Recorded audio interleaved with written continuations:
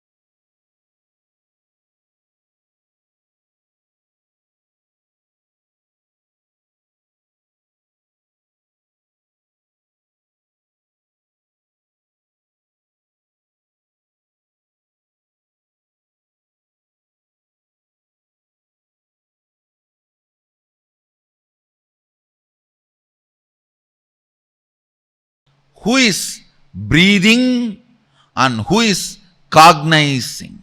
Listen. Repeat the verses once more and you will understand. The fifth verse, Yat vachanapyatitam yena vachapyudyate, which cannot be described by words, but which is the source of the vak. The speech does not illumine, reveal, but which makes the speech happen. First. Second, the sixth verse.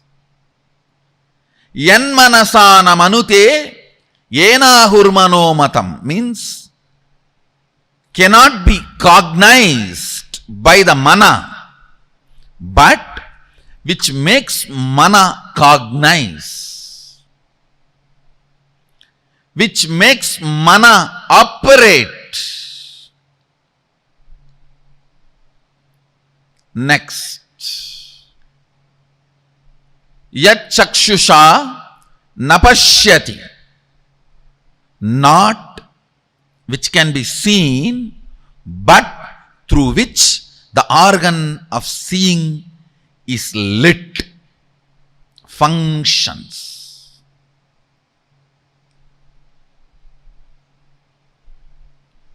Yashrotrena nashrunoti, not by the listening, but through which the listening happens in you.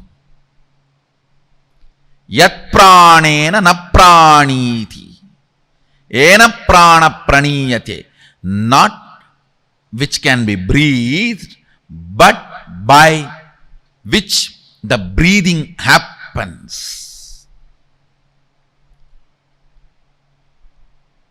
This is one of the most powerful Sahaja Samadhi technique.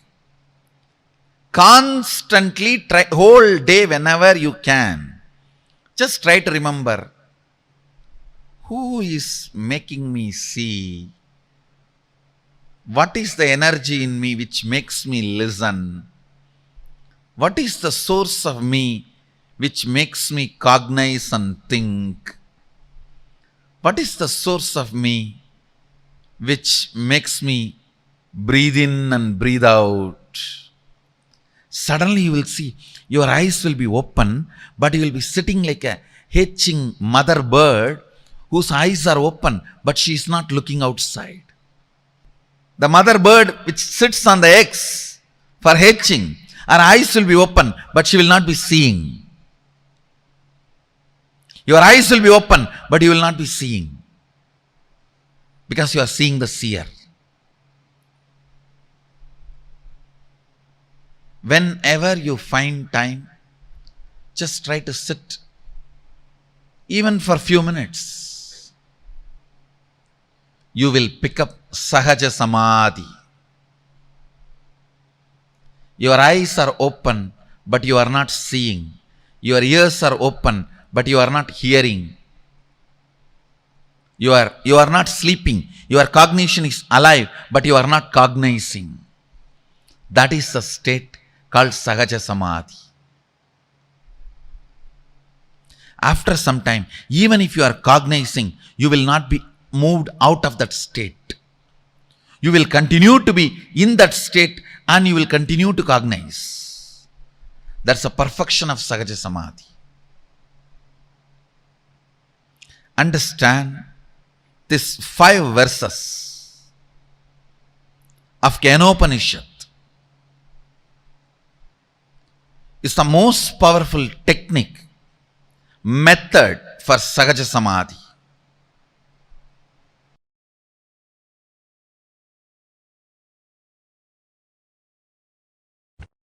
Your body, identity and being to Paramashiva in oneness.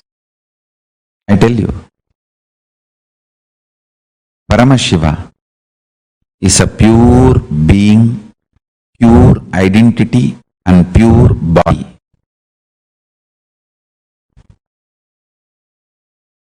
after you declare your integrity to Guru, every breath, every time you breathe, it is tuning with Paramashiva. Inhaling, exhaling, everything is tuning with Paramashiva. Whether you do yoga, or waking up in the Brahma Muhurta, or attend satsang, do the oneness process, Paramashivoham process, or chant Mahavagya, do puja, anything. The tuning goes on and on and on. When I come and sit in the satsang, I am spending this moment with you all and celebrating your existence with my existence as Paramashiva. Listen to this truth. When I come and sit in the satsang, I open myself to your being and tune your body, identity, being to Paramashiva in oneness. And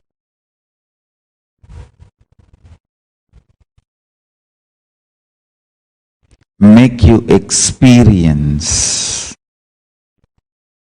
intensely, make you understand intensely, make you realize intensely, make you manifest intensely the oneness with Paramashiva, the ultimate, absolute, Shuddha Advaita Sugabodha Jnana Vijnana Nirvigalpa Nishkala Niranjana Nirahara Nirguna Nirbodha Nischala Nithyananda Paramashiva Swarupam Guru Bhakti continuously tunes you. Guru Bhakti is more than Nirvigalpa Samadhi, Sahaja Samadhi. Guru Bhakti is Sahaja Samadhi.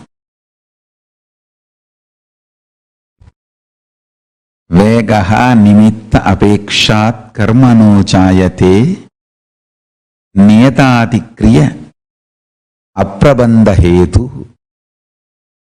Change of motion is proportional to the impressed force and is in the direction of the force. You should know this law is the precise definition of how Guru Bhakti can become Guru's grace and become oneness with Paramashiva. Guru Bhakti does such big push, it gives such big push inside you as a Guru's grace and manifests as Guru Shakti and connects you with Paramashiva. Guru Bhakti is more than Nirvigalpa Samadhi, it is Sahaja Samadhi.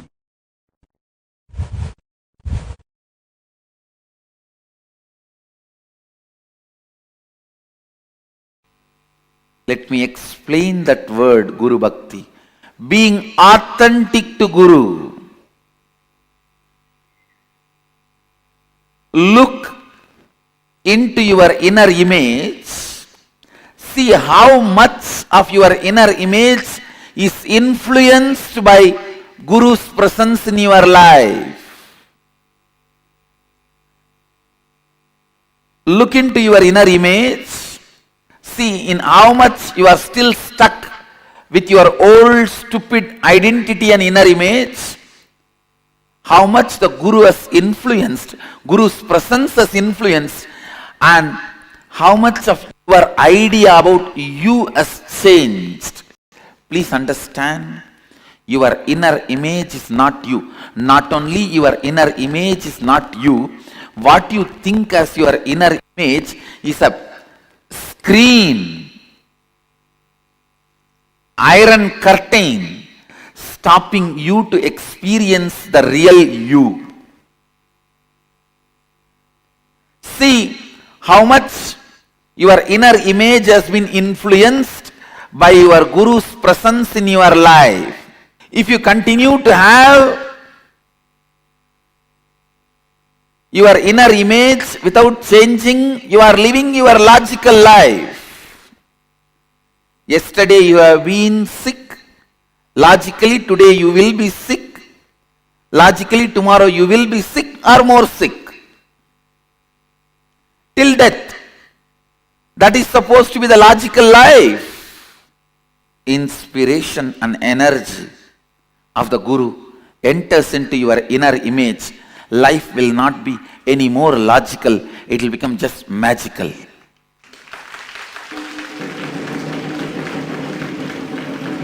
It is not any more logical. It will simply become magical.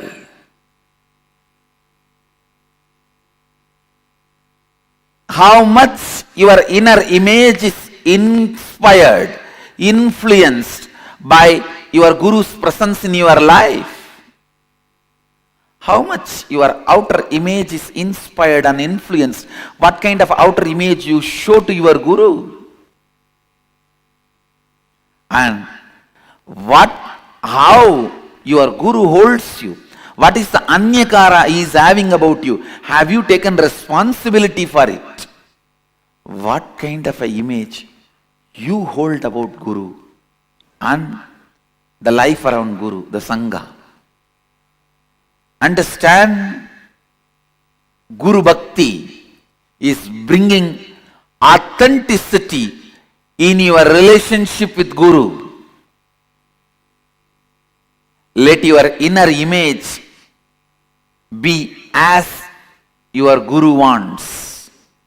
Whoever considers me as your Guru, understand, whoever considers me as your Guru, for all of you, I am making it very clear.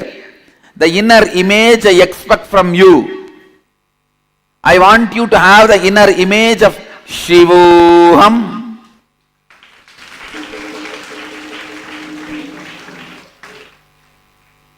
My taste is very simple in anything. I just want the best thing.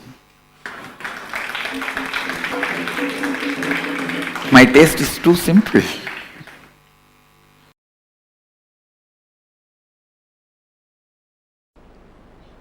See, if your inner space is in the mode of self-denial, you will have exactly the friends, family, people with self-denial only falling in your eyes, falling in your senses, falling in your perception. If you are in the mood of completion, you will have only people who want to do completion falling in your perception. Listen. So, whether you are in the state of a devil, demon, bhuta, preta, rakshasa, gandharva, muni, kinnara, kimburuda, gandharva, yaksha, rakshasa, rishi, whatever space you are in Advaita.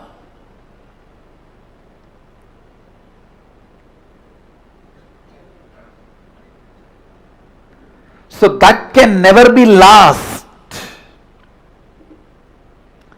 If you are in the space of completely denying you, you will exactly perceive only those people who are also in self-denial and denying you. You will be denying them, they will be denying you. Both of you will be having a great Indian mother-in-law, daughter-in-law relationship. then if you decide to complete, you will perceive suddenly everybody around you are struggling towards completion. Understand? When you allow the higher intelligence of you to pull you up, raise you constantly, suddenly you will perceive Guru happening in your life. Because your own part of you, which is constantly pulling you up, only allows the Guru to happen in your life and continue to exist in your life.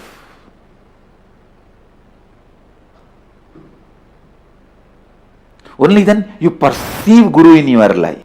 If you are in the level of, oh, he has stolen my 200 rupee, he may steal my 300 rupee, he may steal my plastic bucket, you will only have that kind of people around you. In your perception, in your lifestyle, you will have only the people who will steal your mug, jug,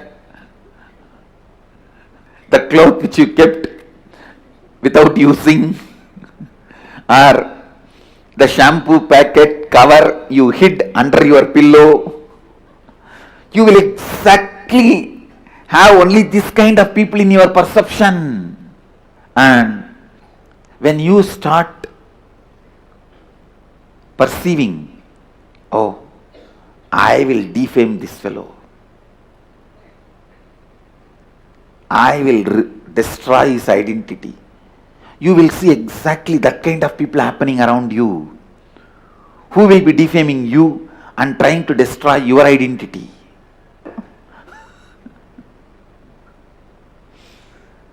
Anyhow, listen to this truth. Whatever is your mission, whatever is your life's goal, today's goal, this month's goal, this year's goal, whole life goal, pen down. You will see exactly only people who have the same kind of ideal will be in your perception.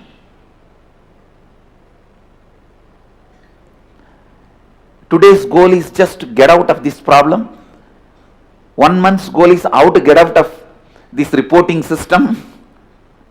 1 year's goal is how I can cheat that method, this method, and become Mahant, whatever goal you have. Or your goal may be the other way. Today's goal, how I can really become authentic.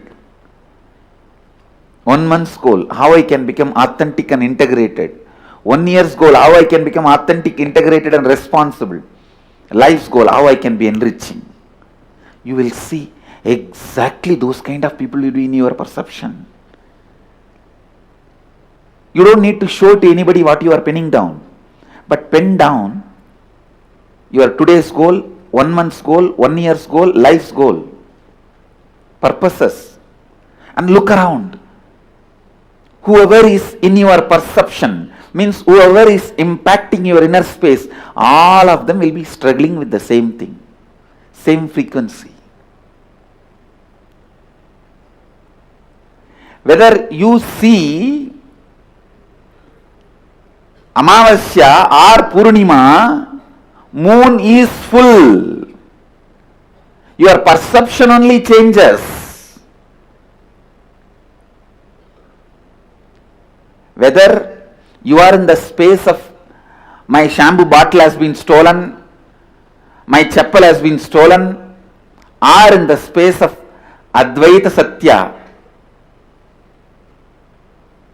Advaita is the truth.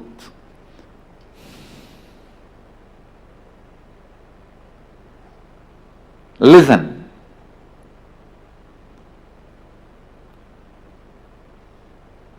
Changing your perception about you,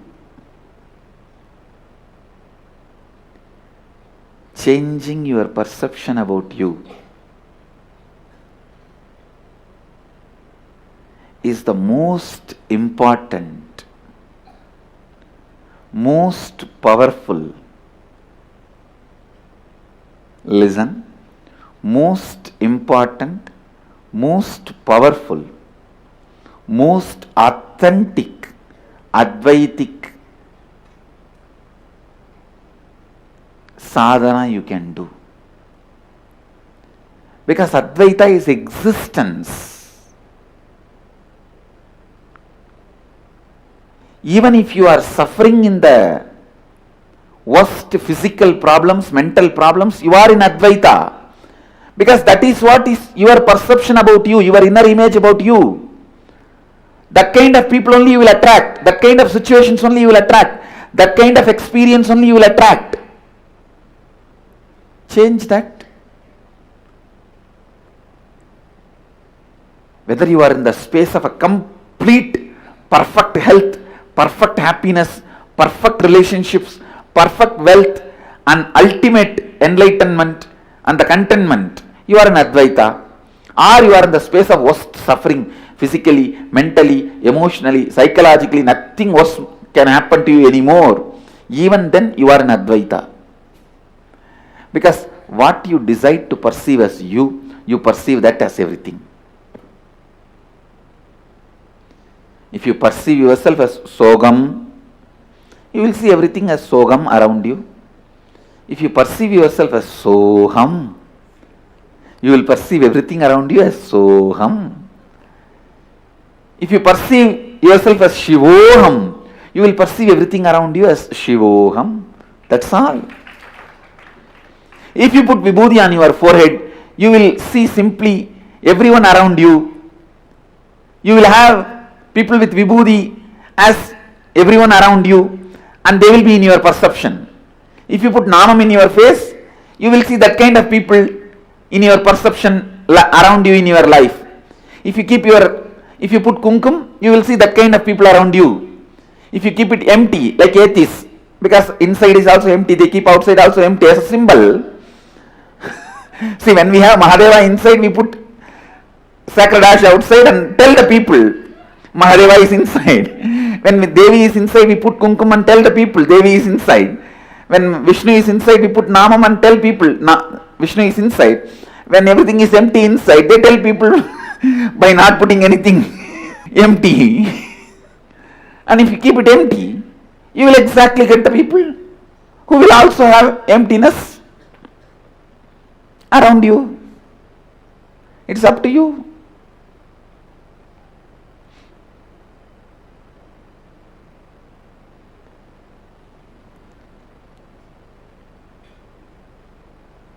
So listen.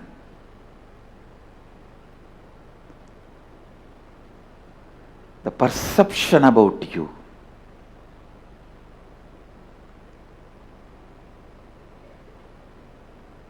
should be built newly with that great truth of Shivoham.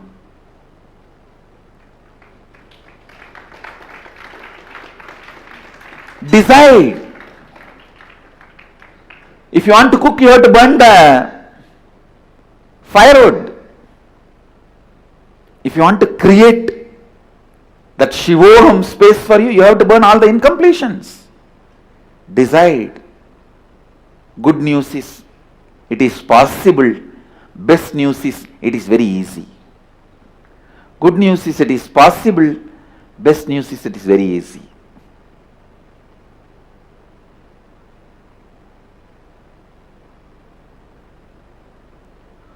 Go on completing.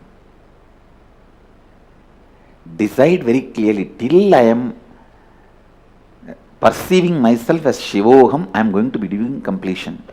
That cannot be stopped. Tell yourself, do you want to become Shivoham today or after 25 years? I am okay with anything. But till then I am going to be doing completion, I am not going to drop it. Better, why don't we become today instead of wasting 25 years? Then simply, naturally, your being will tell, yes, why waste unnecessarily 25 years?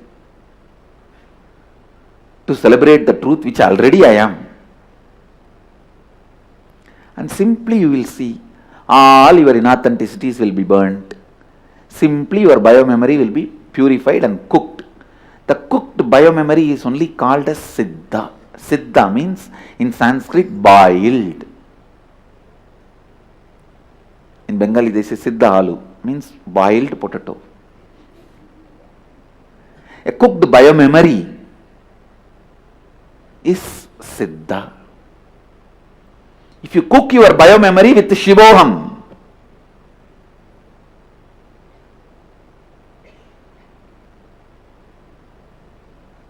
you are a Siddha. That's all.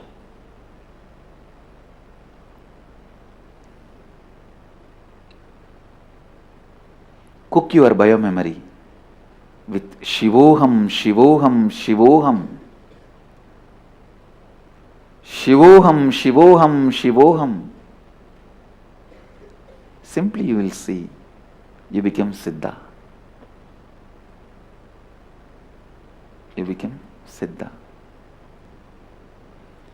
Shivoham, Shivoham. Shivoham, Shivoham. Shivoham, Shivoham.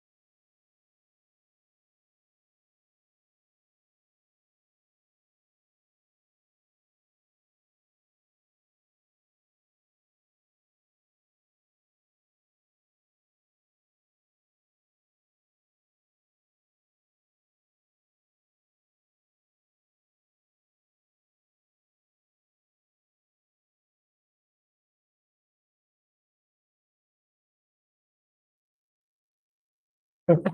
Nirvikalpa Samadhi. Now, what Swamiji explained to us, so beautifully explained to us about Nirvikalpa Samadhi and perpetual completion, which is Sahaja Samadhi. So, Swamiji had explained to us step by step on what this is. Right? Swamiji explained to us saying how Nirvikalpa Samadhi is when unclutching becomes part of your biomemory. And when you reside in that same state, that unclutched state, continuously, it is called as Sahaja Samadhi, perpetual completion, where no other thing from outside can trigger you, put you into incompletion. Even if it does, you have the ability to get back, like without falling into it. How many of you are understanding this? And Swamiji also explained to us about what is real Guru Bhakti. Tuning your body, identity and being to Paramashiva and oneness using Guru Bhakti is Sahaja Samadhi. Can I request all of you to post what exactly are the clicks you had from the session? Please take a few minutes and I request every single one of you to share that.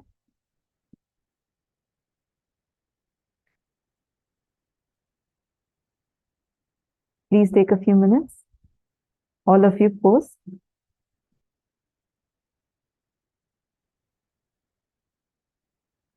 See, all the participants that are here, every single session you're learning is important for us to be able to experience the best during the darshan. During darshan, Swamiji is going to be showering on the first day. How many of you already have started identifying your friends or family members who you feel are going through some tough times and you have invited them already? If you have not done that yet, I request all of you to do it now.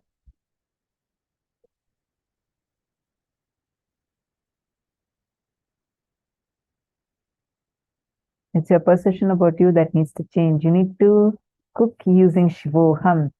Convince your being to realize it sooner than later. Beautiful click. Shane Dennis, thank you for sharing. Yes, so beautifully Swamiji explained that. And Swamiji also explained how to use Guru Bhakti, where Guru, he will so strongly impact, influence the very inner image, the very idea you carry about yourself, the idea that you carry about God, the ideas you carry about world. And then that transforms using Guru Bhakti, and that strength, your entire perception about you changes. And using that, you cook your understanding about you using Shivoham as a powerful cognition.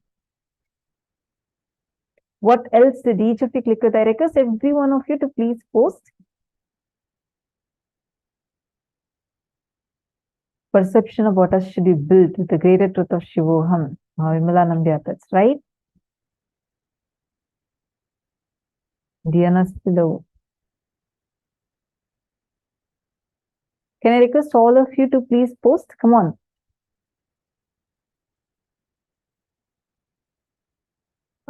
Ma Ananda Premini, where you are typing now is the Zoom chat. Where exactly you're typing now? You're asking where to get the Zoom chat. Wherever you typed just now, this question is the Zoom chat. You can post there and we'll be able to see it. All right. So now, let's understand this a little more deeply.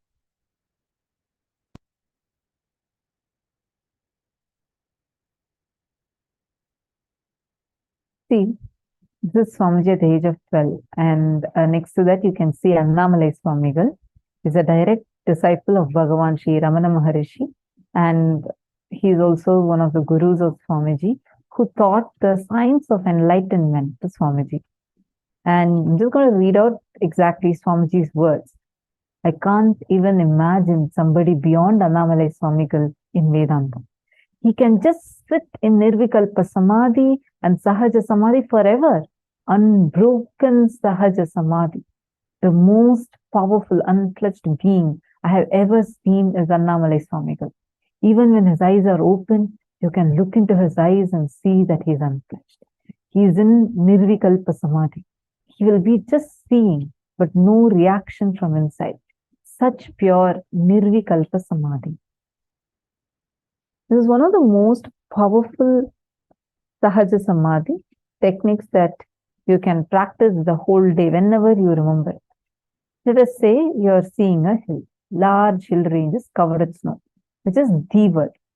That hill, and when it is perceived, the perception that you experience, you go through in my world, means in your world.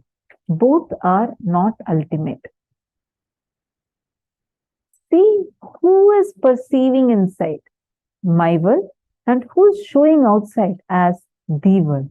In both, when you start seeing the source, Sada Shiva, Paramashiva, you will find Paramashiva. Take a few minutes. I request all of you to please write this down, read this first, and internalize this powerful cognition.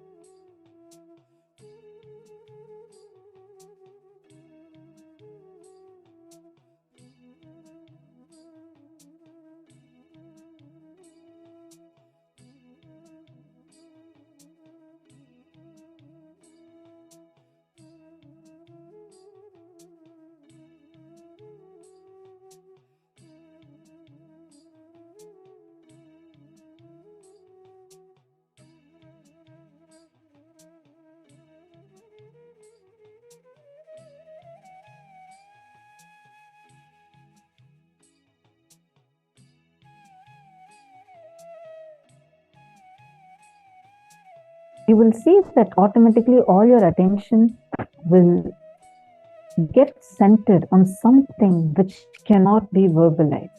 These questions will not lead to any answer. It will lead to an experience, embodied state. The embodied state is the answer for this question. Sahaja Samadhi is the answer for pure questioning. Understand, every single one of you, take a few minutes. Actually, this is called as pure questioning, and just go on cherishing this pure questioning. Question everything. Like, don't even have the idea that, like, okay, I am existing or I am this body. Don't even start from that. Start seeing, question the very source of every single thing. That is pure questioning.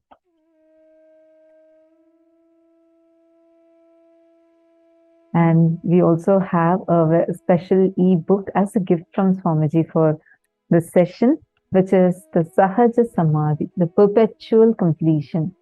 And this book could be emailed to all of you as a part of your gifts.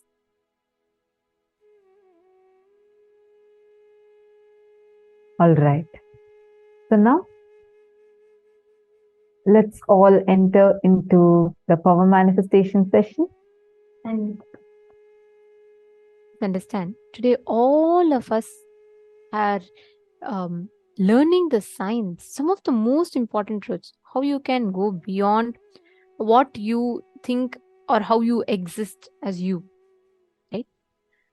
All the limiting cognitions you carry about you, that is what's pure questioning. See, pure questioning is what, when you don't have any assumption that you question from, when you just question to know the root, the source as it is, without any kind of dilution with our own assumptions, is pure questioning.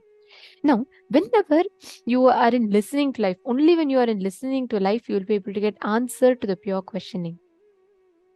Today, the power we are going to be manifesting, the powers that we are all going to be manifesting, are something very closely associated to this. Only when you have that pure questioning within you, which does not have any assumption. Naturally, when you have that, you're in listening. So whenever you are in listening, please understand, whenever you come to the space of listening from within you, you start manifesting the power, the ability to store anything just once. Just once, if you listen to something, that is enough. You will immediately be able to remember and repeat it verbatim. You will be able to know exactly what Swamiji is saying, and you'll be able to verbatim repeat it. We have had tons of times where people have manifested this in our Puranas. See, the listening was so beautiful, such that anything that was spoken, immediately we were able to grasp it. That was the power. That was the way this whole power was manifested. Ekasanta Grahya, it is called, where the moment you hear something, when you listen to something, you're able to grasp it and store it. Understand? When you're listening, when your inner space is opened, right now, when I'm talking to you, right now, in the last 1 minute, 100 thoughts would have passed into your head. As I finish this statement, already 10 or 15 thoughts are running in your head.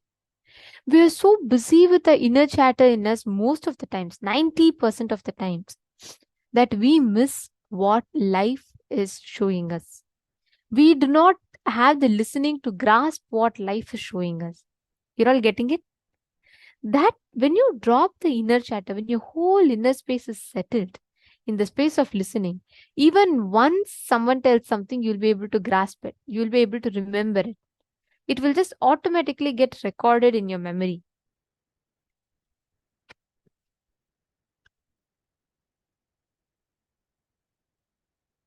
See, our inner space, right? It has the ability to store 250 ships of memory. Please understand. All our masters, rishis, used to store the knowledge from the Vedas and Agamas in the DNA of the disciples. The whole Hindu scriptures, there are different branches.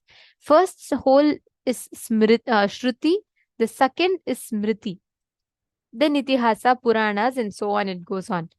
Understand, the first way of transmitting knowledge, Upanishads, Puranas, is not by writing. We didn't put history in written palm leaf scriptures. Even before that, it was stored in the DNA of the disciples by the masters chanting and the disciples listening. It used to get stored in their very bio memory.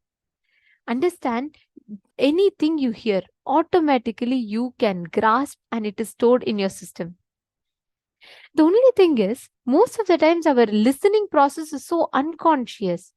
So we don't really know what we are listening to and what is getting stored in our system. When you manifest this power, right, you manifest the ability to store any information in your inner space. There was a great Rishi, Ashtavakra, who in the womb of the mother, he used to be there in the womb of the mother. And very beautifully, the whole incident happens where his father once chants the Veda wrongly. But because he has heard his grandfather chant the Vedas correctly, he corrects his father from the womb. Understand, in our Upanishads, there are tons of references to how this is done. In fact, even from Swamiji's very own life, Swamiji very beautifully manifests this power of Ekasantagrahya, where instantly he is able to remember the whole verse. Let's listen to it.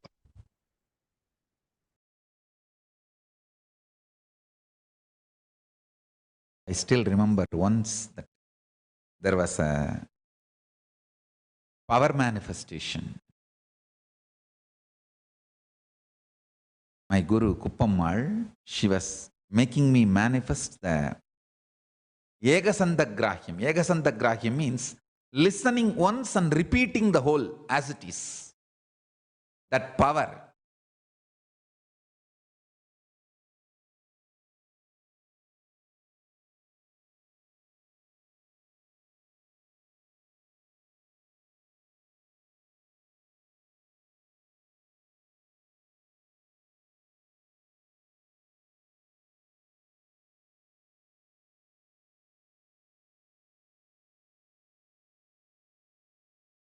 There was one senior Hindu leader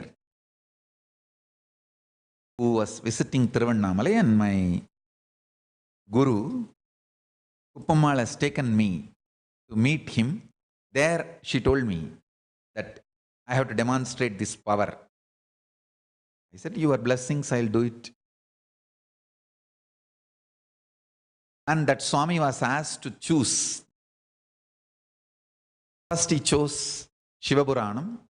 They chanted the Shiva Puranam. I repeated the whole thing. Only once they will chant and I have to repeat completely. No one was expecting he will choose a very complicated first Tiruppugal. And it was chanted and I repeated just by listening once. முத்தைத்தரு வத்தித் திருநகை அத்திக்கிரை சத்திச்சரவண முத்திக்கொரு வித்துக்குருபர எனவோதும் முக்கட்பர மற்குச் சுருதியின் முற்பட்டது கற்பித்திருவரு முப்பத்துமு வர்க்கத்தமரரும் அடிவேண பத்து தலை தக்க கணைதொடு மொற்றைக்கிரி மத்தை பொருதொரு பட்டப்பகல் வட்டத்திகிரியில் இரவாத பத்தற்கிற தத்தை கடவிய பச்சை புயன் மெச்சத்தகு பொருள் பட்சத்துடன் ரட்சித்தருளுவது ஒரு நாளே பத்தற்கிற தத்தை கடவிய பச்சை புயன் மச்சத்தகு பொருள் ரட்சித்தர் அருளுவது ஒரு நாளே.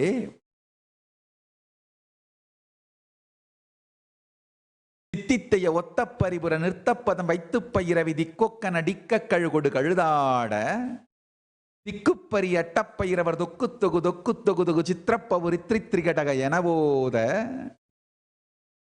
கொத்துப்பறை கொட்டக்களமிசை கொத்து குக்கு குகு குக்கு குகு குத்திப்புதை புக்குப்பிடியன முதுகூகை கொத்துப்பறை கொட்டக்களமிசை குக்கு குகு குக்கு குகு குத்திப்புதை புக்குப்பிடியன முதுகூகை கொற்புற்ற நட்பற்ற உணரை வெட்டிப்பலி இட்டு குலகிரி ஒத்துப்பட ஒத்துப்புறவல பெருமாளே.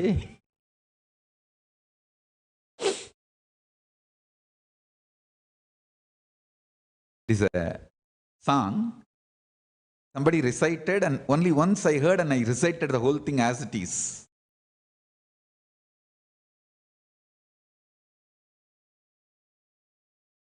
It's one of the beautiful song on Subramanya.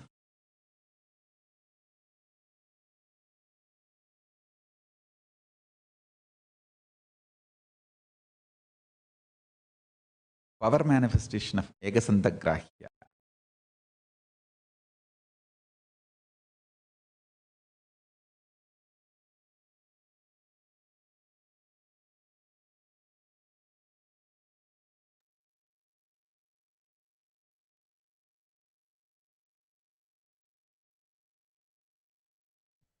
This is the beautiful science that Swamiji is revealing. Please understand, just like how the moment Swamiji's guru said, Swamiji immediately grasped the whole thing. Just once Swamiji listened.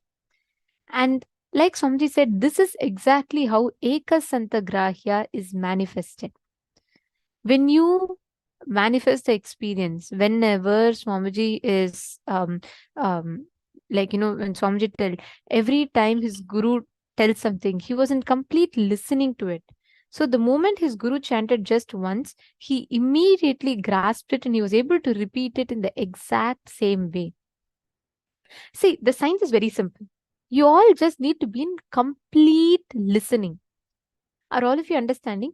Make sure you are unclutched. Means make sure there are no thoughts or something from outside that's interfering in your manifestation. That's the only thing you need to take care of. Don't worry about anything else. The only thing you need to take care of is making sure that there are no other thoughts or any other interferences happening in you. Clear?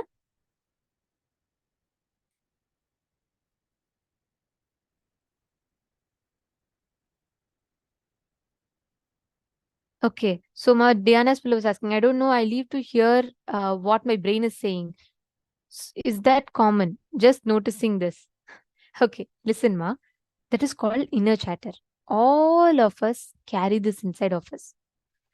We all have this constant inner chatter going on inside. As you're listening, as you're all sitting here, 100% of you have something running in you. The thing is, whenever you're engaged with an inner chatter, you don't completely listen. That is why many times you feel you're listening, but you're actually not able to grasp.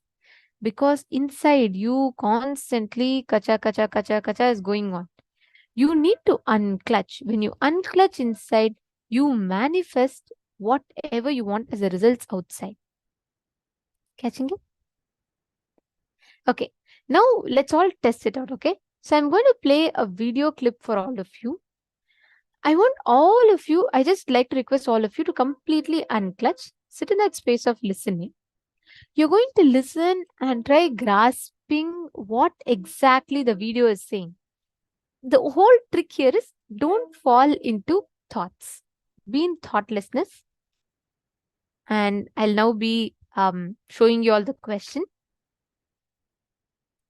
Now, please come to the space of complete listening. And just listen to what Swamiji tells. Don't even think that you should remember. Just listen.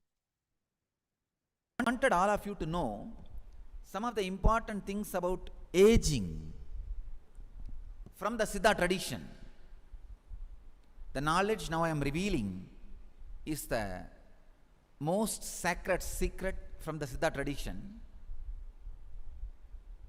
They call it Science of Kayakalpa, means living eternally. Whenever you go through an experience, whether it is a pain or joy or boredom or excitement or feeling guilt, you go through some emotion all the time. There is some experience all the time. There is no time when you don't have any experience. You can't say there are some time when I don't have any experience. No. Either there is a pain or bliss or suffering or anxiety, something or other constantly causing you experiences. Look in. It's time. to reduce the experience to its depth. Don't be superficial. When you look deep, all experiences gets reduced to its subtlest level. See, the whole understanding about the experiences need to happen in everybody. When you look deep, all experiences in its subtlest form gets reduced to a simple pranic movements. That's all. Simple pranic movements. I tell you, time, psychological time also is nothing but a simple pranic movements. That is why when the prana is fully alive, when the kundalini is awakened, the brain part which takes cognizance of time does not understand time ordinary way in the brains of our disciples when their kundalini is awakened. When their kundalini is awakened, they go beyond time. They experience a space.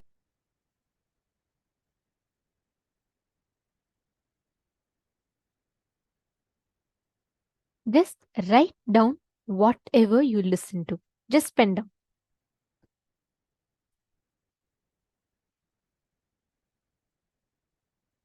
Please put it in the chat.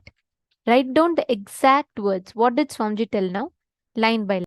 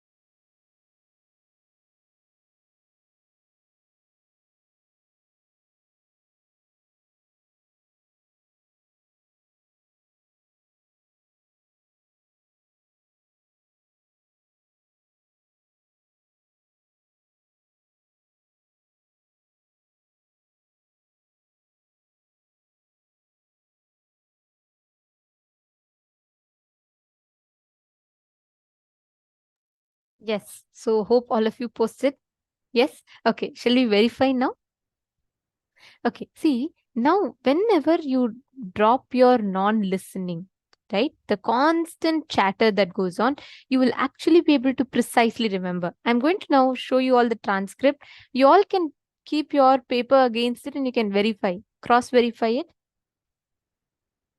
Please read through and cross-verify. Okay, I see Madonna has put, see Masunera, we should put exact words.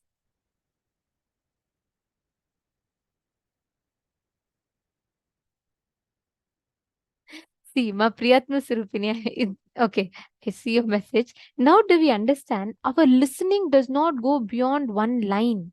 Most of the time, we're all stuck to just that one line, one statement. But beyond that point, our listening completely stops. That is what is called that inner chatter that goes on inside. Something is happening inside which does not allow us to grasp what's happening on the outside. That precisely, breaking free from that, when you come to that complete listening, you will be able to understand verbatim what exactly Swamiji spoke, what he is telling, everything you'll be able to grasp. You're understanding, Ma? Every one of you just apply this one truth. If you just remember what Swamiji told, when you come to that space of seeking, pure questioning, where there is no assumptions, no judgments, there's a constant judge sitting inside you who will constantly say, oh, this is good, this is not bad, this is not as good enough, this person can be a little bit more better. So you're so busy handling the ruckus that goes on inside, you barely have time to listen to what Swamiji is saying in the outside. This is how we miss the miracles that life has to present to us. Now let us all get ready to enter into the next session. See, understand, today whole day, focus on bringing this listening. Yes, Ma Vimala Nambiar, the more and more we do completion, we will reach that space. See, mostly we're also busy with our script constantly. The moment, let's say someone asks let's say your boss is calling you, okay? You're sitting and working. Suddenly your boss one of your co-employees comes and tells you that your boss is calling you urgently. By the time you go to the office room, you don't simply go. You don't simply say, okay, boss is calling me.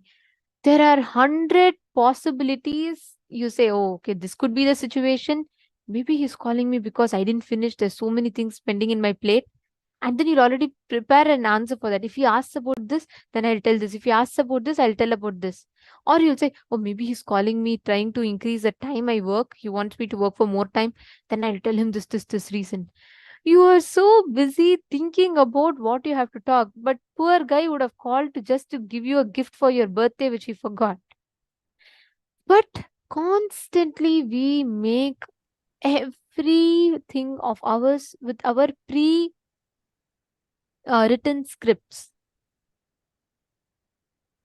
So every single time you make that pre-written script, you will lose what life has to tell you.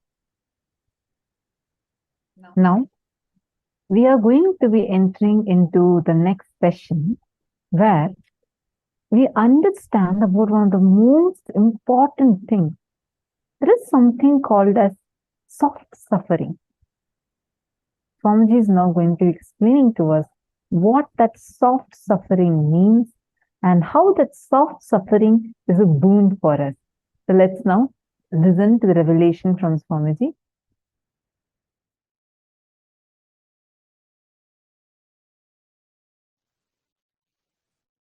Listen intensely. Life is neither suffering nor joy. Life is neither pain nor pleasure. Life has to be triggered inside you from the great cosmic truths of the parallel universe. That's all.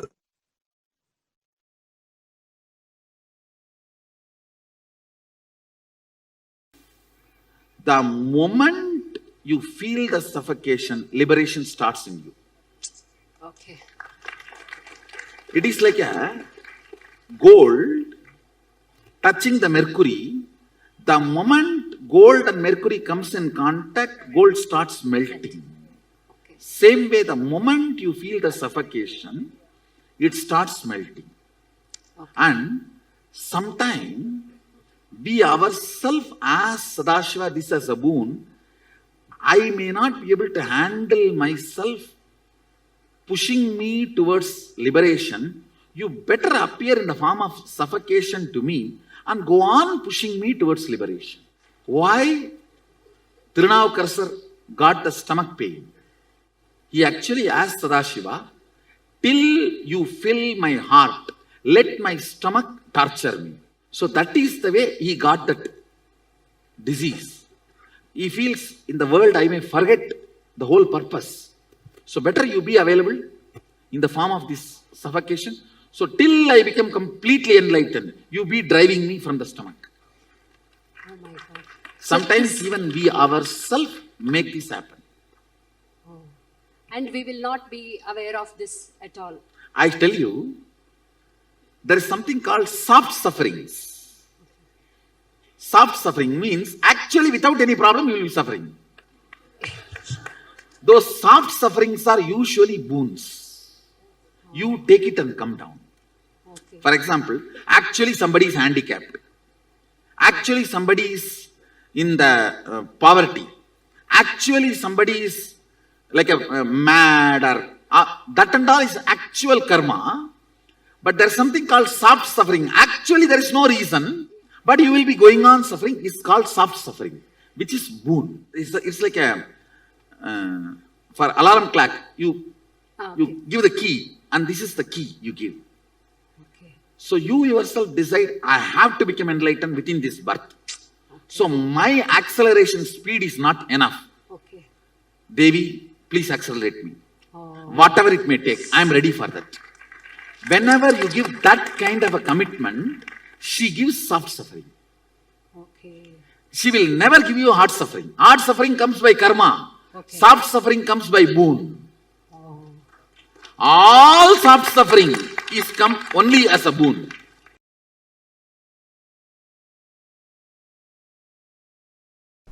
If I have the body which gets tired, then I know the signs to get out of tiredness. Understand? What do you mean by saying your body gets tired? Then you know there is a space where you are not tired. When you know there is a space where you are not tired, you know now there is a space where you are not tired and where you are tired.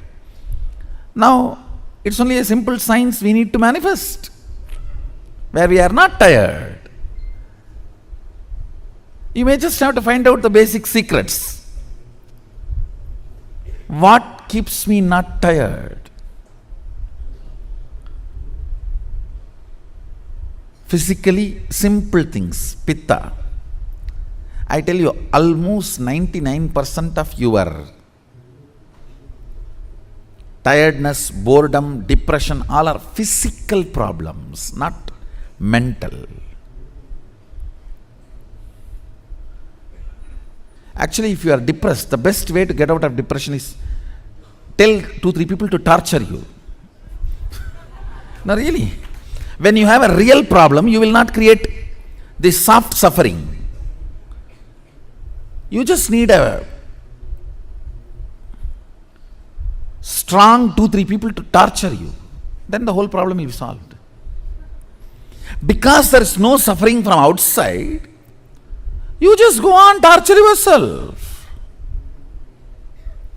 Soft suffering is luxurious suffering. It is like the fellows who don't do hard work.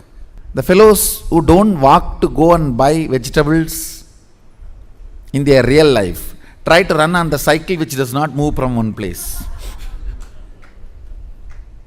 Soft suffering is the luxurious replacement of the real suffering. When you do not have the real one, and you want to have that pavam feeling. Enjoying pavam feeling is pavi. Who is papi? Who enjoys the pavam feeling, who cherishes the victimhood, is sinner.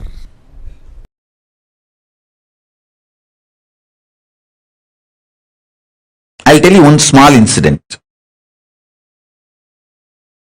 One guy came to my guru, Isaki Swamigal, who talks very less usually. I still remember this incident. He came to Isaki Swamigal for stomach pain, some constipation or some stomach pain. And he was complaining because of that stomach pain. All his joy is lost. He used to be all the time joyful, smiling. Because of the stomach pain, everything is lost. Isaki Swami just gave a little vibhuti and asked him, apply it on your stomach and sleep. Come back after 24 hours. That guy was filled with doubt and frustration, saying, oh, I am suffering with this stomach pain for last 80 years and you are giving me little vibhuti and asking me to apply it on the stomach, not even giving something for me to take inside as the medicine. In Indian villages, I have seen, only if you do big treatment, you are a big doctor. You have to make that fellow lie down, put many injection, and if possible even IV. If you do big, then you become a big doctor. Isaki Swamigal is a Hindu doctor, Hindu Vaidya. He knows all the methodology, even modern medicine. He used to even give injections if needed. He has made himself as a self-taught. Even in modern medicine, of course, the traditional Vaidya Shastra he learnt from his Guru Parampara, very traditional way. Anyhow, he gave this vibhuti. That guy was ranting, but Isaki Swami did not answer, he just kept quiet. That fellow went and tried applying on the stomach and sleeping as usual, as it is supposed to happen. He became alright, completely alright. Not only the stomach pain disappeared, the bleeding he used to have stopped.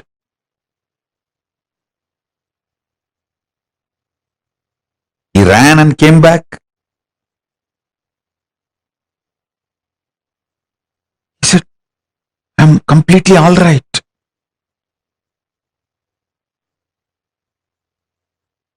But still there is no joy in his face. Bhagavan asked, Isaki Swami asked, Ippa sandosham thane? Now you are happy, na? He said, no, happiness has to come from inside, na? Only if it comes from inside, I can be happy. He smiled and said, being sad, you built it with a lot of effort, convincing you with false ideas, logic. But to be happy, you expect it should come from automatically within. It's like you dump 1 ton shit on a diamond and you expect the diamond should shine beyond the shit you dumped. You consciously dumped sadness on you, multiple times convincing you. See, as a baby, we are all bubbly, excited, joyful, natural existence. The existential reality was joy and excitement, jumping, dancing.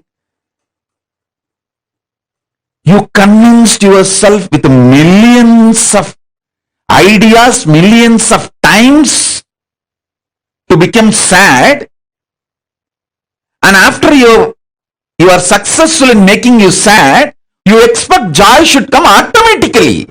Hey,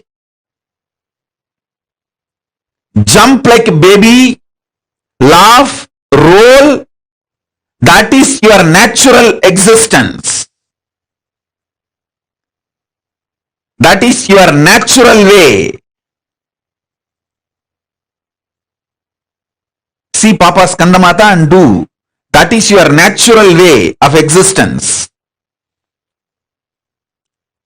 Your sadness is artificial, but your mind is so cunning, it makes you believe your happiness should be natural.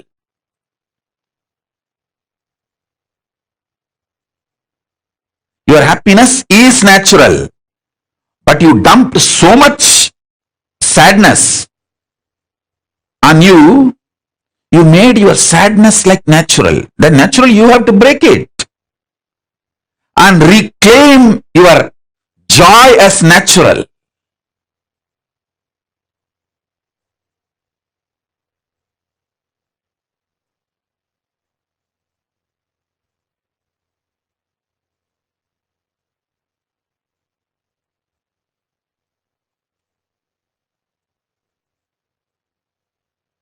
So understand first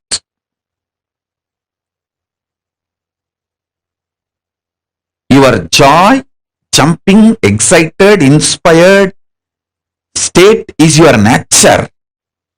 You made it disappear from your life and you made sadness natural. So now it is your responsibility to reclaim your original nature and jump. That's what they call it. They say in English, there is a proverb, fake it till you make it. You don't even need to fake it. It is your original status. Jump, dance, it's your original status.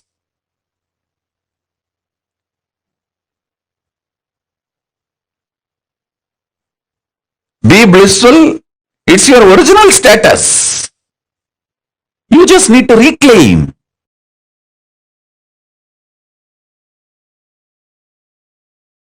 Actually, in reality, delusion itself is because of your non-involvement, inactivity, withdrawal.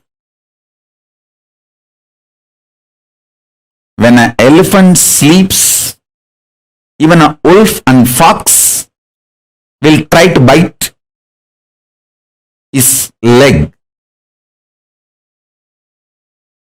Listen.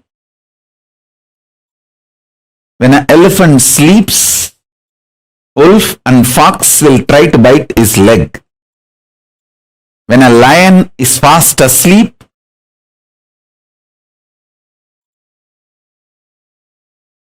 even wolves and foxes will try to eat the meat. Listen carefully. I'll repeat. Because the lion is sleeping, wolves and foxes get the courage to come near the lion, try to eat the leftover meat. Because the elephant is sleeping, wolves and foxes will try to come and bite the feet of the elephant, try to take a bite. Because you are not involved with yourself, even your delusion is invited upon you. Listen. Why you have nightmare? Because you fell into the lower conscious identity. your decision to fall into the lower conscious identity naturally invites nightmare in you. Your decision to wake up to the higher identity not only will throw away the nightmare, it can throw away all delusions and illusions.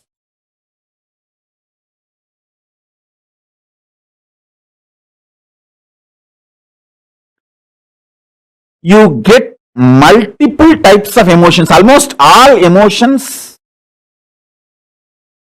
every day.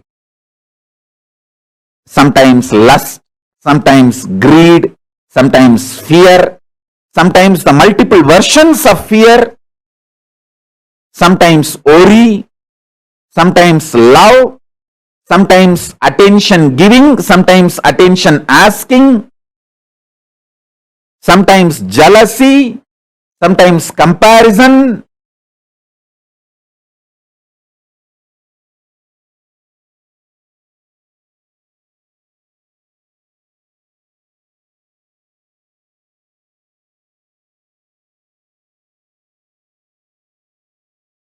Various emotions, sometimes the willpower, sometimes arrogance, sometimes frustration, different emotions I can describe. All kinds of emotions you get. But logically, through your conscious decision, the thought currents or emotions which you cherish stays inside you and starts getting fermented. The good news is, no emotion gets fermented inside you. No fermentation of emotions happens inside you without your conscious support. You should understand that.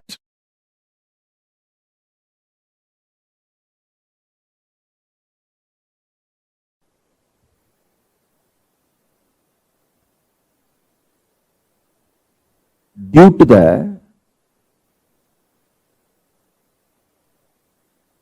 unconscious lifestyle, you collect many addictive patterns and empower them with your parasites. And those parasites nicely getting empowered, sitting inside you, literally not just rule your life, ruin your life. Haritaki is the most beautiful way to get rid of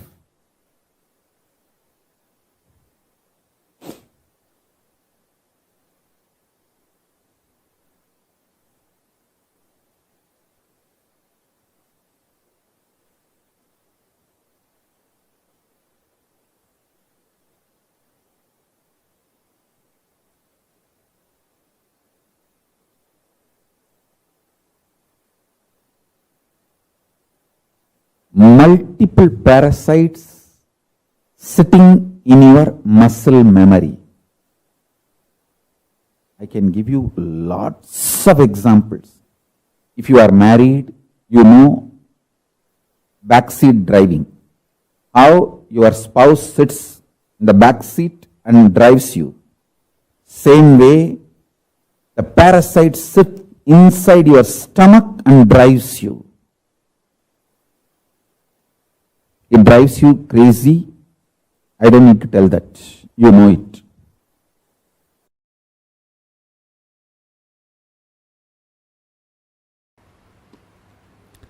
You are not negligible part of the existence.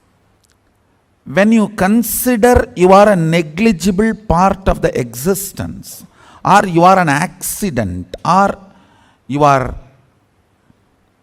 cursed. These are the multiple identities you try to associate due to the frustration and low self-identity. You give life to that identity. Because you give life to it, that becomes reality. Listen. The good news I have is, Unconsciously, if you cherish even 10,000 years, you are a cursed being. Consciously, if you declare even once, you are a blessed being. The conscious declaration overpowers 10,000 unconscious cherished thought current, because even if 10,000 years a room is in darkness, one matchstick is enough to light it in 1 second. Listen. All powerlessness, all fear related thought currents, and all low self inner image you are cherishing, which puts you in powerless, is not clutched to consciousness. You need to understand that.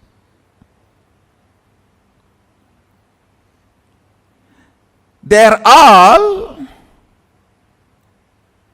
there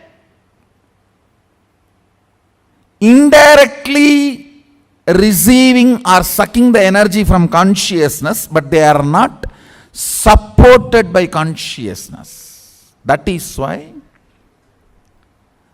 the asuras, how much ever powers they may get,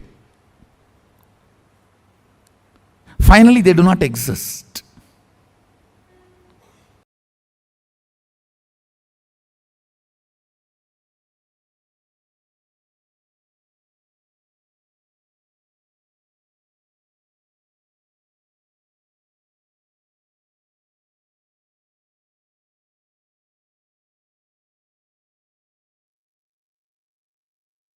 Stop suffering is a boon. Wow. Such a powerful way Swamiji explained to us how even the soft suffering which we take as a boon for reminding about our higher self, how we take it as a boon and how we come down, or like we ask as a boon and we get it. How many of you understood this soft suffering part? Can I request all of you to please post? How many of you understood this?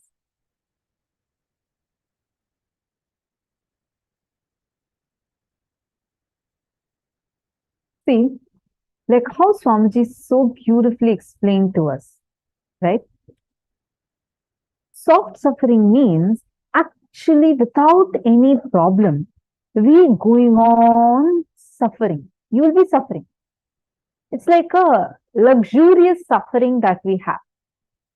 All of us carry this. And understand, actually, this is more for reminding you about your higher self, your higher identity. How many of you are able to cognize this? How many of you are able to understand this? Can I request all of you to please post in the chat? Life is neither suffering nor joy. Life is neither pain nor pleasure. Life has to be triggered inside you from the great cosmic truths of the parallel universe. That's all. Understand? Because an elephant is sleeping, wolves and foxes will try to come and bite its feet. Same way, because you are not being involved with yourself, even your delusion is invited upon you. Very important cognition to cognize. Can I request all of you to post what exactly you're understanding from this? Please take a moment and post what exactly you understood.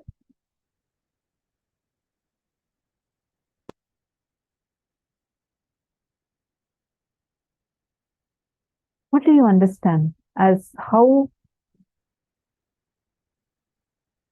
the delusions come into you?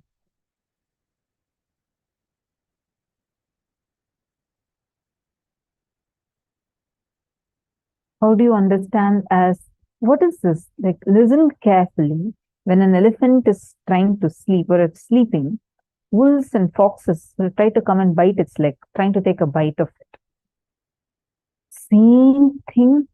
Okay, that's why actually if you see in a herd of elephants, there will always be one elephant being awake, trying to guard the entire herd.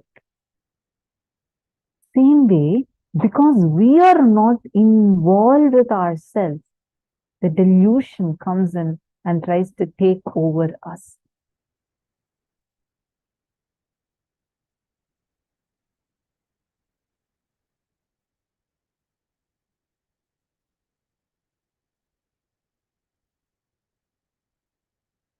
Fatima Behestani has put, suffering is a mental setup created by us.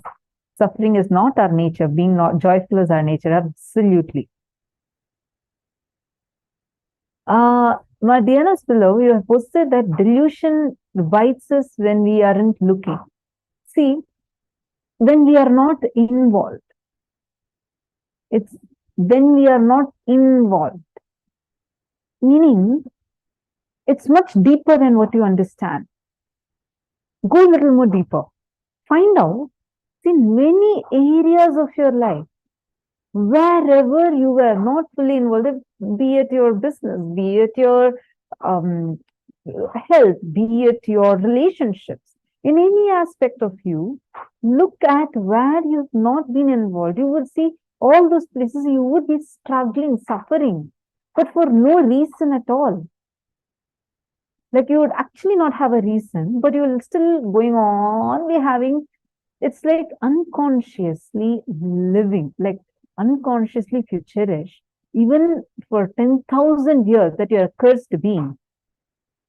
Just one conscious decision, declaration that you're a blessed being is enough.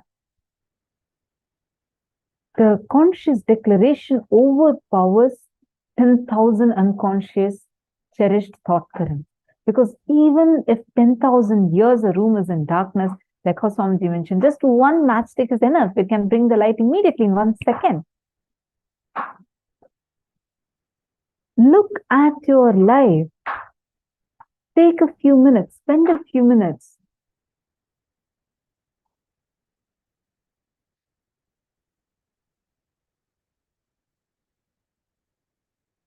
How many of you are understanding this non-involvement with life? Magitanjali Khana, look at your posting, right? I want to be active and stop physical suffering. Now just look at it. How much percentage of it is because you are not being involved with yourself? Non-involvement with yourself. Take a few minutes, all of you spend a few minutes and look at it.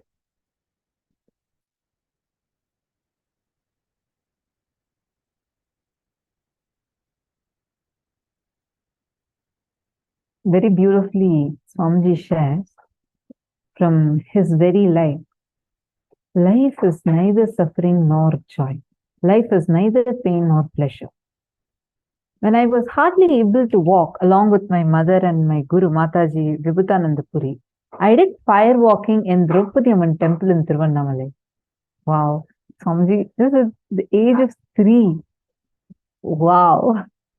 Swamiji did fire walking. That's what Swamiji is sharing about. Fire walking means literally there will be, for those who do not know, this is a traditional ritual where we will have burning charcoal. See, a flame is less hot than a burning charcoal. So there will be a path, a small strip of burning charcoal, and it will have the fire and it will be red hot charcoal. And they'll keep adding more and more fire to it. And you're supposed to be walking on top of it with bare feet. And you should be walking, it'll be like at least a few steps you need to walk. And you need to go to the other side. It's a very powerful alchemy process. And Swamiji did this, and Swamiji was not even able to walk properly. Like he was barely starting to walk. Swamiji did fire walking in Draupadi Amman temple in Tiruvannamalai. By the time I was 7, 8, I had done spear piercing in my tongue and in my body in my aunt's village, Govanur. My family was the head of the village called Chamundi, and my father's sister was married to a family which was the head of the village called Governor. In that village, there's a Shiva temple and Subramanya temple. In that temple, there is a festival, and I was taken to that festival where I got the tongue piercing and body piercing done. It's a family tradition, an indigenous lifestyle. All this has so much of benefit to make the child immune to physical, mental pains. It's a very powerful way of training. And Swamiji had done all of these processes, like you'll actually see this trishul or veil, all these things pierced on the tongue, and some will even be like on the skin. Even recently in 2018, Swamiji had done this, right? Like you all, whoever came to Tiruvannamalai, we all witnessed. And all of us also got the blessing to be around Swamiji at that time and to participate in it, where like Swamiji actually pierced like lemons on Swamiji's hand and walked on fire. So all these are indigenous Hindu practices, which helps us to go over the physical, mental pains that we carry. Now, take a few minutes, look into incidents from 4 aspects of your life: career, relationships, health, wealth, where you manifested suffering.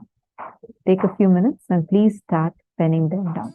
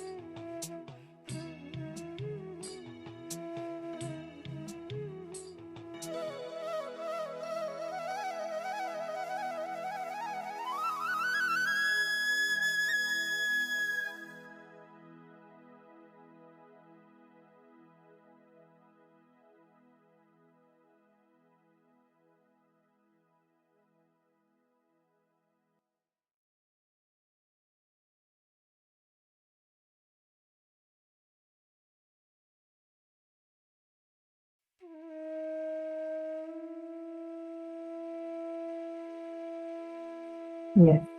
I hope now all of you have written down. Are all of you understanding so far? Are you able to identify? If any of you have any questions, take a few minutes and post it here. You made me miss Swamiji's physical presence. I know all of us are really, really missing that.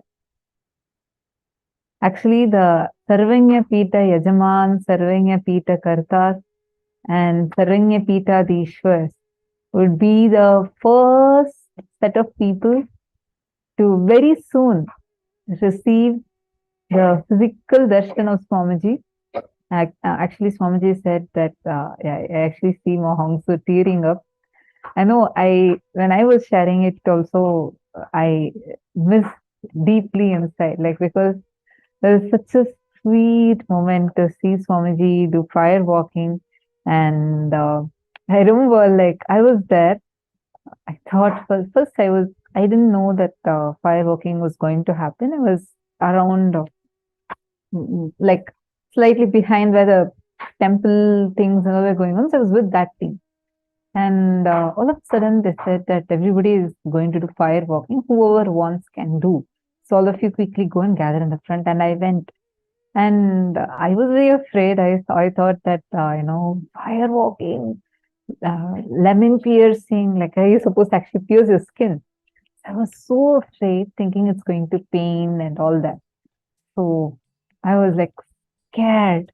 And then suddenly one of them said that Swamiji is going to be doing it. Like, so excited. And then I was like, okay, then if Swamiji is going to do, then definitely I'm going to do the fire walking. And it required us to be at least 18 or above. So fortunately I was, and I happened to be there. Swamiji was there standing on, I still remember, the fire pit was being prepared, like a huge pit with burning charcoal, and they're preparing it. They're trying to get the fire up. It was like really, really hot. That whole area itself was hot. And everyone, there were so many program participants and Balasans, Adhinavasis, everybody were gathered around. And Swamiji was standing there with the Trishul. And like so powerfully, like Kala Bhairava Swamiji is standing there. And Swamiji was having one of his hands on his hips. And then it's like there's music going on, and Swamiji was dancing to that song. And it was just a sight to behold. And they were like, whoever wanted can also get the piercing. So there's like two options. One is just walking on the fire, as well as you can also get the piercing. So my Gurukul mentor came and asked me, do you also want? I was like, what? I was so scared. And Swamiji is doing fire walking. I'll go and do fire walking. But this is another like scary for me. They said that, like, he was trying to convince me, no, you should do it, and it won't pain or anything like that. I said, it's not even about pain. I don't know. I just had some kind of a fear related to this. And then I just turned and saw Swamiji was getting the piercings. And I was like, oh God, Swamiji is getting, then definitely I should get. Swamiji just looked and gave one smile. That's all. After that, I didn't have any pain, like nothing I had. Then I got like full hands, some 6, 7 on each side. It's like basically like a thread would be put through a needle through your skin, just the first layer of skin. Actually, nothing.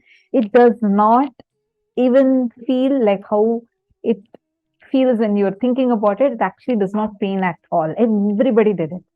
So, and then there's like 2 lemons that will be hanging. So it's not just a thread that goes through, it's that lemons that will be hanging and, moving. So when you move, it's supposed to be painful.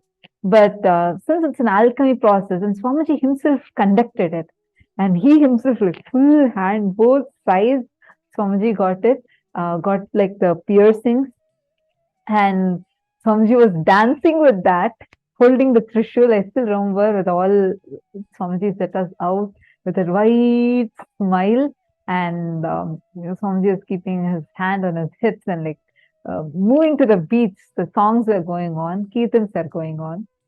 And first thing, Swamiji, we started the whole process.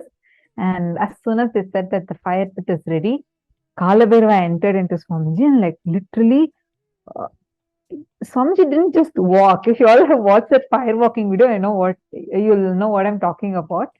Everybody else would just walk. Swamiji just thumped on the fire. It's like burning hot charcoal. And Swamiji just goes like that and walks with a full white smile and gracefully he just walks and goes and sits. And then Swamiji told like this for everyone to start.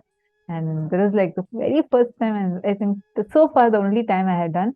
And with all other Adhinasis, and I also went in and literally just Swamiji will just look at each of us and give a white smile. Swamiji will like, come on. And then all of us will just walk over that fire. Nothing happened to me, like literally not even a mark. Like right after that, it's actually burning charcoal. You walk over it and then you come back and then like there was like the ground was with mud, stones and all that.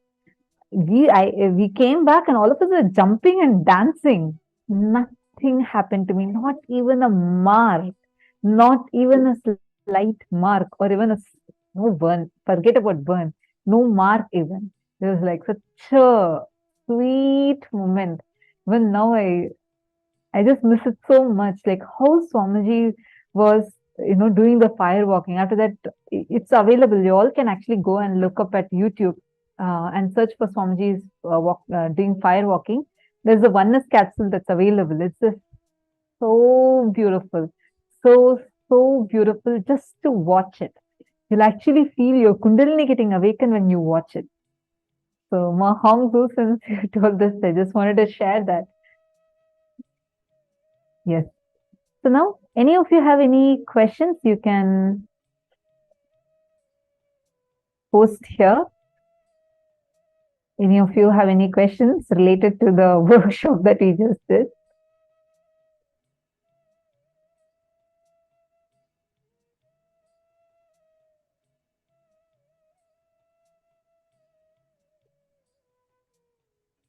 No questions? All right.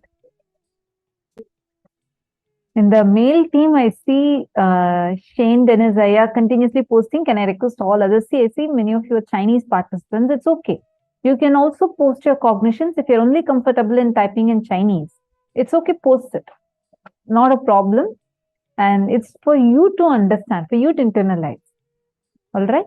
And the Chinese translators, if any of the Chinese participants are having any questions, I request if one of the translators can post it in the main Zooms, like the main Zoom rooms that are there, please be logged into that and kindly post the questions along with the person's name in English so that we can answer those questions. All right, great. So now are you all ready for one more round of power manifestation? Shall we all enter into power manifestation? Now, before we enter into that, I have one more quick thing. Now, whatever you have penned down, can you all pen down in detail how non-involved you were in those incidents? And how you can become more involved. Take a few minutes and please write these 2 steps.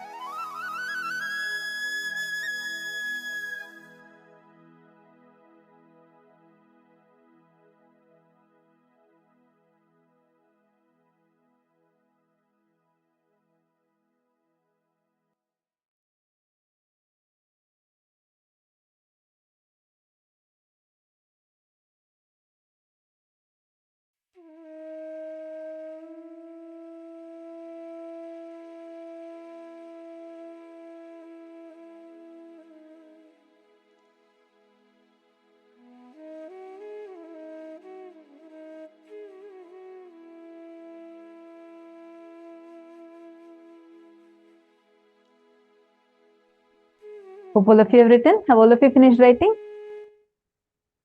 Please let me know if all of you have finished writing. If you have any questions, feel free to post.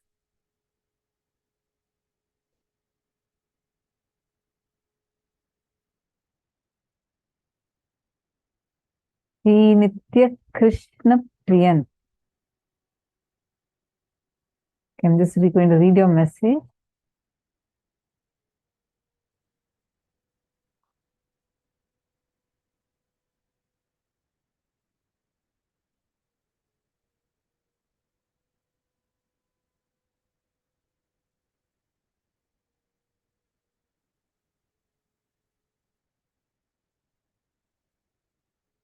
So beautiful.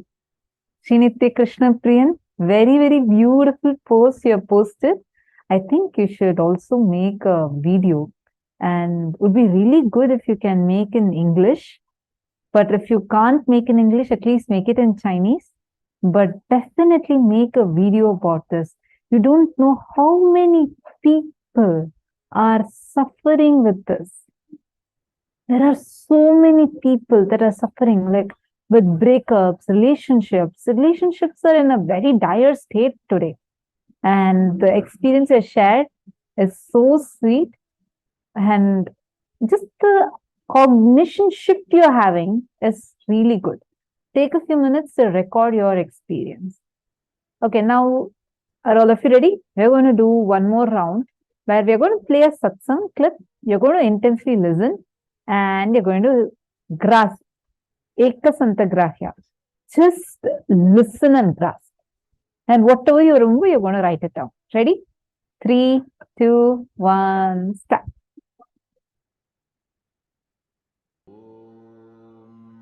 Nithyananda Paramashivoham.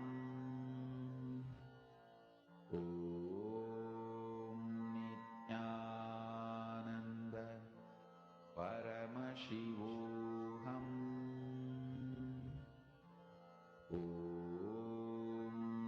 Nithyananda Paramashivoham.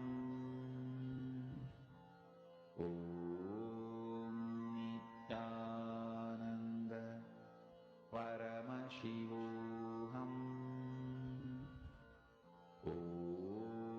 Nithyananda Paramashivoham.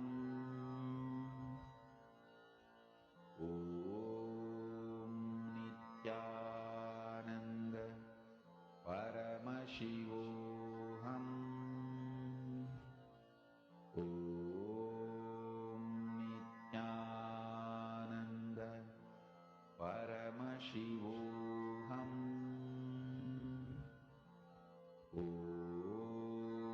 Nithyananda Paramashivoham. Nithyananda Paramashivoham.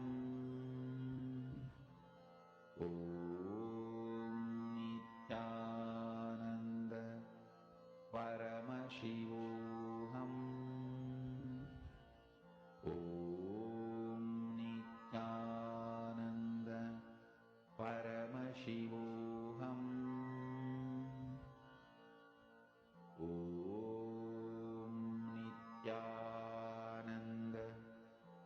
Paramashivoham. Nithyananda Paramashivoham.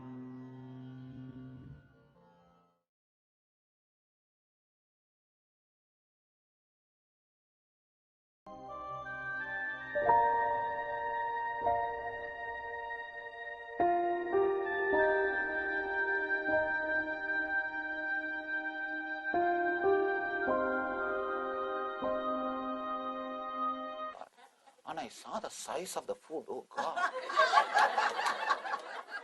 No, really, and let me be very clear. Please understand, so much of advertisement for food should not be done. See, constantly what you see only you will feel connected. So much of advertisement for food should not be done. And you eating is somebody's business means naturally you will be made to eat. Be very clear. So much of advertisement for food because you eating is somebody's business. It is dangerous. It is dangerous. Constantly, without even your knowledge, without even your consciousness, so much of advertisement for the food. You start meditating on food. Eating becomes a religion. You start meditating on food. Continuously you are, and the quantity served also. Naturally, when you buy it, what will you do? How can you waste it? I tell you, if you throw the food in the dustbin, only food will be wasted. If you dump it in your stomach, the system also will be wasted. Never feel that you are wasting food. The moment you feel enough, just throw it in the dustbin. Only food will be wasted. If you put it inside, system also will be wasted. Food you can buy, system you can't buy once more.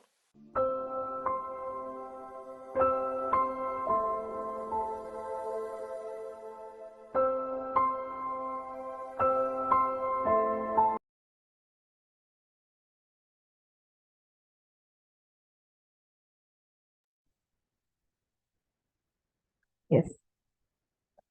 Write on whatever you listen to. Please take a moment and kindly write it down.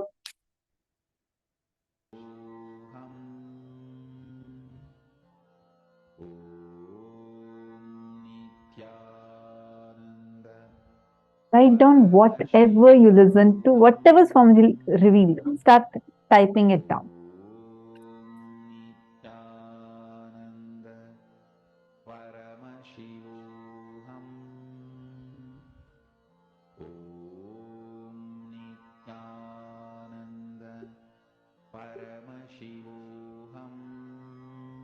Sorry, Sanjay Oreya, you were not able to hear what Swamiji said.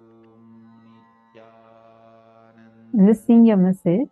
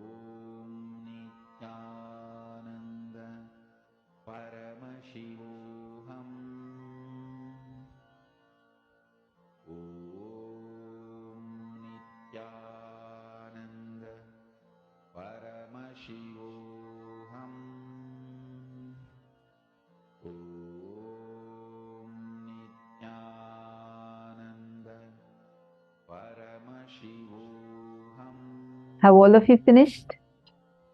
Quickly type down.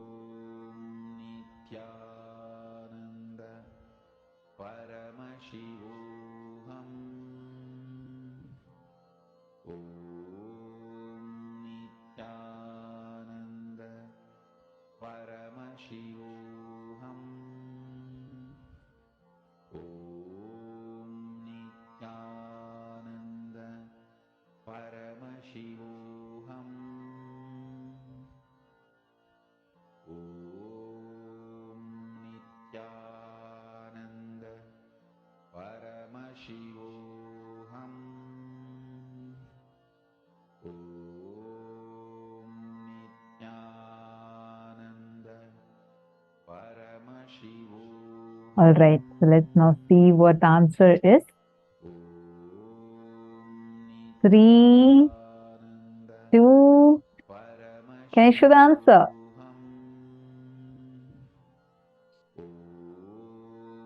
3, 2, 1. Here comes the answer.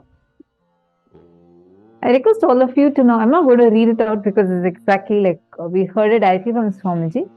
I request all of you to take a few minutes, read this and compare it with your answers and post how much percentage of it matches. Come on.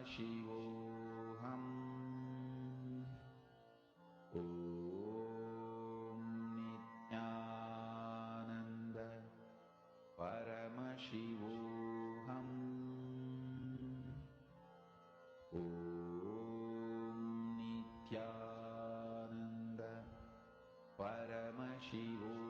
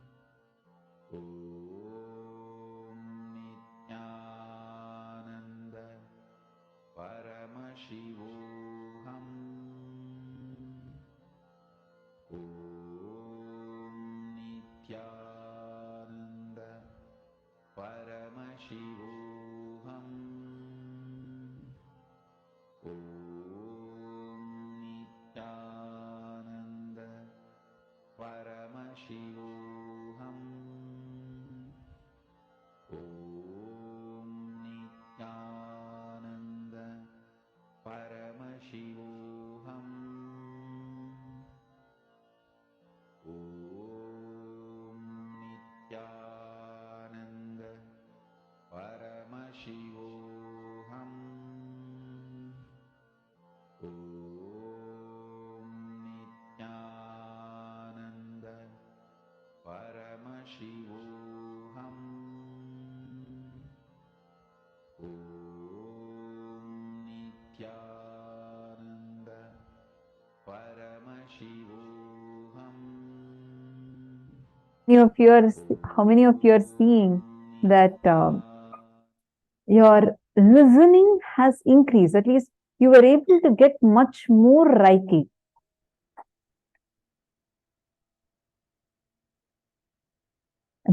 Still, there is a lot of things that is coming on. Actually, intensely listen, do the completion processes. It will help you to become better and better in your listening and become ekasantagrahi. Just by listening once, you'll be able to grasp it. Now, we have learned about soft suffering. We're going to enter into the next thing, where Swamiji is going to explain. This is something very important. We all know about pain, we all know about suffering, but something more important is how the suffering and pain happens inside us. We're going to understand that. Swamiji is going to explain about 5 types of pain that we all carry. Let's now listen to the revelation from Swamiji.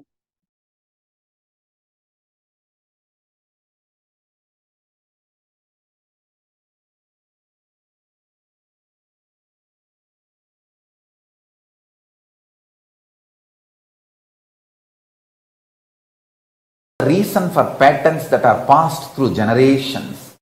What is the best way to get out of this? First thing. The fundamentally human being learns the basis of their identity. What is right, what is wrong, what is good, what is bad, what is pleasure, what is pain. From your past generations, from your parents, family, people around you who taught you. I still remember very clearly one incident. Let me tell you. It really happened. I was helping the Shivacharyas in the temple, in Arunachaleshwara temple, to light the lamp for the arti. So once the Shivacharyas, they do 2 puja, means the puja is done inside Garbha Mandir and then in Ardha Mandapa. Till the level of Ardha Mandapa, anybody can go and help them and light diyas and give them during the puja, arti. In those days, temple did not have so many staff. And even the staff were there, not only understaffed, they will have to run around to all the different sannidhis, shrines. So we are small kids who volunteer. We also go and help here and there, and it's a big blessing and it's such a joy to volunteer and do puja to Arunachaleshwara. After the puja, they will give the vibhuti first to us, so that's a big pride. Of course, never to forget a very good share of Naivedyam, Prasadam, food, graced by Paramashiva himself. So, we always run and do volunteering. And once when I was volunteering, the camphor fell on my finger mixed with oil, burning, fell on my finger and got burnt. And anyhow, immediately the other people who were there, they helped me and they put my hand in the water and the burning sensation started settling. Then I ran to Arunagiri Yogeshwara. Those days I used to be having darshan of Arunagiri Yogeshwara regularly, physically. I ran to him and said, like this, it happened. And he just held that finger and said, Kana, நெருப்பு சுடுங்கிறது தப்பு பாடமப்பா, பாடத்தால் தான் சுடுதே தவிர இருப்பினால் சுடலப்பா. He was telling me, the fire burns, fire hurts, is because the lesson we learned that fire will burn, not by the existence fire will burn. Of course, don't try in your home.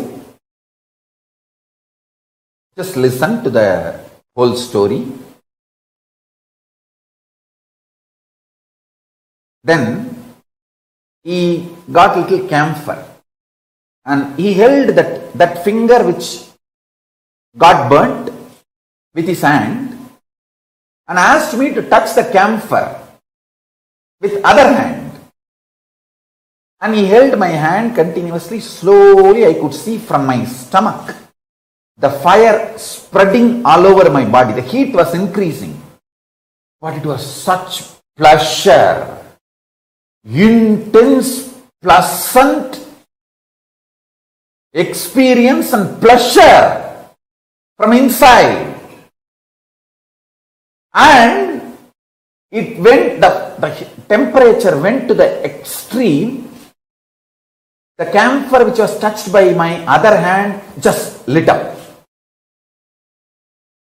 To that level, my body temperature has gone up, but no pain, no suffering. It was pure pleasure.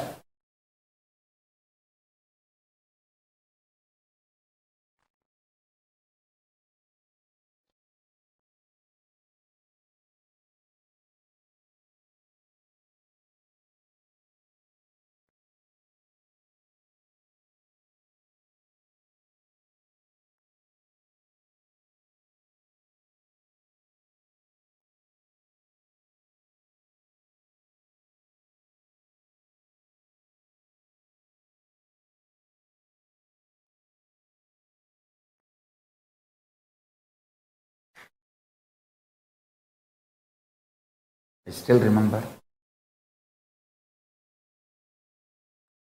how he raised the whole, not just temperature, my cognition about fire. That's it. I realized even the so-called fundamental experience like fire burns is because you learned that way. You are delusory learning, not because of its existence. He said, hey, Agni, தத்துவமப்பா, அது வயத்துக்குள்ளே தான் இருக்கு. நம்ம வயத்துக்குள்ளே இருக்கிறது எப்படி துக்கம் கொடுக்கும்? He was trying to teach me in Tamil. I am trying to repeat the words as it is. Fire is a principle, fundamental principle of existence, and it is there inside our stomach. Anything which is inside our stomach, how can that destroy us or burn us or disturb us? Skin is the Prithvi, the earth component of you. Fire is one more component of you. How can one component of you destroy another component of you when you are still alive as the master of you? He said, நீ உடம்புல இல்லாம போயிட்டா அப்போ ஒன்னோட ஒன்னு அடிச்சுக்கிட்டு ஒன்னு கொளுத்திருச்சுன்னு சொன்னா சரி புரிஞ்சுக்கலாம். ஆனா நீ உடம்புல இருக்கும்போது உன்னுடைய பாகங்கள் எப்படி ஒன்னு அழிக்க முடியும்? He was giving me the multi-dimensional logic, not binary logic. He says, when you are not inside the body, your own fire component has burnt your own earth component. At least that can be tolerated because you are not there.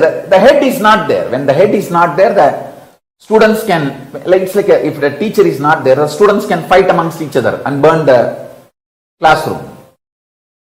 But when the teacher is there, head is there, how can they fight with each other? He said, you are the head. When you are in the body, How can your fire element burn your earth element? I said, right.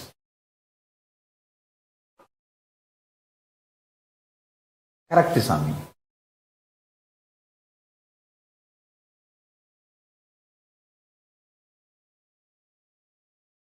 That one lesson he taught me, I realized multiple things. First thing, even the so-called worst sufferings are because you are taught it is a suffering, not because it is a reality. That's first lesson. Second,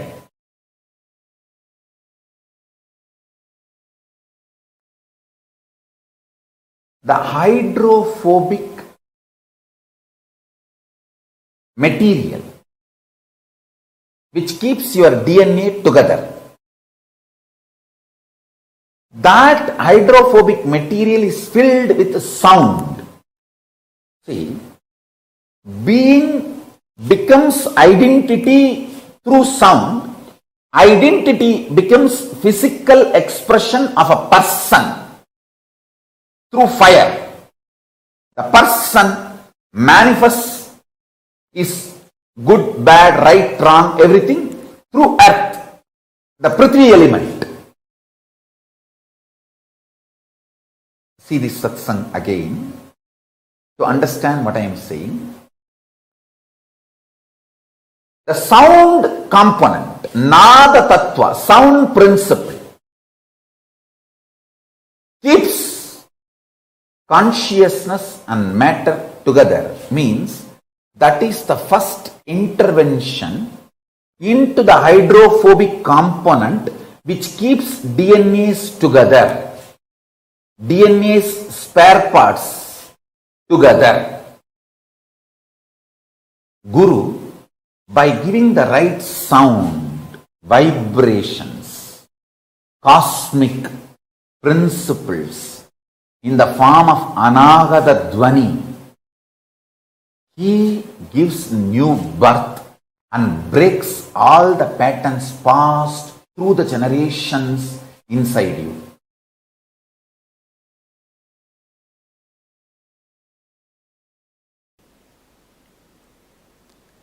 If you think your lifespan, your existence is much more, then the idea of your pleasures will become different.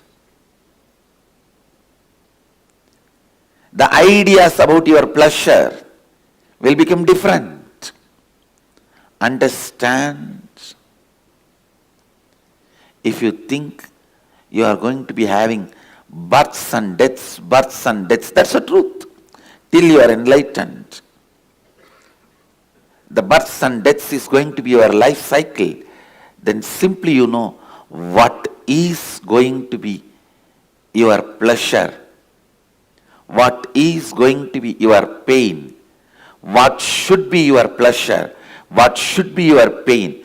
Having a larger vision, more clear vision about you. Actually, when you have more clear vision about you, all your actions will be aligned to that. Your pleasure, what do you consider as pain, what do you consider as pleasure, what do you consider as good, what do you consider as bad, everything will become different if what you consider as you changes. What do you consider as you, if that changes,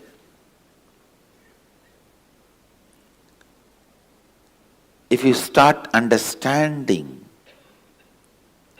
what you consider as you is little more than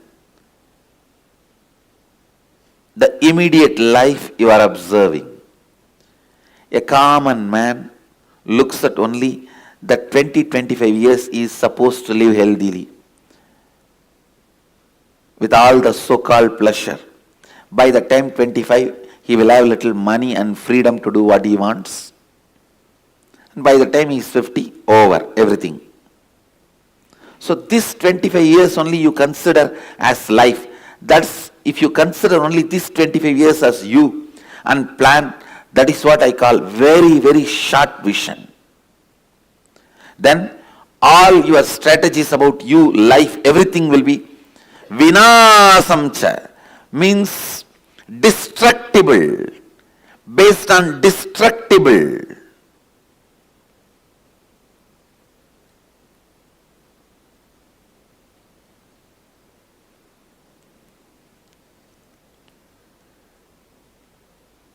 If your strategies are based on something destructible, do not enjoy, do not expect long-term peace or bliss, because your strategy itself is not for that.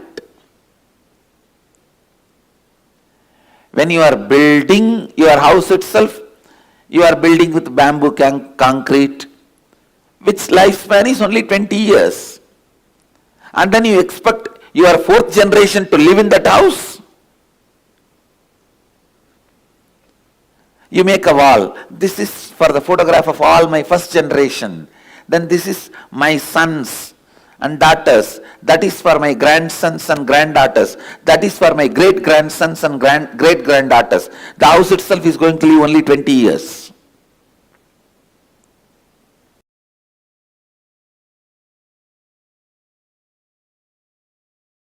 See, before even the individual delusion, Maya, manifesting in me and going after my personal ideas about good, bad, what society teaches us as pleasure, pain, greed, lust, sex, pleasure or comfort, luxury, whatever an individual goes through, before any of those patterns and tastes developing in my system, my gurus made me realize I am expression of Paramashiva. I am manifestation of the principle, not individual. Understand? I am not individual. I am manifestation of principle.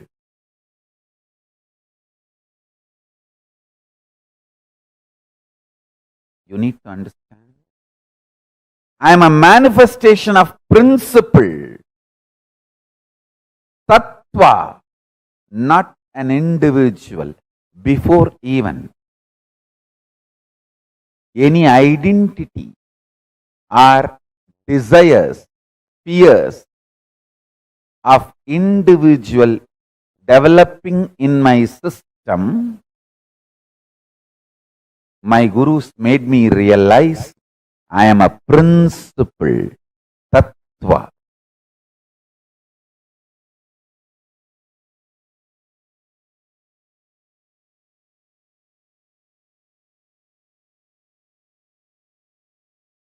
Now I want to tell you, for living enlightenment, you need vision, not sacrifice. As long as you don't get the right vision, you need to have sacrifice. Till the vision is not clicked, you need sacrifice. Once the vision clicks, you don't need sacrifice. When I cut my thigh and went back to Annamalai Swamigal, he said, what you did is neither wrong nor right. I couldn't understand. What do you mean? He said, because of this cutting yourself, you got the click. Ultimately, that you are not the body. Actually, after that only he gave me the initiation into that Aham Spurana. The methodology of the Aham Spurana by great incarnation, Ramana Maharshi. It was transmitted to me by Annamalai Swamigal. So Ramana Maharshi is my Paramaguru. And Annamalai Swamigal transmitted that Aham Spurana anubhava into me and which became reality when I was 12 in the Pavazhakundru. After that, once Annamalai Swamigal was telling me, now understand the thing you did, cutting your thighs, neither right nor wrong. Because you got the vision, you don't need sacrifice. You don't need to cut yourself again. If Annamalai Swamigal said cutting yourself is right, I would have been continuously doing that everywhere. And all of you will be sitting and cutting yourself. It is not right. Same way, it is not wrong. You need certain kind of a ferociousness to do sacrifice till the vision clicks. That kind of a ferociousness is required for the vision to click. So because the ferociousness is required for the vision to click, the experimenting on yourself, cutting yourself, your thigh was not wrong. Because it is not required regularly, once the vision clicks, it is not right.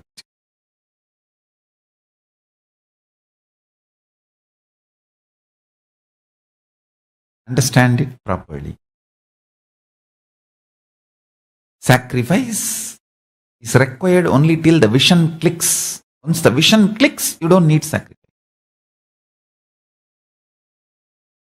Because living enlightenment does not need sacrifice. It only needs the vision clicking in you.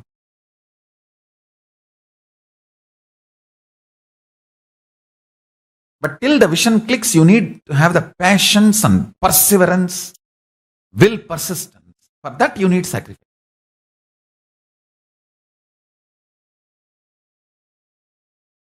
Shivajnana anubhuti, Shivajnana anubhava, Paramashivoham anubhuti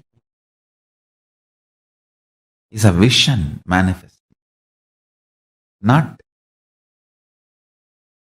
torture or suffering.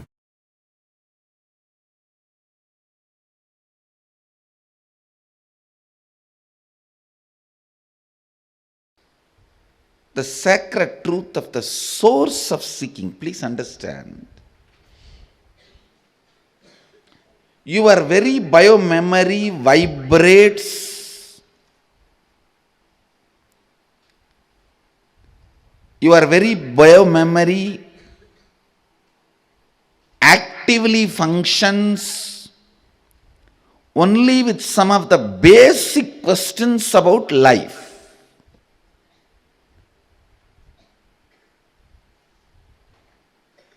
What is pleasure? How can I have more? What is pain? How can I avoid that? What is life? Is this understandings help me? Is this understandings going to help me? What is joy?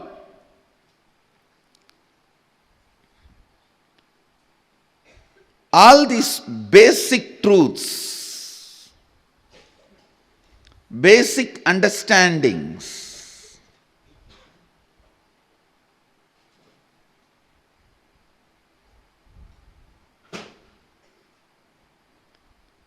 how can I experience them? These basic questions about life only continues to make you function, act. Entertaining these basic questions. What is pain? How can I avoid it? What is joy? How can I have more? What is life? Please understand, how many times you may hear answer for these questions from your father, mother, uncle, society, teacher, finally from Guru. How many ever times you may listen answer for these questions?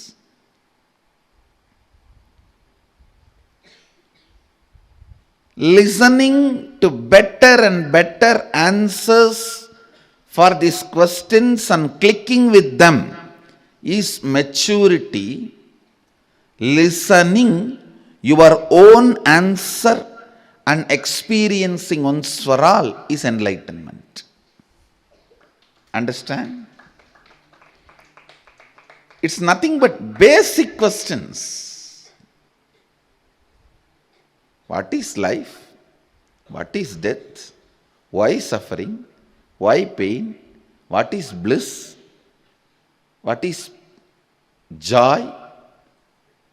How can I have more joy? How can I have less pain? What is it that is living inside me? What is it that changes inside me? What is it that does not change inside me? What is it that is making me move? What is it that is making me tired? What makes me exciting? What makes me feel bored?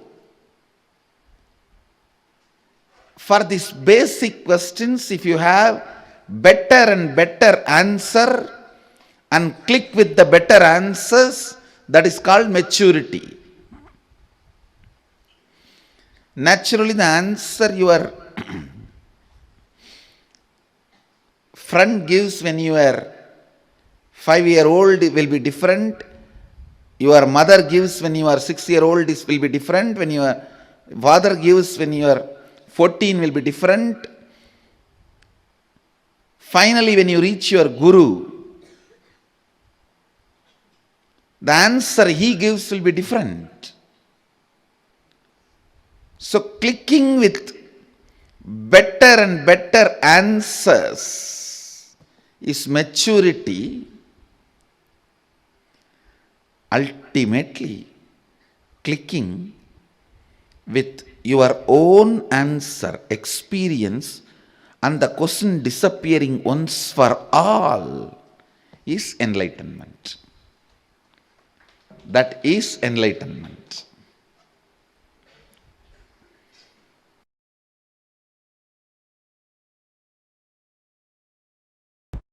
Understand the principle, cosmic truth, listen carefully. Swadhisthana, fear-centric chakra. If you decide to get involved consciously in your fears, there will be one point you will reach God. Nothing more worse can happen to my existence externally or internally. There can't be any more pain. Possible collapse for my external existence or internal existence, you will reach that and drop. That is the moment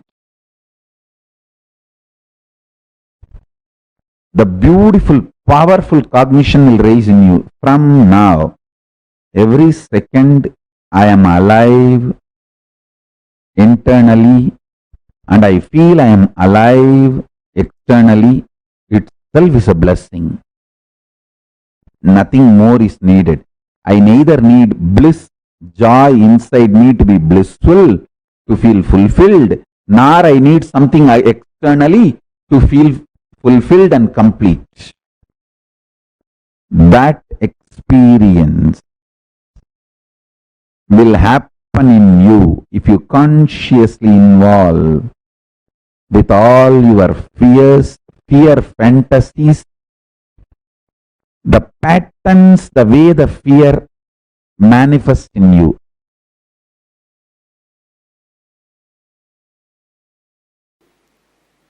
Overpowering you. This layer, the mental layer, Manomaya Kosha, strong thought currents overpowering you is the biggest incompletion stored in Manomaya Kosha, the mental layer. Please listen. In the mental layer, the powerful, strongest incompletion recorded, strongest incompletion stored is thought currents overpowering you, making you powerless.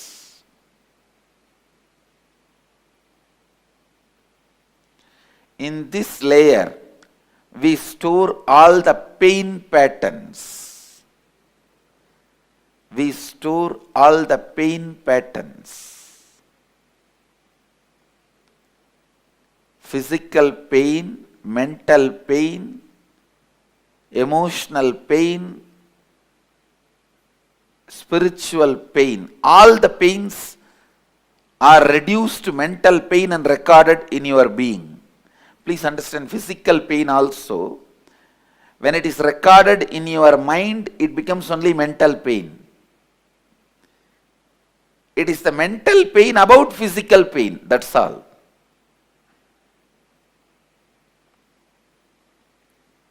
Physical pain, all of you know. If somebody hits you, what happens? It's the physical pain. Mental pain is,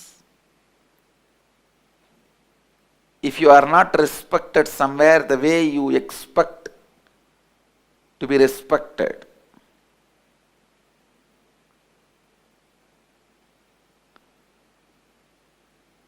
Emotional pain is somebody whom you really love or trust cheats you. And spiritual pain, conscious pain is pain of not achieving what you want to achieve in your life.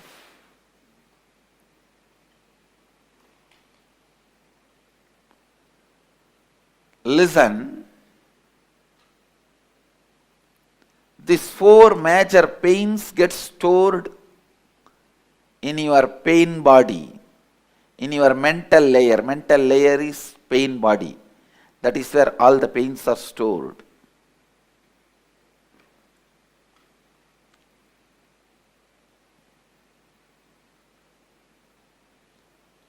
I'll lead you into a very powerful process to get you out of this mess you created for yourself. Each thought current overpowering you and torturing you, even though you don't want them. Now I tell you, sit, recall each and every incident, relive them in your inner space. Write them down. I commit with you, today with this Samskara Dahana Kriya, I will complete all your pain patterns because they are not worthy of carrying. You have a stupid U-Haul service. Constantly your pain being transferred wherever you go. This U-Haul service does its job even if you don't call them. That's the problem.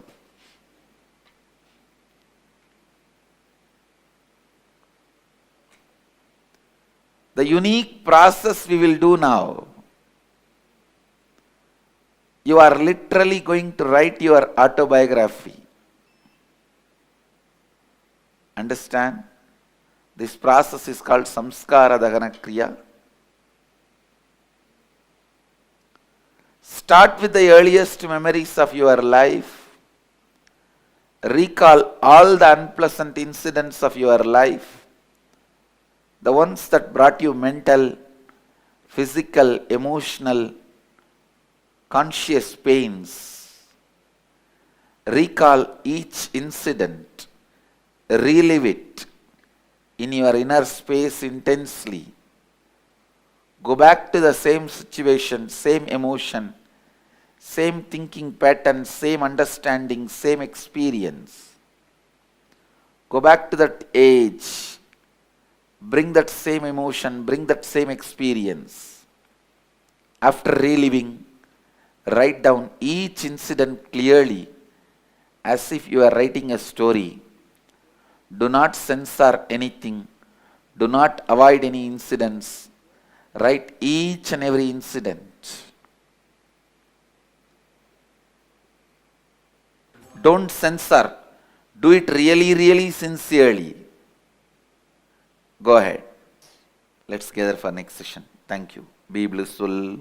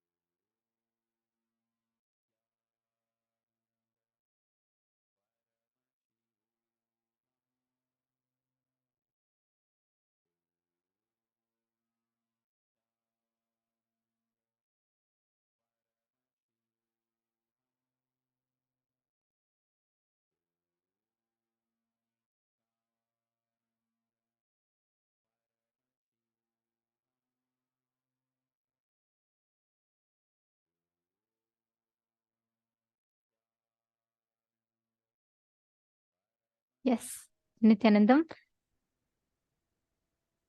Can I request each of you to now share the 5 types of pain that Swamiji explained?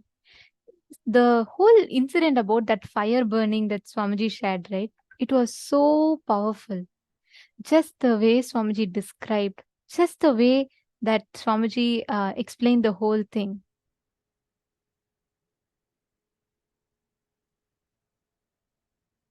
See, each one of us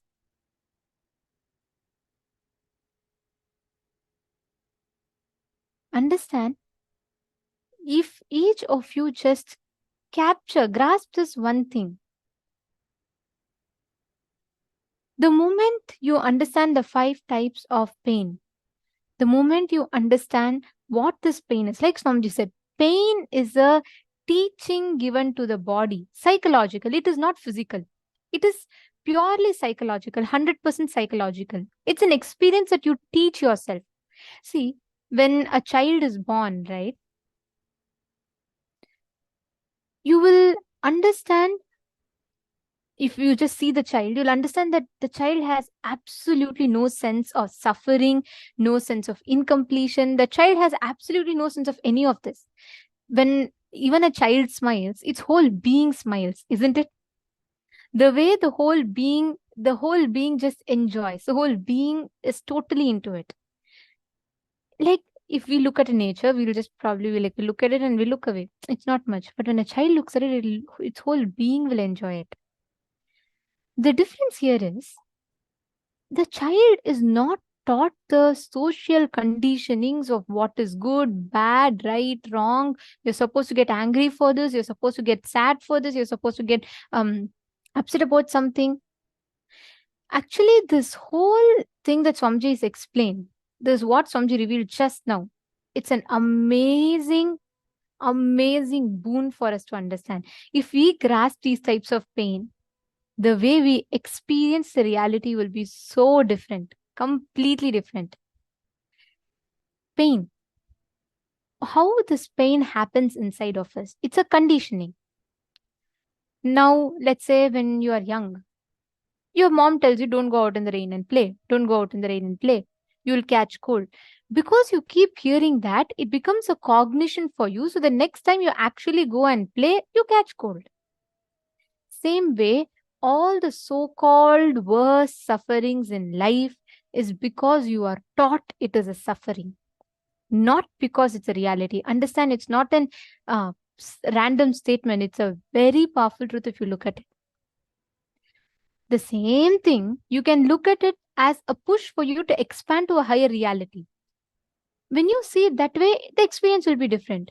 But normally, we are just taught to look at life as a load. We are taught to look at it as a suffering. That suffering that we carry, our understanding of good, bad, right, wrong, all these sufferings or all these so-called sufferings are something that is trained to you. You are taught from a young age, you are told this is suffering. This is what this is what the pain will do to you. This is what the suffering will do to you. You are taught about each of this as suffering. That is the reason why we all are suffering. Not because there's actually some suffering happening. Most of the times, please listen and catch it very carefully. Most of the times, we are all stuck in what we believe is suffering.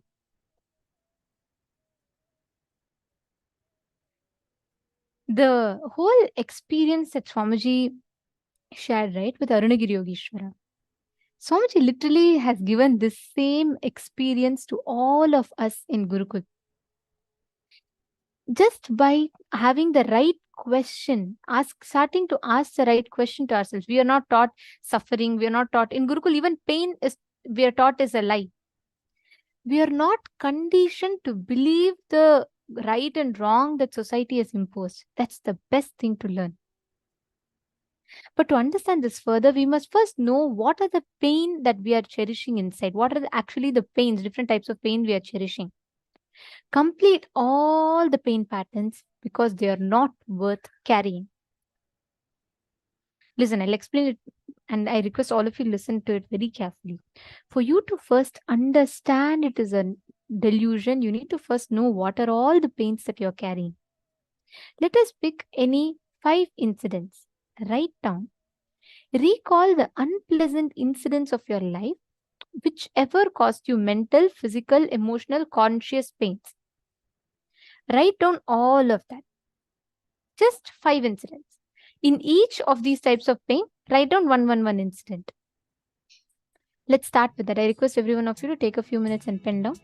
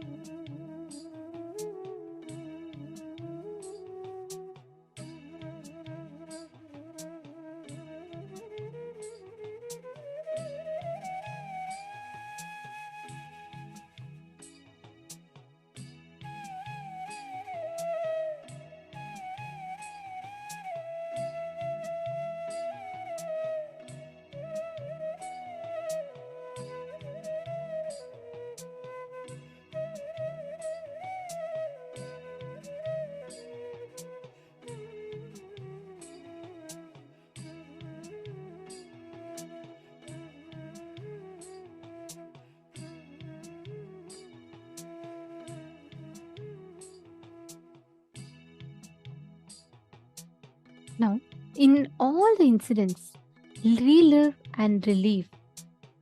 Relive each of the pain that you carry in each of these situations and relieve. Whenever you carry that as pain or suffering inside of you, please understand all these sufferings come and sit inside you. And understand, suffering, like Swamiji said, is delusional. And this delusion will sit inside you without letting you expand, experience anything fulfilling in life. So just work on this one truth, understanding these types of pains and completing with them. You will experience the most beautiful, amazing transformation. Now, with each of these incidents, please make sure you are doing it for at least 21 incidents over the time, so that completely all these life negative cognitions, the delusory cognitions inside us is completely removed. Now, we're all going to be entering into the next session where we understand about the science of unclutching. How we can unclutch. Let us listen to the revelations from Swamiji now.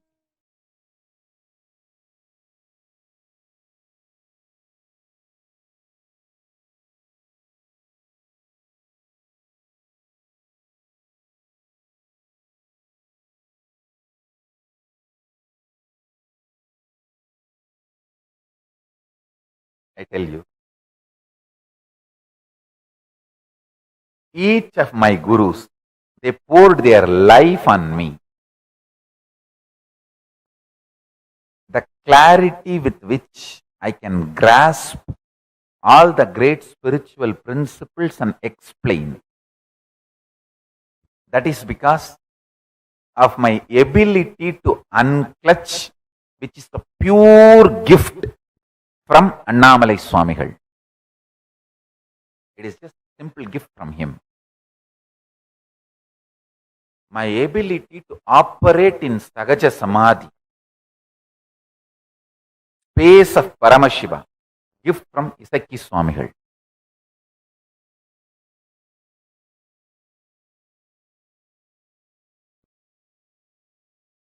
All my Guru's glory is only my life. My ability to be in Ajapa Japa state. I can actually keep the Japamala whole night. Even if you think I am sleeping, the mala will be rolling in my hand continuously.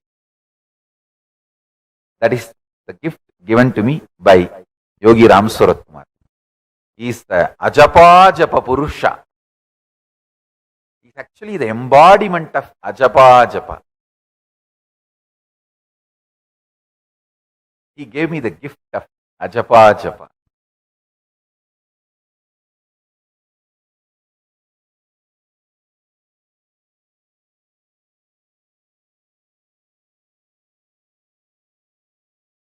So, remember this very clearly.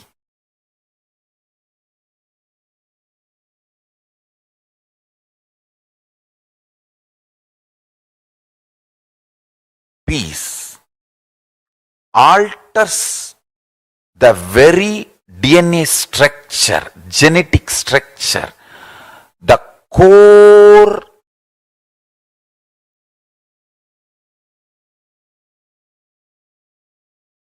Anu Mahat structure. Understand? Anoraniyan Mahato Mahiyan. The consciousness in you is atom inside the atom, Mahat, more than Mahat. That Anoraniyan Mahato Mahiyan. That consciousness starts growing in you with more and more peace-based powerfulness developing in you. Nothing can be compared to unclutching. Spend more and more time, energy in unclutching. It will never be wasted. Time spent on unclutching is the most productive time for you in your life, because unclutching completely makes you altogether a different material. Understand?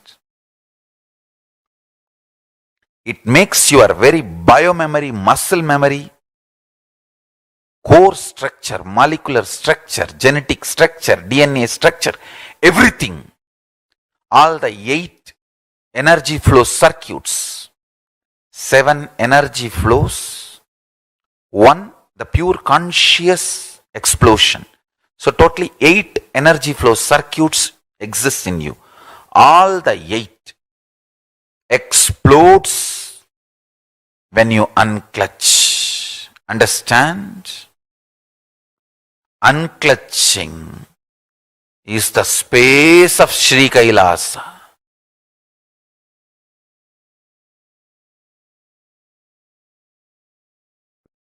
Listen carefully.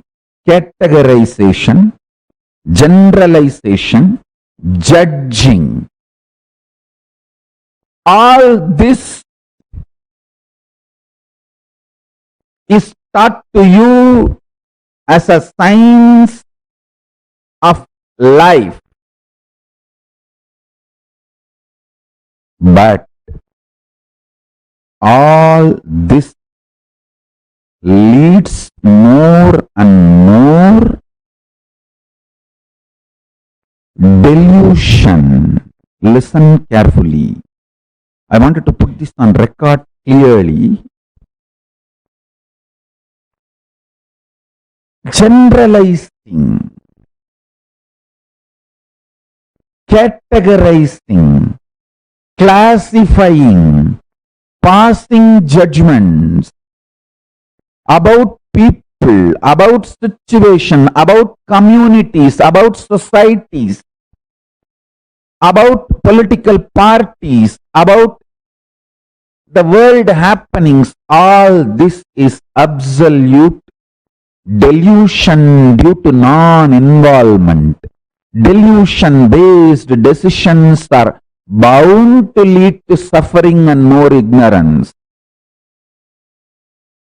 Life does not demand you to deal too much of information or too much of stress and the load and fear and insecurity. First, understand that your life needs only simple decisions from your Paramashanta Swarupa. For example,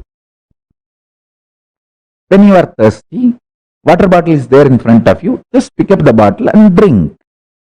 If the water bottle is not there, get up, go to kitchen and get water and drink. That's all. Instead, you are being taught, when you are weak, when you are feeling tired, when you are thirsty, you may be dehydrated, you will not have the enough strength in your biceps and muscles to pick up a glass and pick up the water and drink. Please start working out now. Take this protein powder, take this non-veg, take this, drink that blood, this muscles, this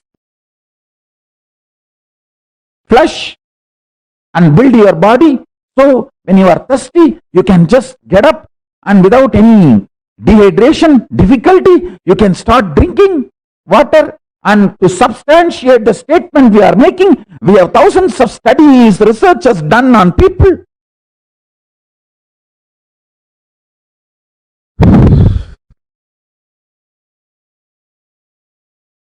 Listen. Practice this simple Paramashanta Swarupa for few days. Taste this ultimate silence for few days. Like these kids, when they are addicted to toffee, they will keep the toffee in the mouth all the time. When they need to go somewhere, they will take it and put the wrapper, keep it in the packet. they'll go and do all their play and everything, and they'll come back. When they are free, again they will take it and put it in the mouth and start tasting it. In Tamil villages, we used to say, kuchmitai. Just like how the kids enjoy the toffee whenever they are free, decide to enjoy the Paramashanta Swarupa, ultimate peace who is sitting inside you. Whenever you have time, just sit all that time happily in Paramashiva's face. Paramashanta. This whole cosmos is happening. Big bangs happening, black holes happening, universes manifesting, playing, merging, time zones happening, playing, merging. You are there in that Paramashanta Swarupa as Paramashiva, witnessing this whole drama.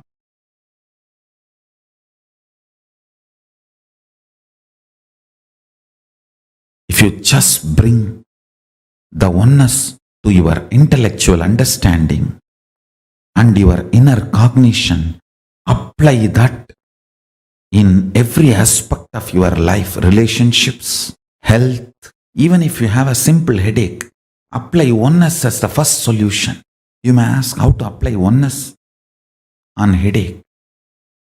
I'll give you very simple understanding. Just see where the pain is and see me, oneness within me cannot be uncomfortable within me. If something is uncomfortable within me, then that me is not in oneness with me. Let me see where me is not in oneness with me. Just start searching for that. You will see me becomes one with me and headache disappears. If there is a headache, me is not in oneness with me. Let me see which part of me is not in oneness with me. Just start searching. I tell you, simply headache will disappear. And please listen. I am not giving you false ideas. Just take little sacred ash. Tell Paramashiva, Oh Mahadeva, Paramashiva, I know oneness is an energy which can be mixed with any object, and that object will manifest and radiate that electromagnetic energy of oneness. So let this sacred ash be mixed with that electromagnetic energy of your oneness. Let your oneness be invoked in this sacred ash and apply that on your forehead with the Mahavagya Nithyananda Paramashivoham. It is equivalent to applying oneness on your forehead, and you will see headache disappears. I am not giving you some method like a placebo, fluke, click. No. Understand? What I am talking is far beyond placebo. It is oneness effect, not placebo effect. The electromagnetic force, maybe I can use a new word, cosmomagnetic force of oneness can be infused into any object. You can infuse that within you and without you, both.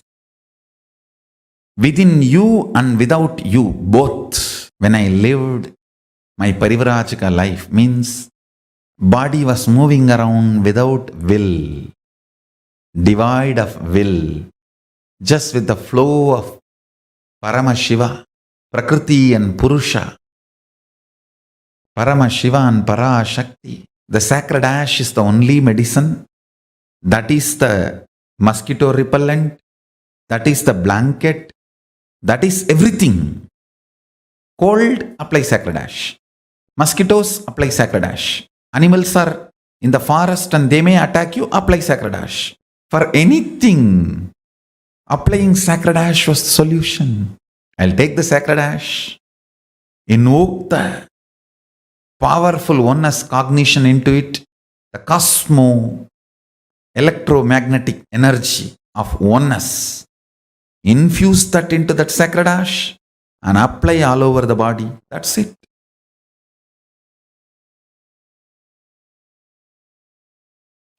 I tell you,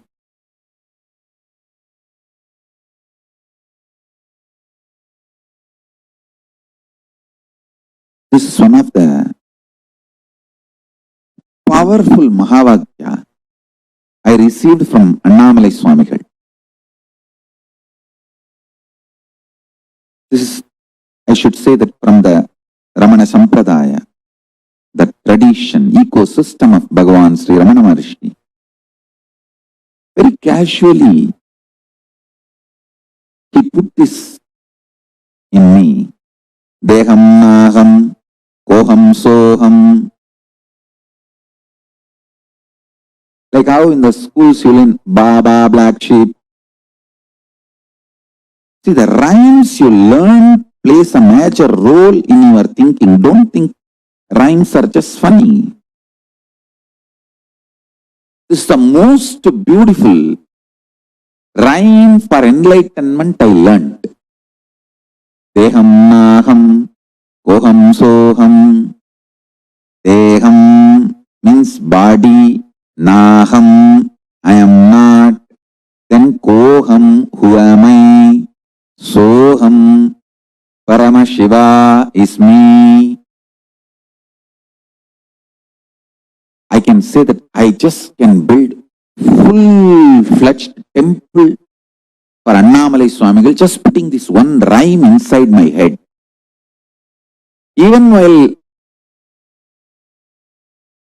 I walk to the restroom, in the schools,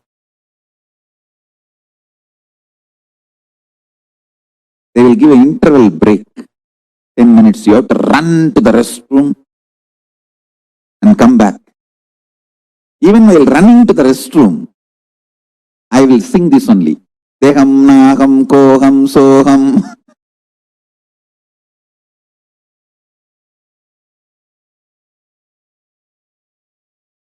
Ninikka nenjurudi Annamalayane. Unmannin mahimayo. Katrin kirubayo.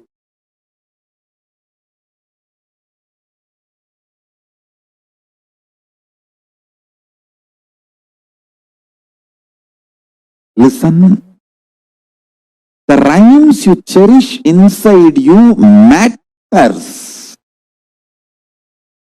The words you cherish inside you matters.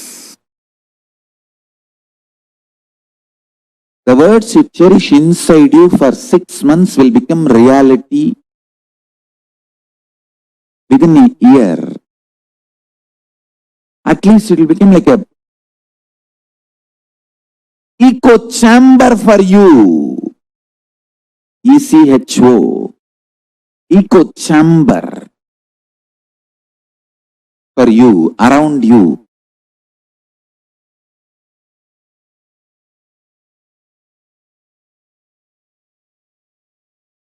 These rhymes, these great beings are put inside my head so casually.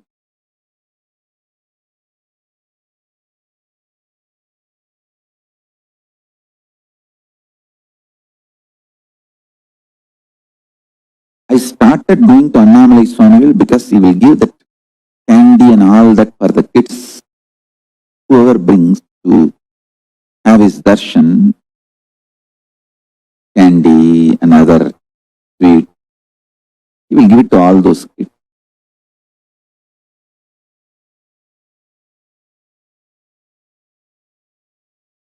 Very casually, he put these great truths inside my head.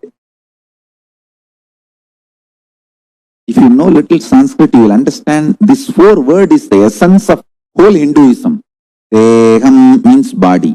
Naham, not my core, me.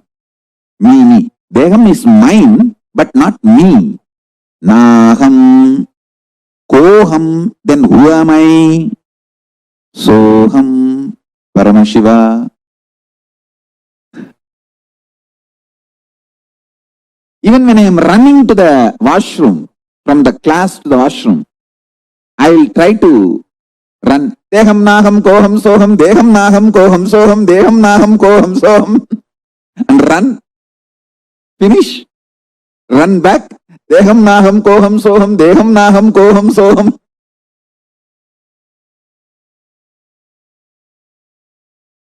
This constantly going on with this created a kind of an echo chamber around me.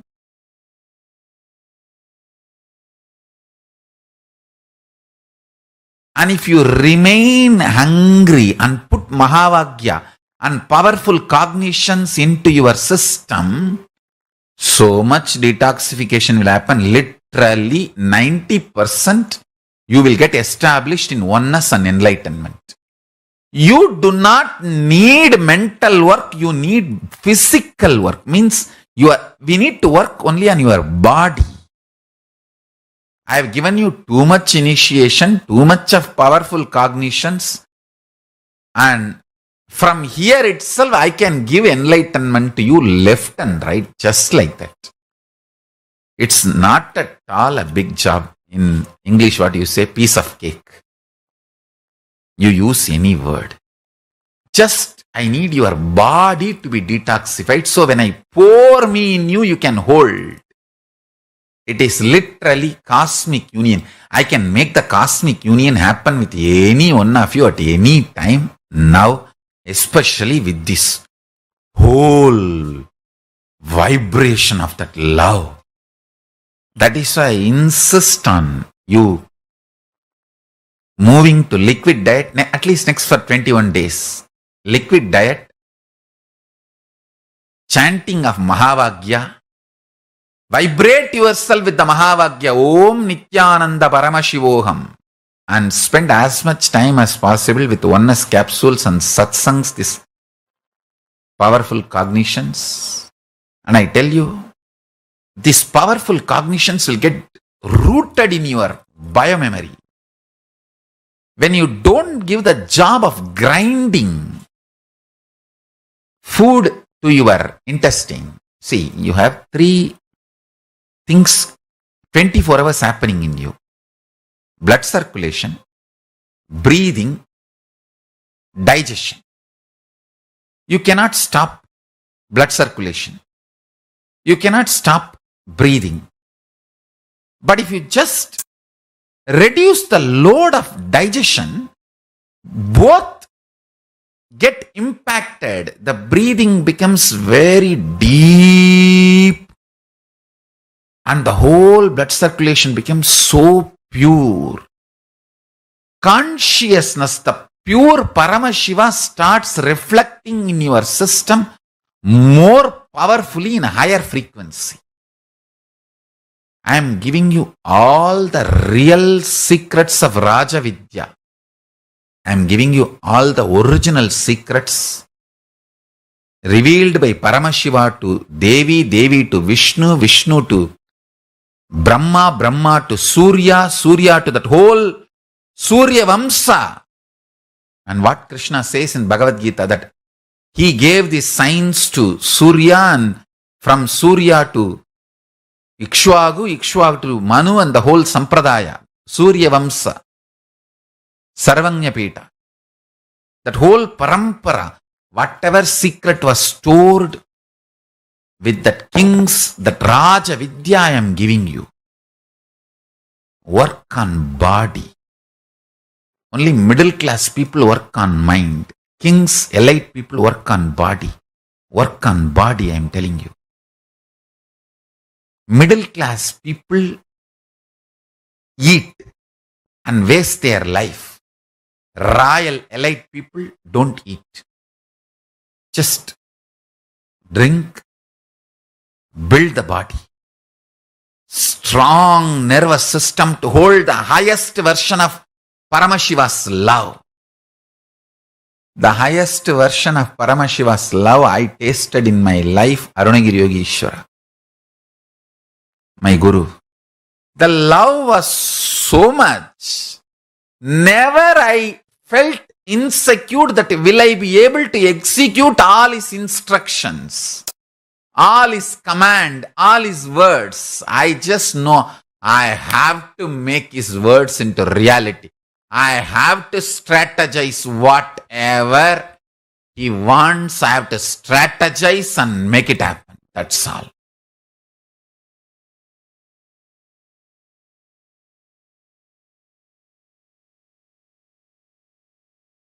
Understand?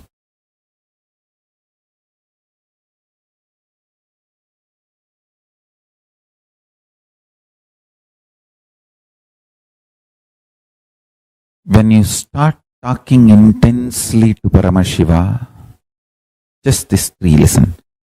Forget about everything else. Paramashiva is real. And you start talking to him. You can be complaining, you can be crying, you can be talking, you can be enjoying, you can say, thank you for what you have given me, or you can be angry, saying that what have you done to me?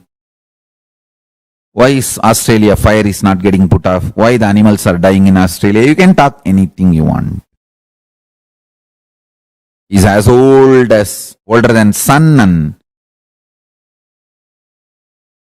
fresher than your breath. Is new to you than your own breath. Is old to you than the sun. Older than the sun, newer than the fresh breath you are taking inside. So you can talk anything you want.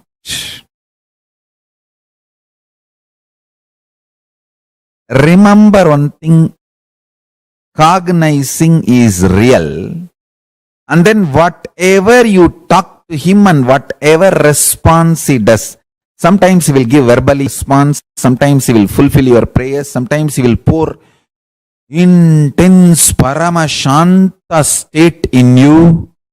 All is his response. Anything you do will only wake you up to the reality. He is real and he is ultimate. That's it. I have given the essence of everything.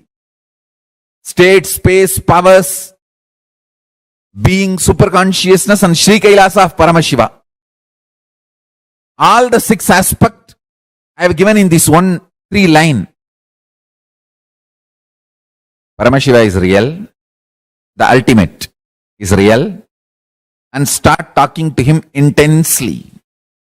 It can be sweet, friendly conversation. It can be fight. It can be demanding. It can be aggression. It can be surrender. It can be screaming. It can be anything. Know that he is real and go on internally talking to him. Before sipping cup of coffee, tell him, Swamiji, here is a sweet coffee. Enjoy. Before falling asleep, tell him, I am resting in you. Make my brain fall in tune, so I manifest you. Go on and on and on. I tell you. Listen to this. Once you feel you are dreaming, and after that, even if you slip into dreams, all those dreams only leads you to waking up state. Only once you remember, I think I am dreaming and it's not all real. Even if you don't wake up and fall, you slip into the dream again.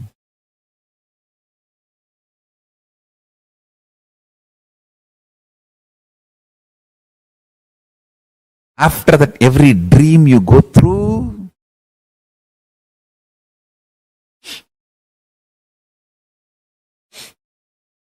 will only lead you to wake up. You will only wake up.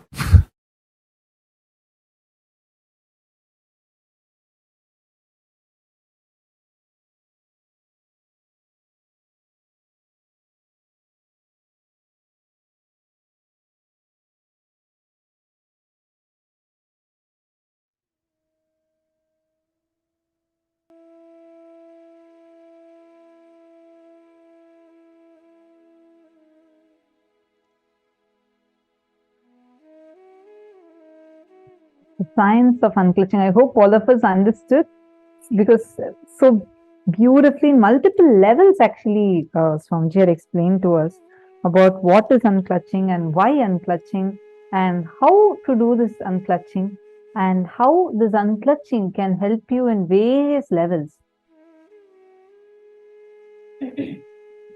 Right? I hope all of us understood that.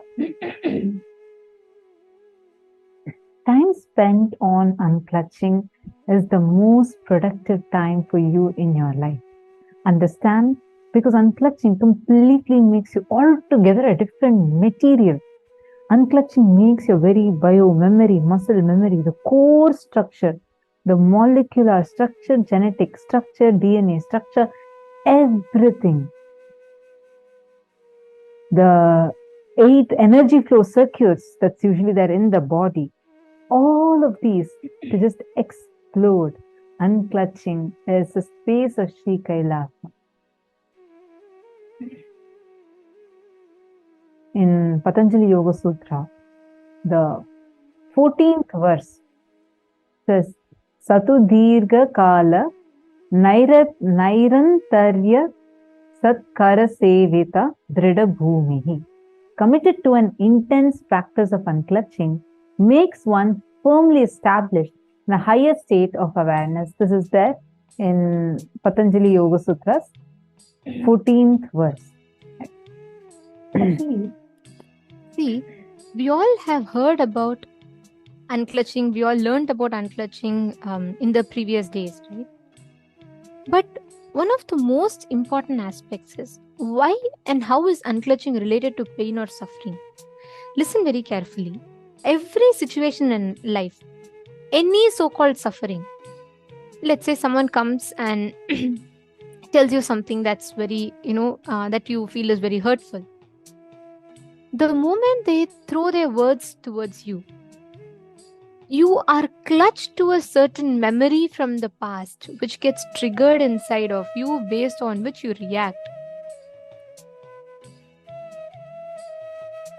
which you respond. Listen very carefully. Only an unclutched person, a person who is unclutched, can respond to any situation in life without pain or suffering. Without that, anyone will be stuck in suffering and pain.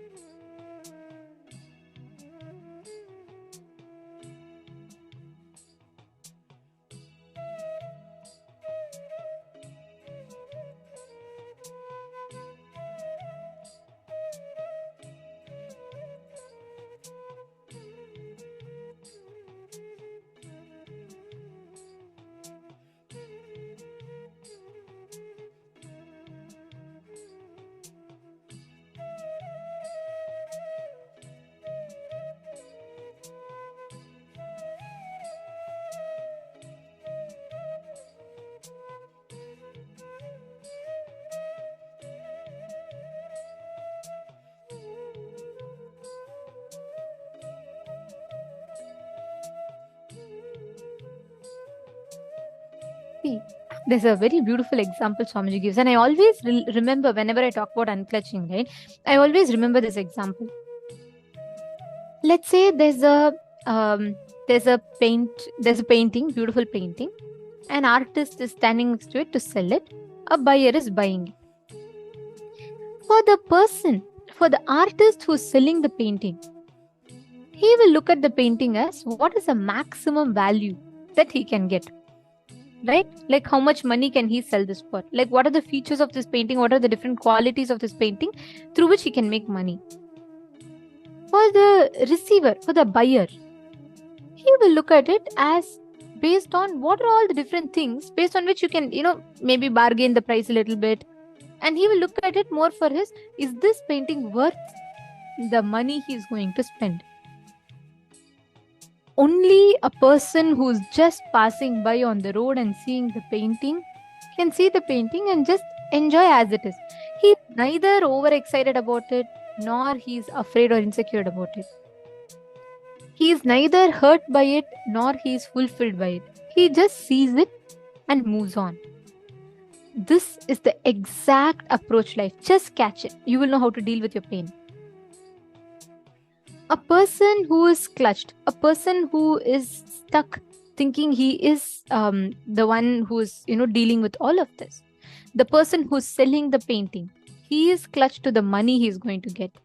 The person who is buying the painting, he is clutched to the thing that, oh, am I spending my money enough? Is this valuable? He is thinking about the product. Only a person who is walking in the street, who is neither affected by it, can enjoy it. Understand, you not clutching to the emotions. Shane Dennis, this is for you. You have asked a question. Ma, I don't really understand what is the action unclutching. I'm cognizing it as ignoring stuff to try to trick your brain. Okay. I'll explain it to you. See, unclutching is not ignoring. Unclutching is not engaged. See, whether you are fighting with it, whether you are ignoring it, whether you are accepting it, in all three different responses, you are still remembering or holding on to that effect. I'll give you an example. There's a movie screen, okay? The projector. Whether you show a horror movie in the TV screen, theater screen, or you show a romantic movie, or you show a comedy movie, or you show a crime thriller, any type of movie you show, is that going to affect the projector screen? No, it's just as is, right? When you play a horror movie, it will reflect horror movie. You play a sad movie, it will reflect sad movie. Same way, inside you, the core consciousness of you is like the projector. That is you. The core component of you is you, the real consciousness in you. That is just the stage on which all the physiological, psychological, neurological ups and downs happen. So listen very carefully. Most of the times, what all of us do, we all clutch to any situation that happens. We get affected by it. We constantly engage with it. Unclutching is not ignoring it. Unclutching is not engaging with it. Unclutching is just witnessing it. Because even when you're ignoring it, you are acknowledging something's existence is suffering. Only then you're ignoring. See, for example, if you're having a fight with your co-worker, okay? You are trying to ignore saying, oh, let me just trick my brain, let me move on, let me just act as if it is not there. That means inside yourself, you are telling that there is a fight and let me act as if that fight did not happen. No, even that way you're still engaging with that fight. Or it is not about, okay, let me just go and accept, let me go and say sorry, let me just go and accept this is what it is, or let me think every day I'm going to fight and let me just move on with it. No, that is also wrong. The only thing you need to do, very simple, is just unclutch. Do not engage with it. Don't acknowledge. See, don't even entertain the thought current. Don't create a thought. Just witness it. Okay, that fight has happened. Leave it. See, if you understand most of the times how you respond to life, Shane Denizaya, when I say you, I mean all of us, right? How we all respond to life. You have a fight happening. Let's say someone comes and calls you something. Let's say someone comes and tells you you're useless. Okay, I'm just giving an example. Now, you don't just remember that one situation where someone is uttering a word that is hurting you. You clutch to that emotion of pain that was caused through similar situations all your life. So you add this incident, independent incident, to the shaft of all the other prior incidents, and you see it as like 1,000 incidents where people have hurt you, and you let that whole 1,000 incidents have an impact on you. That's how all our brains function. Let's say someone comes and tells you, I love you. You clutch to that emotion of joy or love. You remember all the 100 incidents where some emotion has been triggered like this into you. Your brain immediately takes this and puts it along with that 100 love emotions shaft, and you see that. So you feel happy. So your life becomes an oscillation between associated powerfulness, associated powerlessness. Your mind keeps dilly-dallying. One moment you feel like extremely happy, one moment you feel like extremely sad. You keep hopping in and out of this. The only thing unclutching here is letting go of that. The painful moment you're having now, someone coming and telling you something bad now, someone coming and telling you something bad 5 minutes before, or that same person telling you something bad 5 days before. Each of these are independent incidents. You don't need to clutch all of them together. Just one at a time, you can deal with it.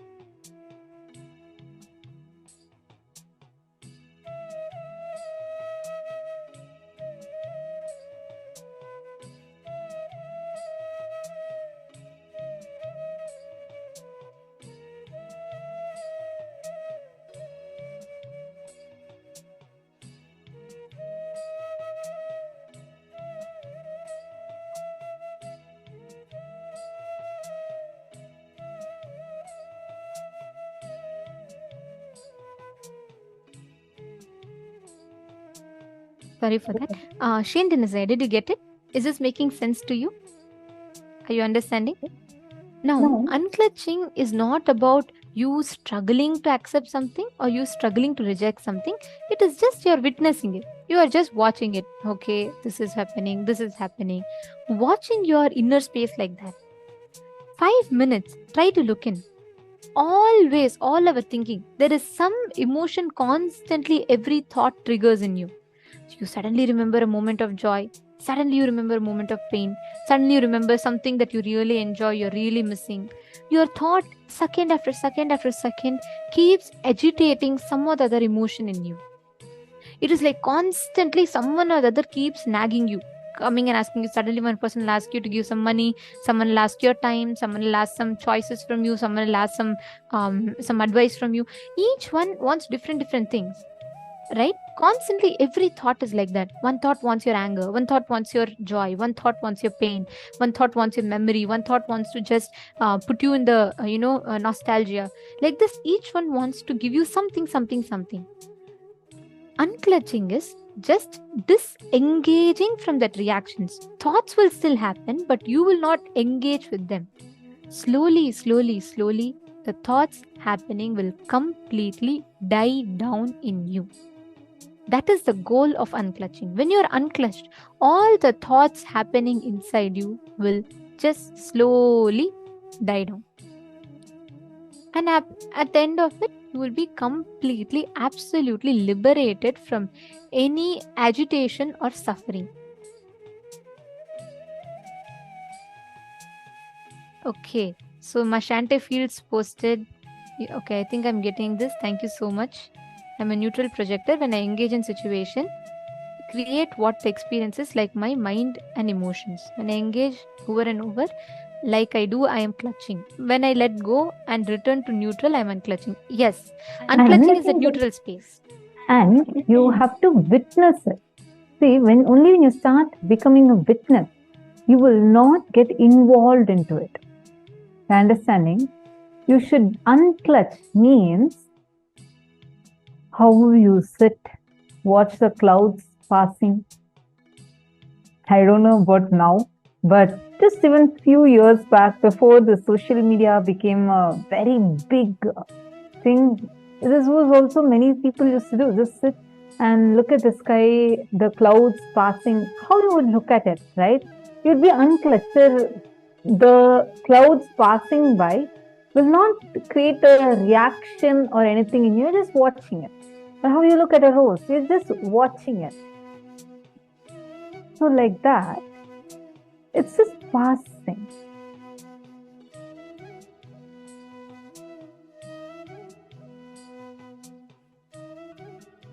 Are you understanding?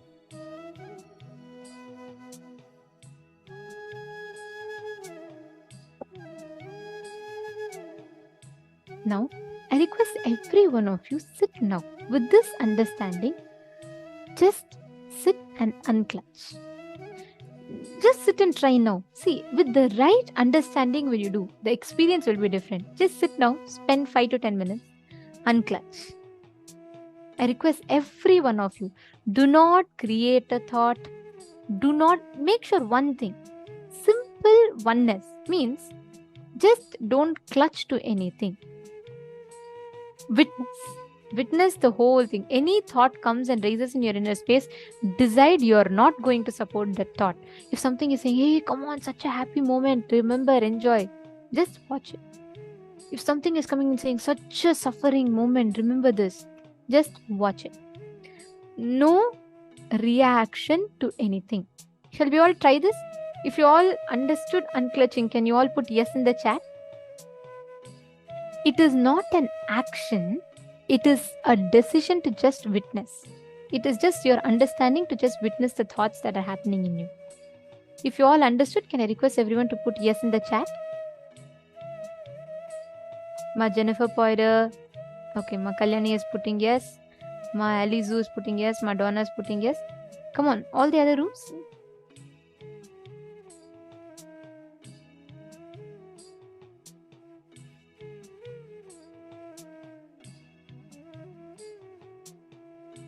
Okay, now let us all enter into the unclutching. Sit straight. Just sit. You will feel so relaxed after this. Just sit now and witness.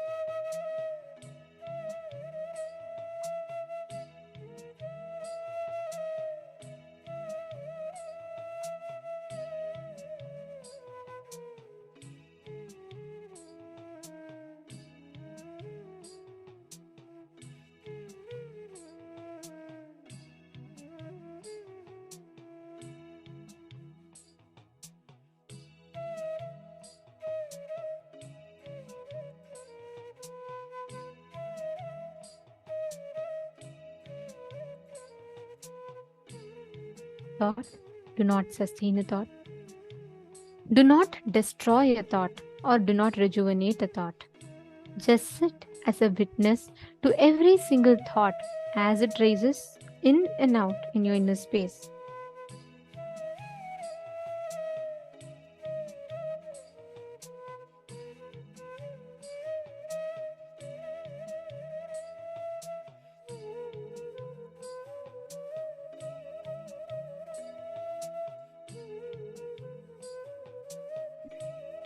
Yes. Now, whenever you are completely unclutched, right? Whenever you are having that absolute thoughtless space inside of you, you will have listening to life much, much more. See, in the first session, we all learnt about the power of ekasantagrahya, correct? We all like anything that is shown in life, you will be able to immediately grasp it, correct? Okay.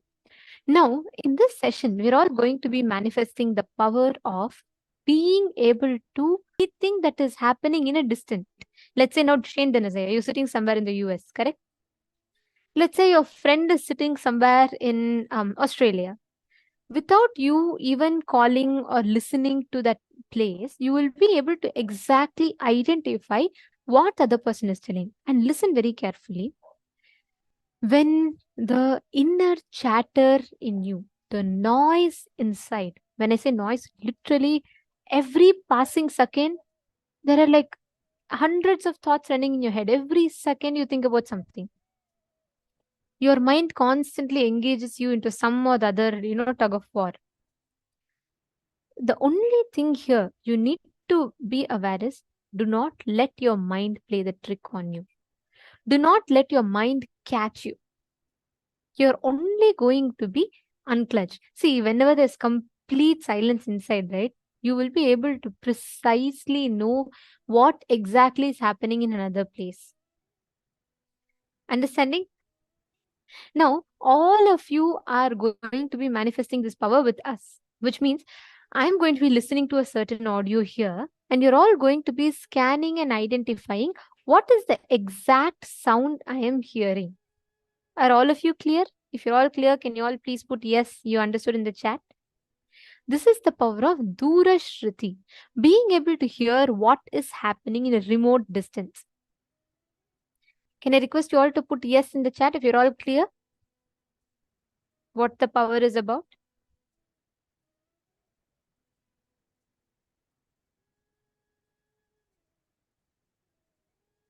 Yes, okay. Thank you, Everardo Alfaroya. And Einar Zawotinzaya, okay. Shaynaya, okay.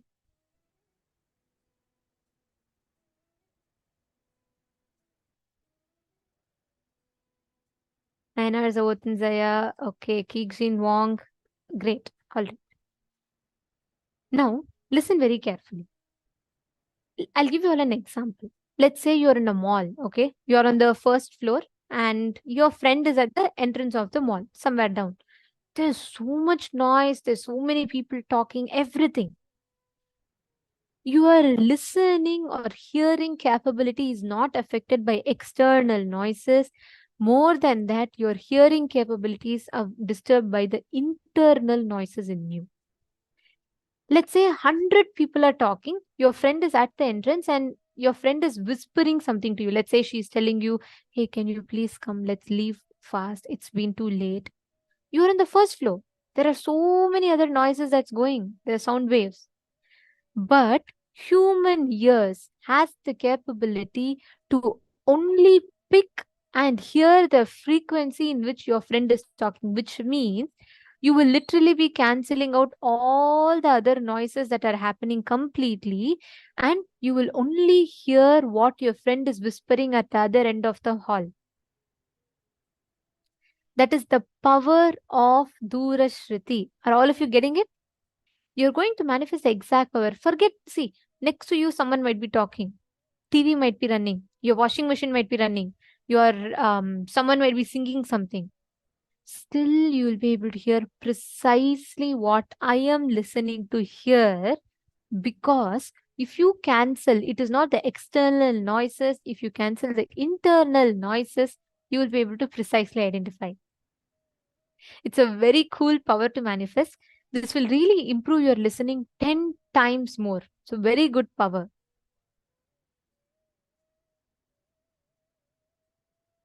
Getting it?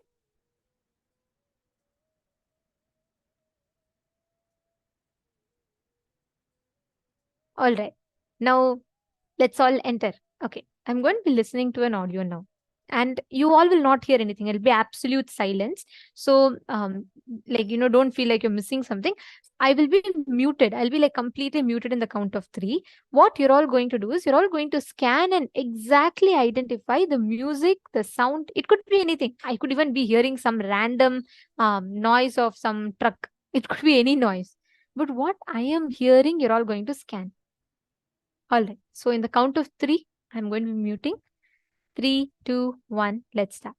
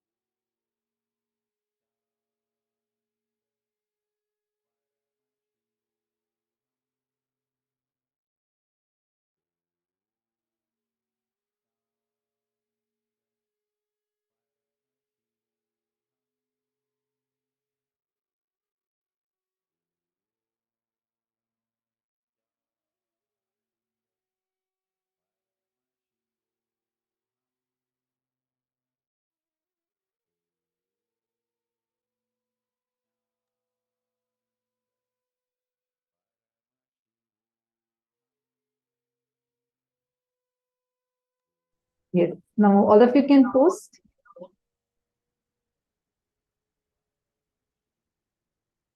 What did each of you hear? What is the audio, exact audio that each of you heard? Describe. Complete detail. Whether you heard sounds, what type of sounds did you hear? Or you heard absolute silence. What exact sounds did you hear? Can I request all of you to please post? Like precise, exact sounds, the type of if you heard someone speaking, or did you hear some noise, did you hear some kind of a music, whatever you heard, describe it.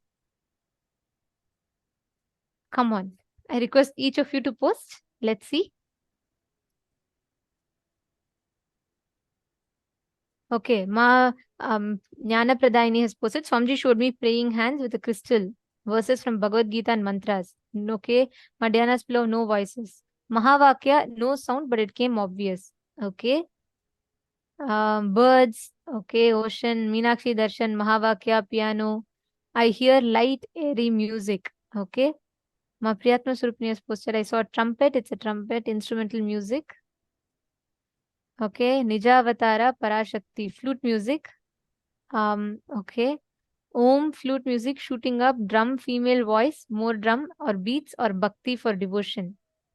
Very nice. Who exactly Hongzu, posted? Mahongzu, and Ma Alizu has posted Mahavakya, and Ma Sonia Rao, light, a quiet voice, temple bells mildly heard. Ma Kalyani, okay. I hear rain-like sounds out in nature. It was a bit subtle, a soft voice, soothing. Wow. Okay. Okay, I'm just going to see in all the other rooms the answers. Come on, Ma Jnana Pradayini. Sorry, Ma Jnana Pradata. Ma Nitya Naresha. Ma Shukrendrananda. Each of you should post. I request every one of you to post. And let's see in mail room what each of them have posted. Everardo Alfaro has posted rain sounds, windy. Shane Dennis has put silence. Sanjay Oriya has put I heard nothing. Sanjay Oriya, can I request you to sit in the camera? Please come on the camera and sit. I'll entangle with you now. You will really have a breakthrough. I know you have a very strong intention to manifest. Sit now.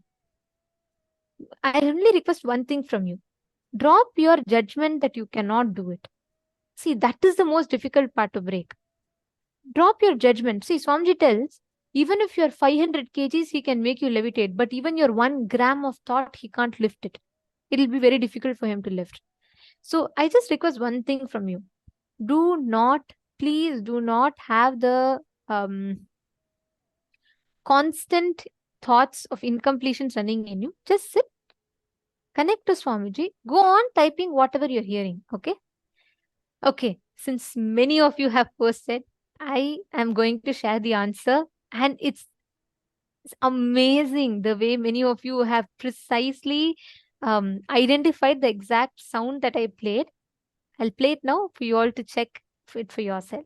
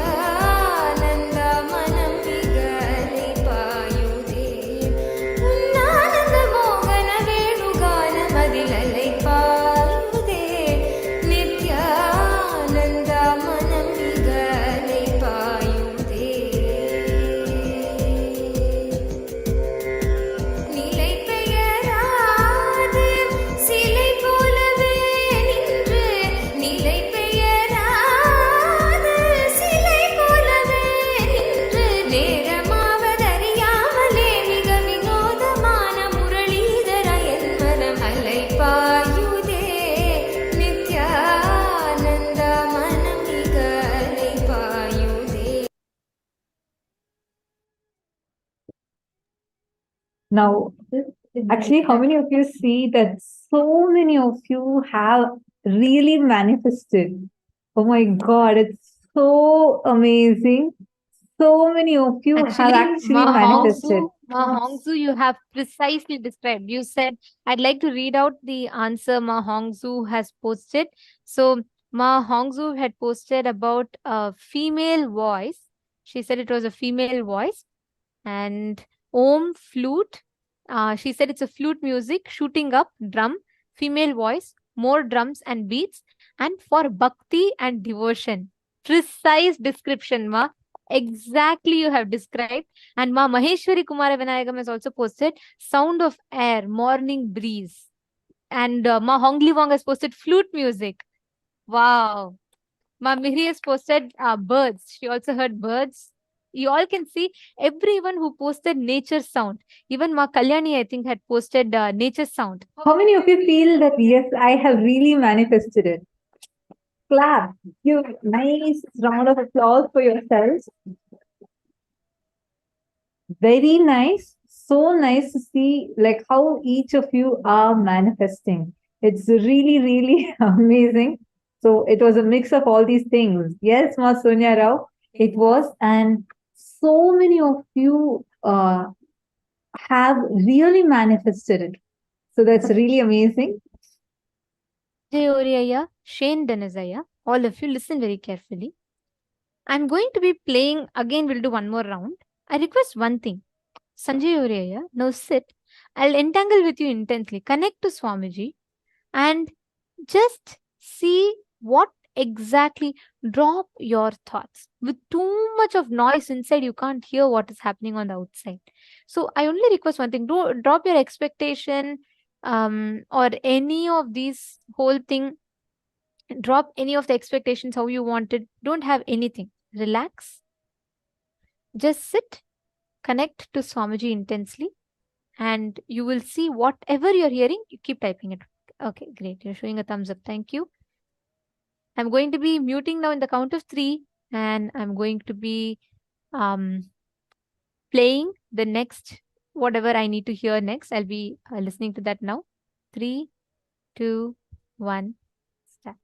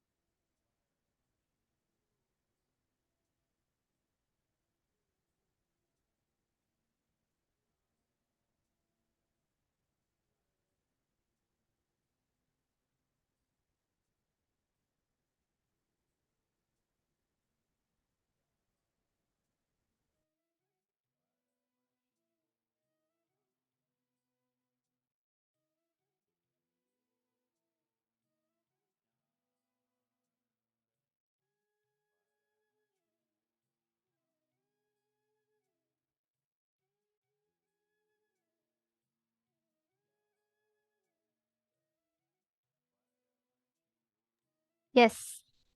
Come on. Now each of you can post what you heard. What are all the different things that you heard? Come on. Each of you go ahead and post. Every single thing that you heard and anything that you have, anything that came to you, please go ahead and post it.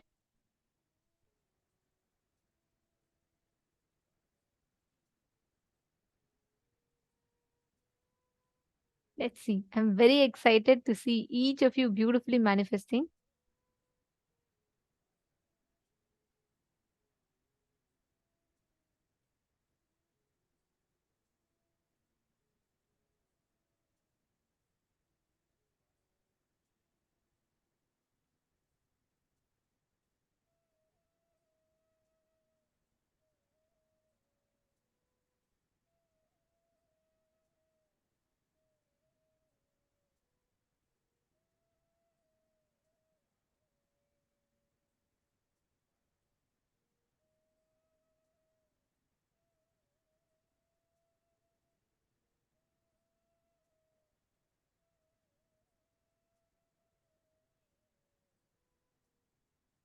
Yes. Okay. So I see each of you posting different answers. All right. Sanjay, your area? Okay. You're saying you're hearing only the silence, nothing else. Okay. So when you say silence, you're hearing no sound. Absolutely correct. Now, Can you intensely chant? I'll do one more round soon. I want you to chant the Mahavakya, sit in that silence, soak yourself in that silence. See, don't say, oh, only silence. Listen intensely to that silence. Okay? And I want you to describe to me what are all the different things that you're feeling. Not now, when I play next time. Okay? All right. Now I'm going to be sharing the answer to you all, and then I'll verify, I'll read through all of your answers. So, what I was exactly hearing was a lion's roar, but it doesn't sound really like a lion's roar. It's just some random video that I clicked on. So, I'm just going to be playing that for all of you. You all can listen to this.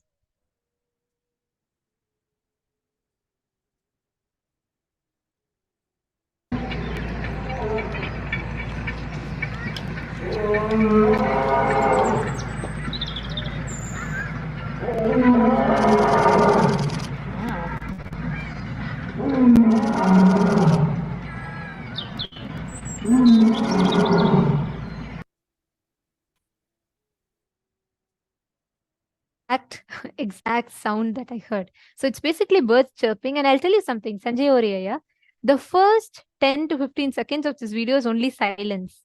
After that, only the sound even starts. So, anyways, but I request you to sit now intensely and manifest it. Okay. Even if you're not hearing anything, listen to that silence. See where that silence is leading you to. And who has posted? One of the participants has posted, heard some birds and wind. That's right. Everardo Alfaro, yeah, that's right. There are birds and wind right at the beginning of this. That's nice. And let's see who else has posted. Many of you put, okay, male voice. This was the sound of a lion. Let's do one more round. Almost so many of you have put male voice. Okay, that's very interesting. All right. Now, I'm going to be doing one more round of this. Again, sit, scan. I request every one of you intensely, please listen to the, constantly listen to what is exactly being played. All right. So, let's start now. 3, 2, 1, sit straight.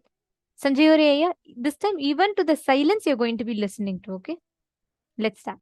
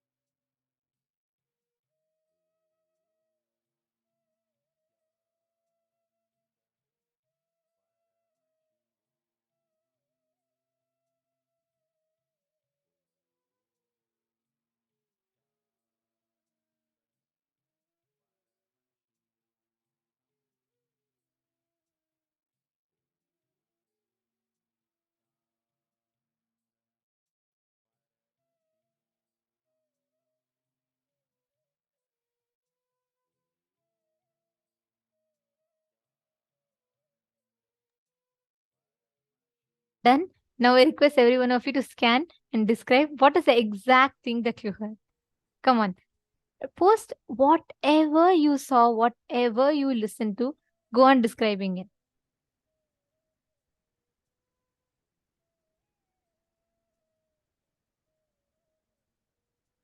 Yes, let's see. I request each of you to go ahead and post.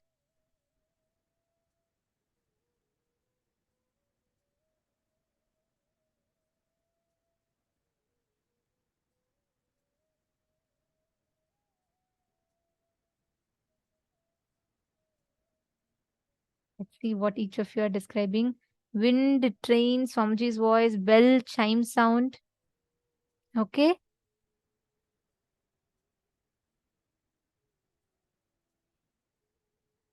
Come on, post whatever you're hearing. Baby first, then female. Babbling sound, babbling of a brook, birds, mantras. Describe whatever you're seeing. Poetic, divine, gentle and soothing. Okay, very nice. Piano, high notes, water running, crispy sound. Very nice. Each of you please post. Ma Maheshwaramaya, no guessing. You have to hear. You have to listen to what you're exactly seeing.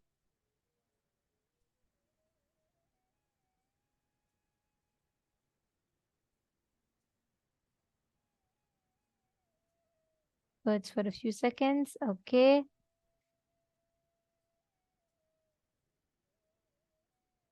Sprinkle water. Okay. Morse code. Sanjay, Shane Denisaya, describe more detailedly. What else did you hear?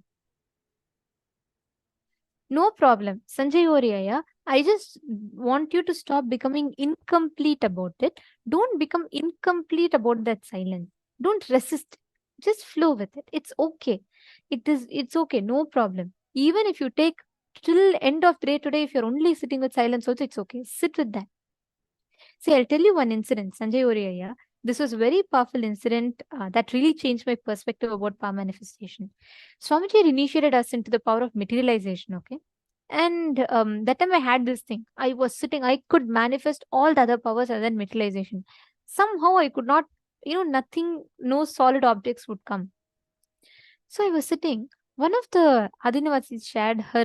She was a very first person to manifest, one of the first people to have the breakthrough. She has materialized under the scanner, CT scan. She has materialized, and the diamond appearing in her throat has been recorded by the CT scanner. So just through Swamiji's initiation, she manifested. She was telling how she did. One day, Swamiji initiated everyone in the satsang. Okay. And Swamiji said, whoever is having feeling connection with me, all of you will receive my prasadam. And Swamiji said, you all will materialize now. There were about like hundreds of places, thousands of people watching. Swamiji conducted a meditation. Amongst all of them, in a particular KAILASA around the globe, this Ma was also sitting and she was also folding her hands. Swamiji said, just close your hands. I will give you the prasada. I'll materialize something on you.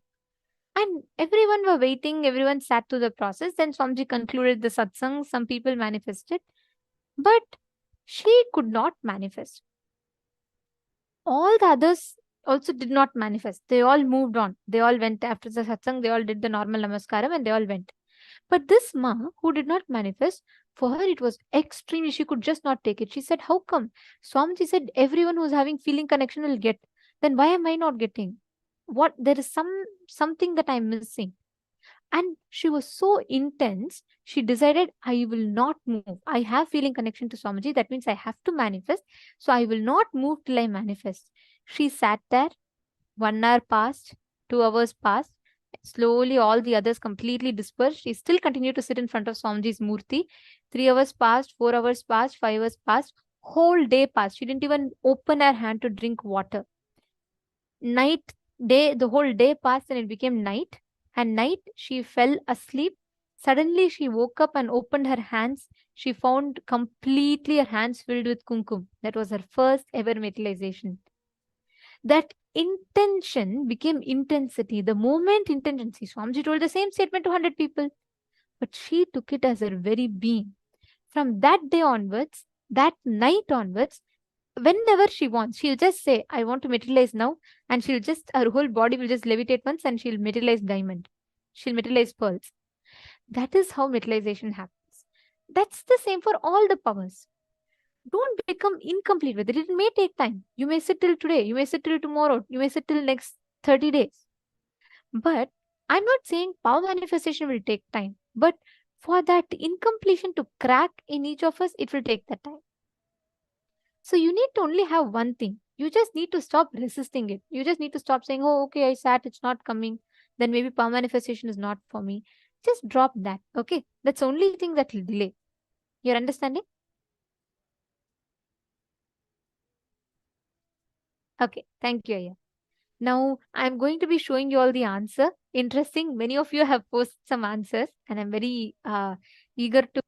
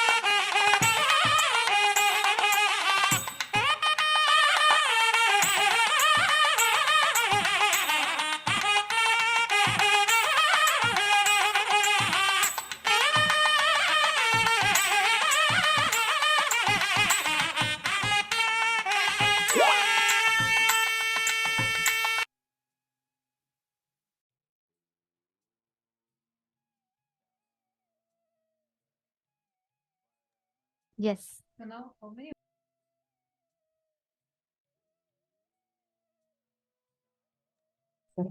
So now, how many of you see that you're manifested? How many of you are able to feel like, yes, I have manifested this time? This was the sound of Nadaswaram. This was the sound of the traditional music. It's actually Tamil it's Nadu called as music. Melam, where you have the Nadaswaram, Tawil, Tabla, all of these things played. So how was it for all of you? Ma Priyatma Swarupini should say you manifested, because the first thing you described is you said I hear some chimes and I heard yes, correct. It's You called had as Thalam. manifested. You're asking what is it? It's called as Thalam, and yes, that's a chime song. So Yes, very nice. Ma Fatima Rehestani. Just sit with your sweet feeling connection with Swamiji. You have a very beautiful feeling connection with Swamiji. Just sit with that, okay? And connect to Swamiji, you'll be able to easily manifest it. And so it's so nice to see you sincerely sitting. Sit today for every session. I know it'll be very late for you also, but through all the sessions, sit. You would see how the power manifestation will just become amazing for you. Ma Sonia Rao, You said you heard some tapping noises. That's right. You have manifested it correctly, because this towel, the whole towel is that, where they tap continuously, and in the first part it was majorly just the tapping sound. So it's correct. Very nice. Okay, I see different people posting. See, so many of you are manifesting. Understand, if you just connect, if you manifest it some more time intensely, you will catch the whole hang of, you'll get the whole hang of it. So now all of us are going to be entering into the next session where Swamiji is going to be explaining to us about how you are beyond pain, beyond suffering. So now let's listen to that intensely.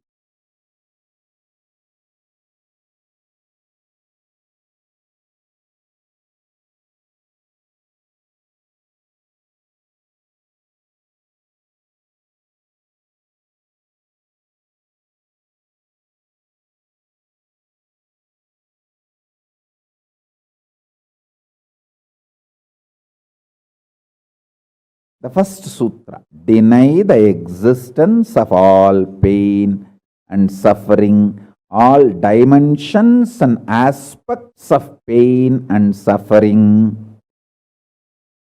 Even if you are getting drowned in the ocean, just tell yourself, Swamiji said there is no pain or suffering. Come what may, let's see. But there is no pain or suffering. Be very clear. You won't have death. Death is not end.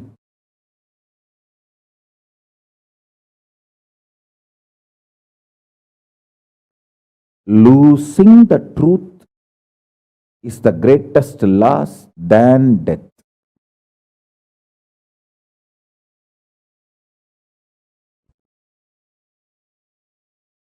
Society has brainwashed you too much. Society has brainwashed you too much by giving the multiple layered lies. Listen. This multiple layered lies catch your attention.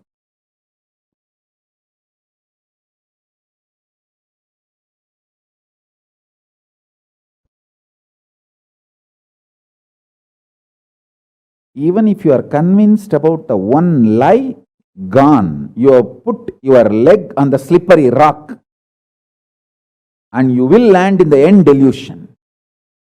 Don't.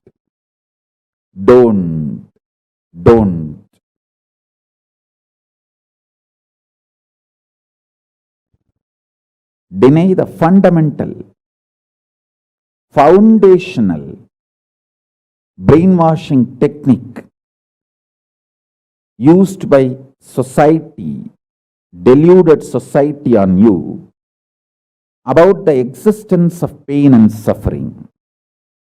Listen, it is not okay to be normal with absolutely sick social conditioning. Don't try to be normal with the shit, sick social conditioning.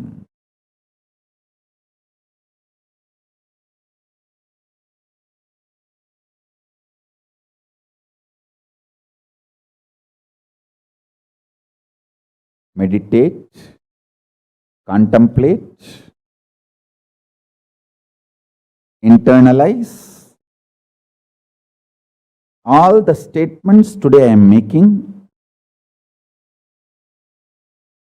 The first statement is about the truth, denial of all the brainwashing done to you about the pain and suffering.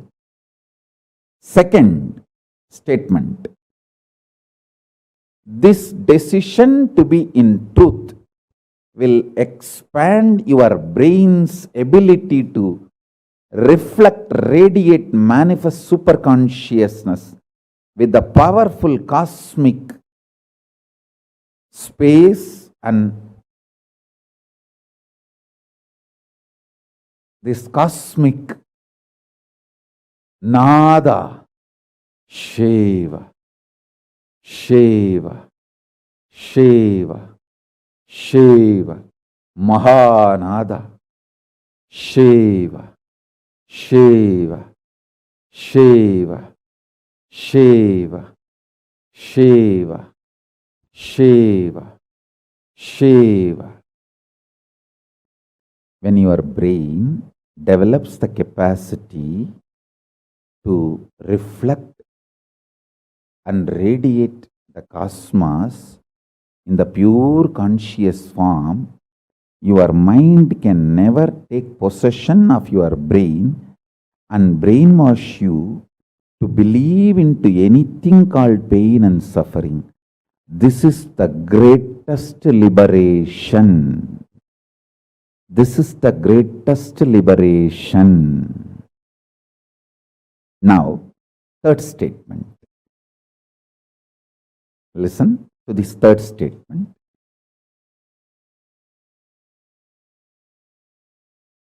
I am having 25 heads, one consciousness.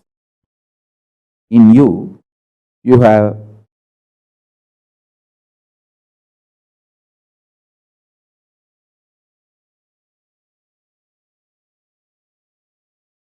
broken yourself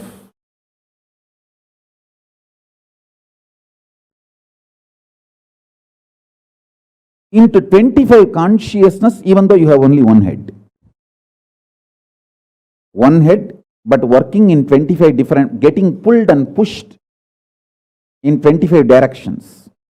In my case, I have 25 head, but all integrated to one consciousness. That's why I can think 25 various things and manifest all the 25 various things at a time in a cool, stress-free way. Your decision to deny the existence of any form of pain, suffering, delusion, its aspects, dimensions, etc. mentioned and above not mentioned. Mentioned above and not mentioned, everything. Your decision to deny it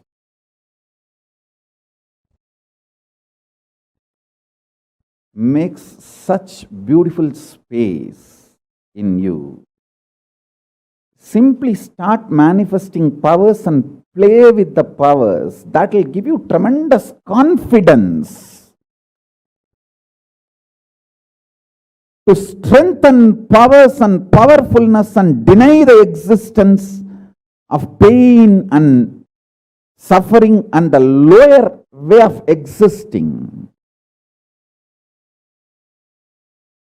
Sit like Mahabhairava, Mahakala-bhairava.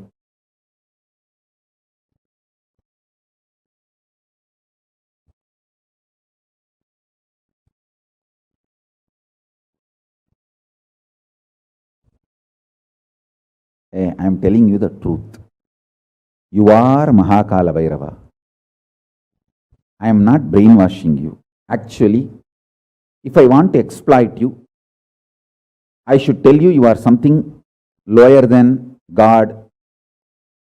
I should be brainwashing you into some lower identity so that I can continue to exploit you.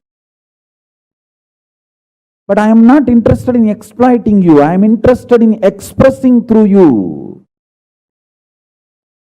You are my soulmate. You are my conscious life partner. I celebrate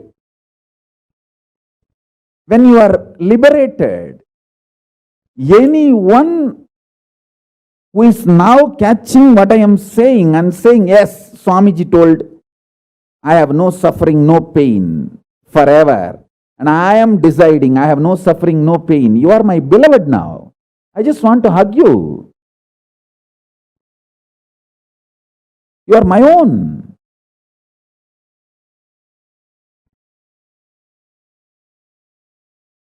I have only one reason to tell the truth, because truth makes you fulfilled and makes me fulfilled. You are Kala-bhairava. Sit like Kala-bhairava and tell very clearly to your past, present, future. Hey, I am Kala-bhairava.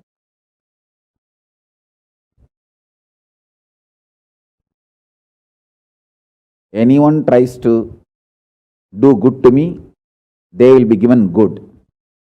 Anyone tries to do bad, they will be given bad. But I am not initiator of any karma. I am the neutral, sacred space, Nirvikalpa Samadhi.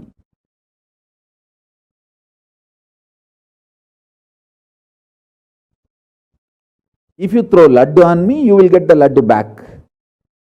If you throw stone on me, you will get that stone back. If you throw the shit on me, you will get that shit back. But nothing will touch me, and I will not throw anything. I will not be working, operating in any of the cognition level where this sick society operates. There is no concept of pseudo-dignity and the reason to operate. Far from pseudo-dignity. With this clarity, sit in Nirvikalpa Samadhi. I tell you that quality which oozes out from your consciousness into your body, it will actually literally bring that sweetness in your tongue. That is what is actually Amrita. Amrita means the principles of immortality digested, cognized by your mind and gets sunk, drilled, driven into your brain, and that brain's opening up, flowering, that Sahasrara Chakra flowering, and that honey pours inside the system, literally brings sweetness inside your throat. Amrita.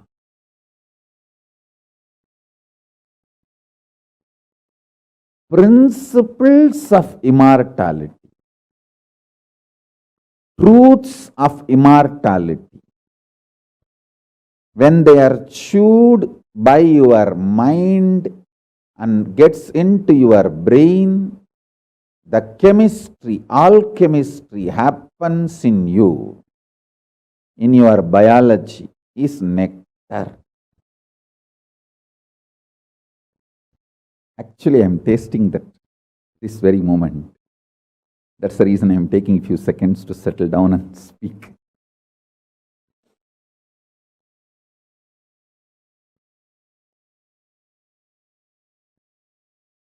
Now the fifth statement. Listen to this fifth statement.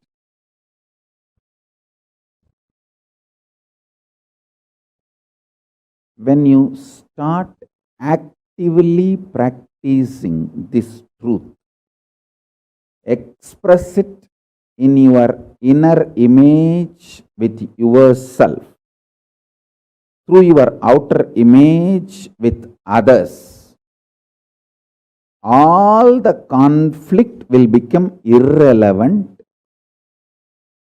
Be powerful, bold, to stand any stress created externally or internally. When you manifest this truth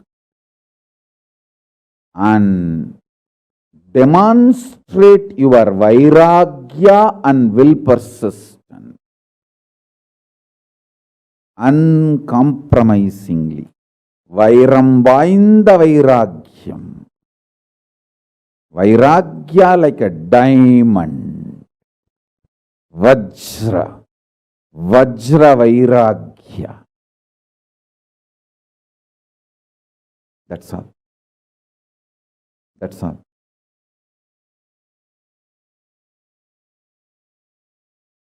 Listen, listen, listen, listen, listen to this truth and internalize, manifest.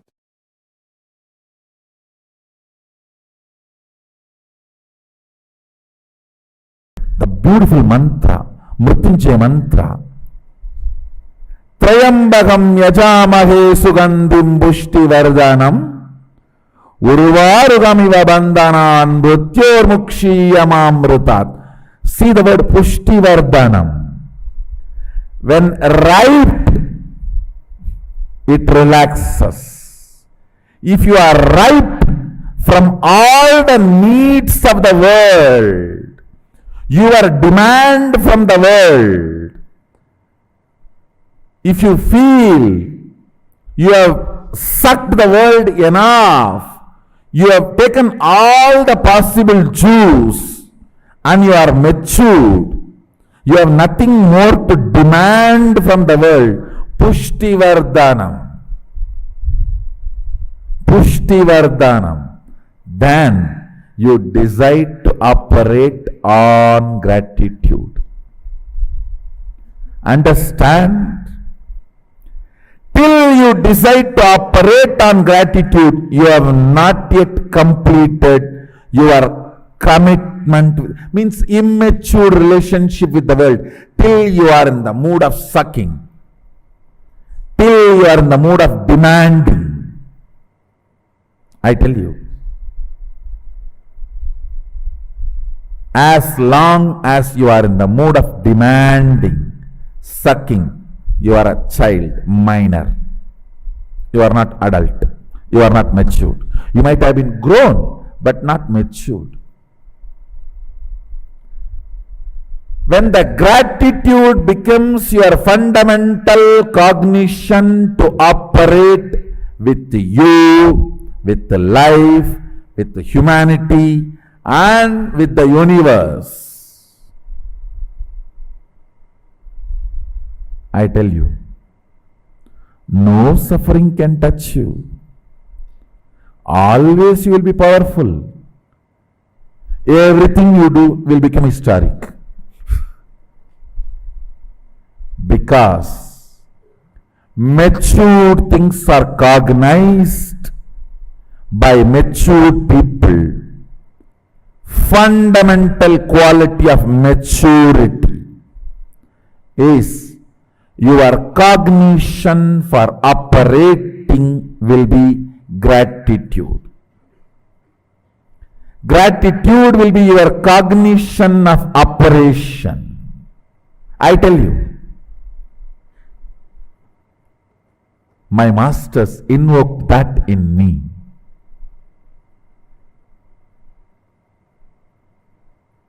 The intensity with which they invoked that in me brought such tremendous maturity.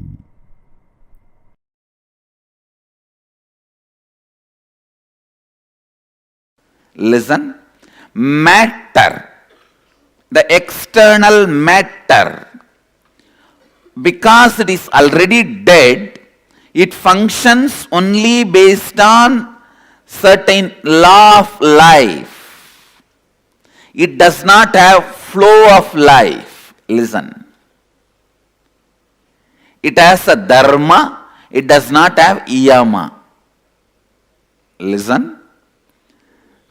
Yama means flow of life.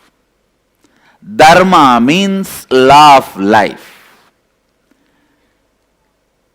The objects which has only law but no flow are called dead matter. Objects which has law and flow are called the conscious matter combination. Chit, Jada, Grandhi, human beings. We have the possibility of flow and certain law. For example, if you drink poison, your body will be dead, is a law. That is dharma. Yama, flow of life. If you want, any time you can excite yourself, enthuse yourself, make yourself happy, is the flow of life.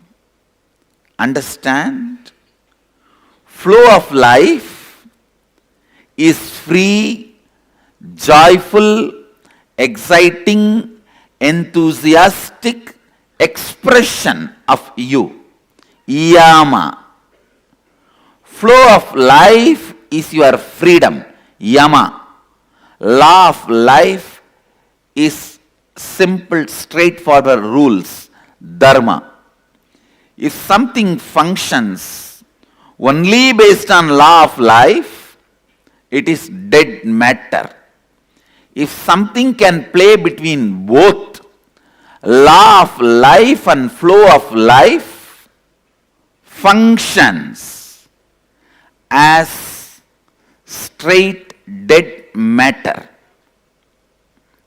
Flow of life as a possibility of excitement, enthusiasm, non-materialistic, expansive cognitions. Listen.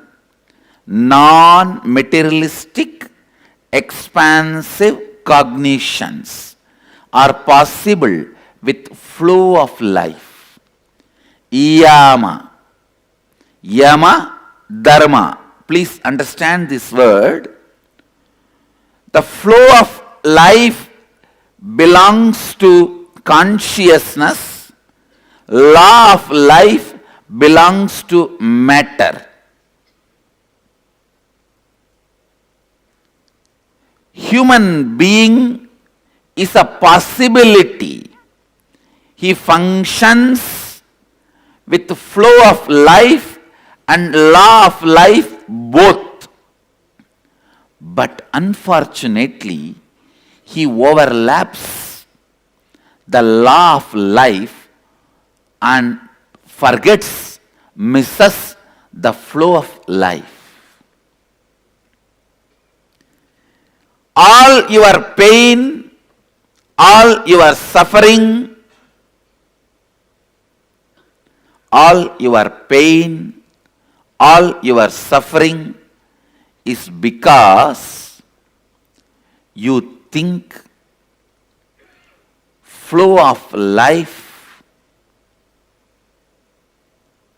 has to be framed into law of life, and you always feel law of life is boring. Law of life is made for matter. In you, there is a part which is matter. Deal matter with law of life, not consciousness. Consciousness need to be cognized constantly with flow of life. I'll give you more examples. Listen. For example, everyday satsang. If you deal it as a law of life, it is boring. Oh God, every day I have to come and sit. Today I have a great attendance in satsang.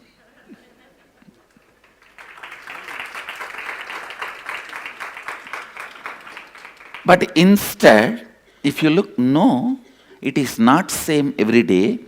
Every day, the new cognition, inspiration, understanding is happening in me. Then the same satsang becomes flow of life, not law of life.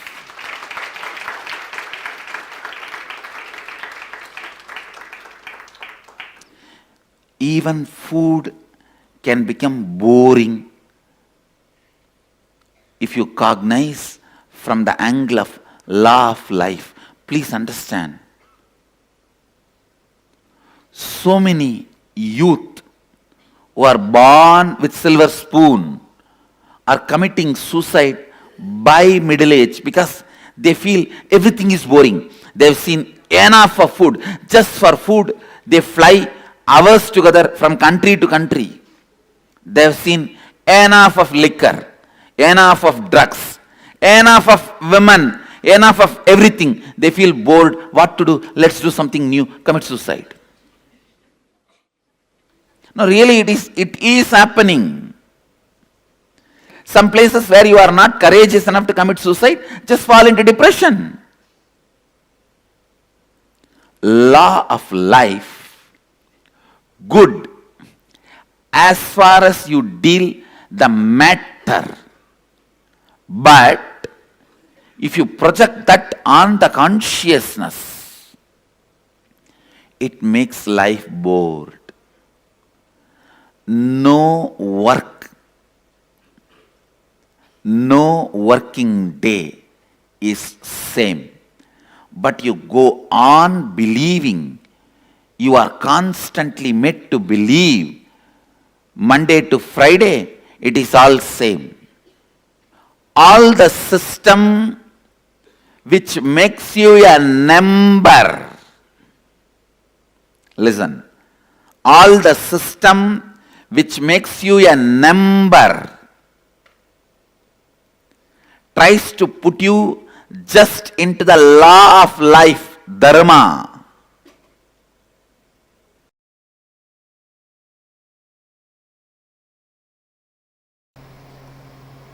At least 200 techniques Sadashiva is giving for completion, for various incompletions and various methods, process, procedures, systems, technique, for various background people and various genders and for variety of people.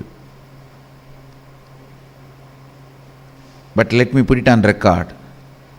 The most powerful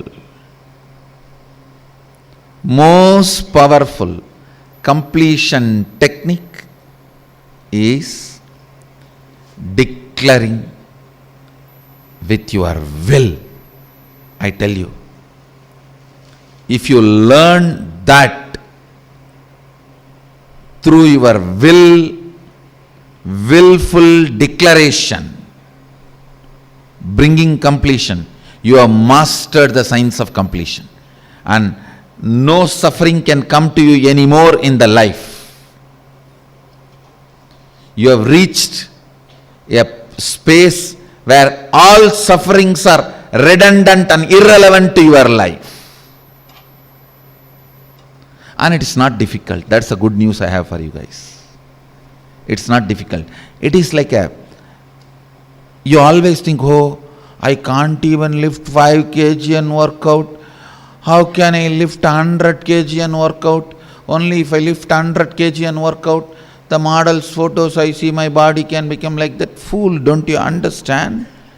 First lift 2 kg, the strength which your system generates, with that you will be able to lift 5 kg. The strength which your system generates, with that you can go to 10. It is not supposed to be compared with where you are now and where you are supposed to be. No. That is the bad way of thinking. Toxic thinking, toxic thought current. No. Declare now with all your will. One victory will add more willpower in you, strength in you. Then that will take you to the next level of willful declaration, powerful declaration. That will lead you to the next level. I have always seen people taking a very convenient but cunning route.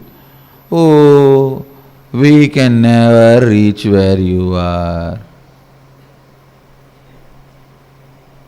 Where is you? Where am I? This is the most cunning pattern you can develop.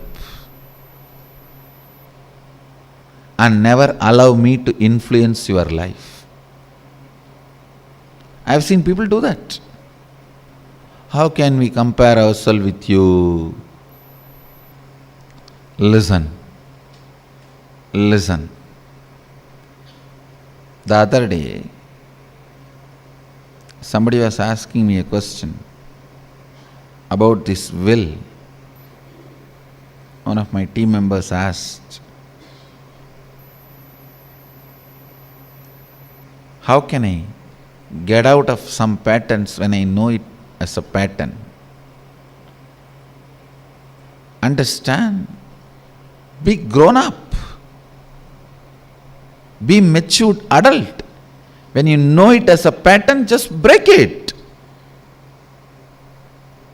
Decide to drop it. I tell you,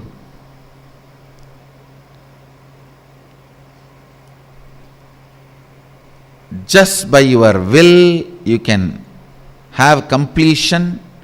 You are a matured,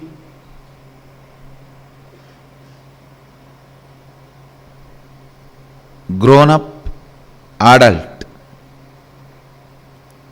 Just by your will, if you can put your love or withdraw your love from some time, space, action, person. That is the ultimate maturity of emotion.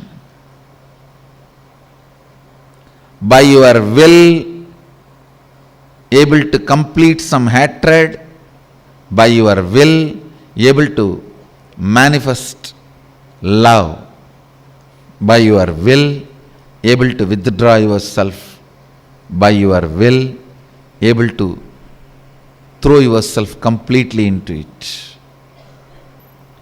Listen, all techniques are nothing but trying to make your will catch this truth. Trying to make your will catch this truth. Your will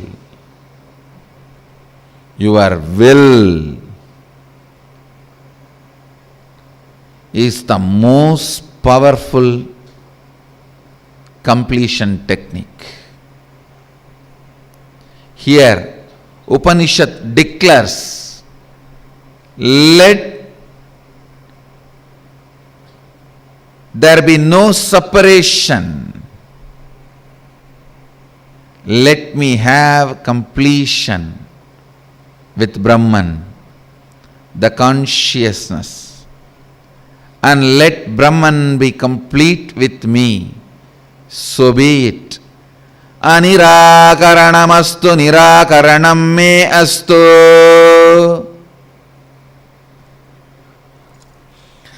Anirakaranamastu nirakaranam me astu. It is just declaration.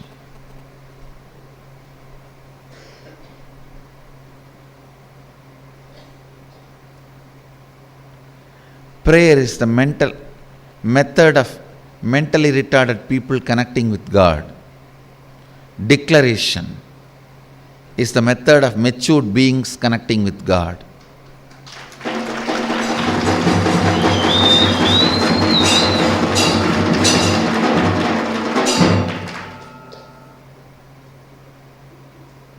Even to connect with God, don't be mentally retarded. Declaration. Declaration is the matured way of connecting with God.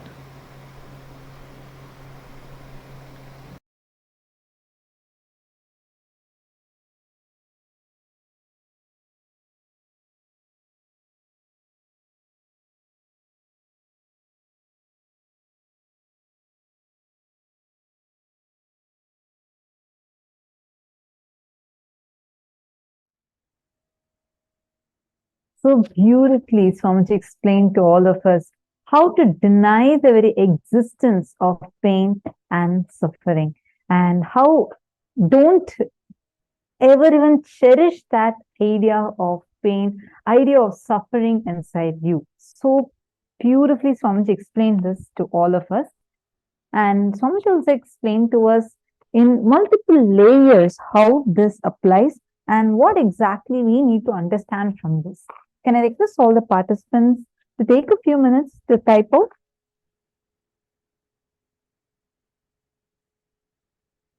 Please post. What are the understandings that each of you had? Take a few minutes and please post it. What did you click with? What are the clicks and understandings that each of you had? The first and foremost thing is, first, just decide. Swamiji told, I have no suffering, no pain forever. I am deciding I have no suffering, no pain. Make that as a declaration. Understand, like, actually these statements that Swamiji told are extremely powerful. Just that one declaration is so powerful. It can immediately remove the pain, remove the suffering from you. Okay, I see many of you. First, I request all of you, take a few minutes and post it. What are the clicks you had? Come on. Nithyananda has posted. Ha ha ha. Even to connect with God, don't be mentally retarded.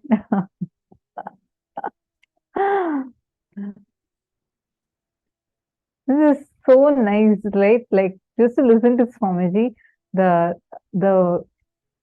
sessions, it's just so much of fun. Swamiji makes so many jokes, and all of us are listening to those jokes, and just without even our knowledge, he just transmits such extraordinary, powerful cognitions to us. Come on, all the participants, even the Chinese participants, please post. What did you understand? Every click that you had. Denying the very existence of pain and suffering. Deny, Swamiji said, deny the brainwashing done about pain and suffering to you. For example, if you do not sleep for 4 days, you will die. This is a myth. We have already seen the science of Jiva Samadhi in several examples of people who are even kutakeshis and who are even alive very much in the body. Take a few minutes and apply this powerful cognition inside of you. First thing, deny the very idea, the very existence of pain and suffering. Decide to be in the truth forever. Just take a decision to be in the truth. What are the powerful cognitions you have? Start cherishing those. I am having 25 heads and 1 consciousness. I am deciding that I am Paramashiva, and from that powerful cognition, and Swamiji has told me, my Guru who's Paramashiva has told me, no pain, no suffering. With that, I declare that no pain, no suffering even exists. When you start actively practicing this truth, you will see how this powerful cognition become an experience for you. Understand? The moment you declare, saying, my Guru has told me, based on that, I declare it now. Just like that, without even even in the worst moment of your life. Actually, it's reminding me of a very powerful incident that happened. This happened when, I think, much before, it's in 2011, 12, around something like that. So, Swamiji was in Kodaikanal Inner Awakening. Anyone here who had attended that IA? It was in Kodaikanal in India, South India. So it's very beautiful program that had happened, I think 2012, and Swamiji was conducting the program. So many different people from across the globe had come there, and Swamiji was conducting a very powerful program. And during that, there was one day Swamiji was giving Kala Bhairava Darshan, and in Kala Bhairava Darshan, like when you're experiencing the physical darshan, it's something else altogether. It's completely different. Where Kala Bhairava will be like you'll see him physically, and Swamiji would not be you can't normally talk like how normally you talk to people. You will not normally talk like that. Even Adinavasis, no one will talk to Swamiji that time, because Swamiji will be in the Kala Bhairava Bhava and revealing Akashic readings. So suddenly, one of the main coordinators, she gets a call, and usually darshan time, whole hall is filled with participants, and like the music is going on, darshan is happening, Kala Bhairava is revealing the Akashic records, etc.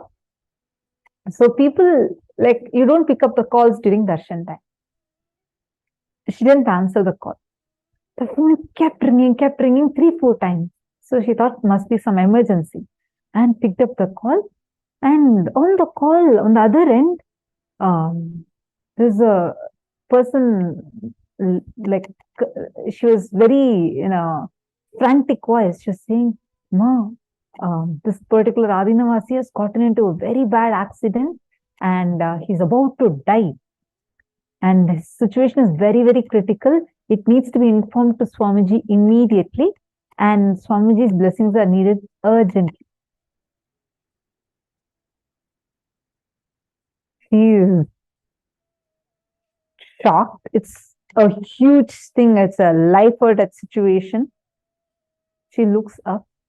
Kalavira is sitting there, and darshan is going on. She wasn't sure whether she should go interrupt and tell anything.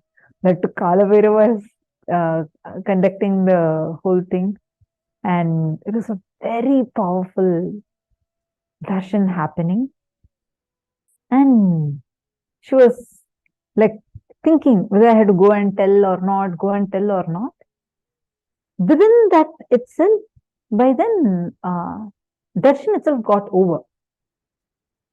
And the curtains are closing. So immediately she got up and she rushed to the stage to tell Swamiji. Swamiji was still, in the Kalavira Bhava. The moment Swamiji saw her, Swamiji smiled and called her. And she rushed to Swamiji. And when she was about to go to Swamiji, she got a call again. And then Swamiji told her to pick up the call.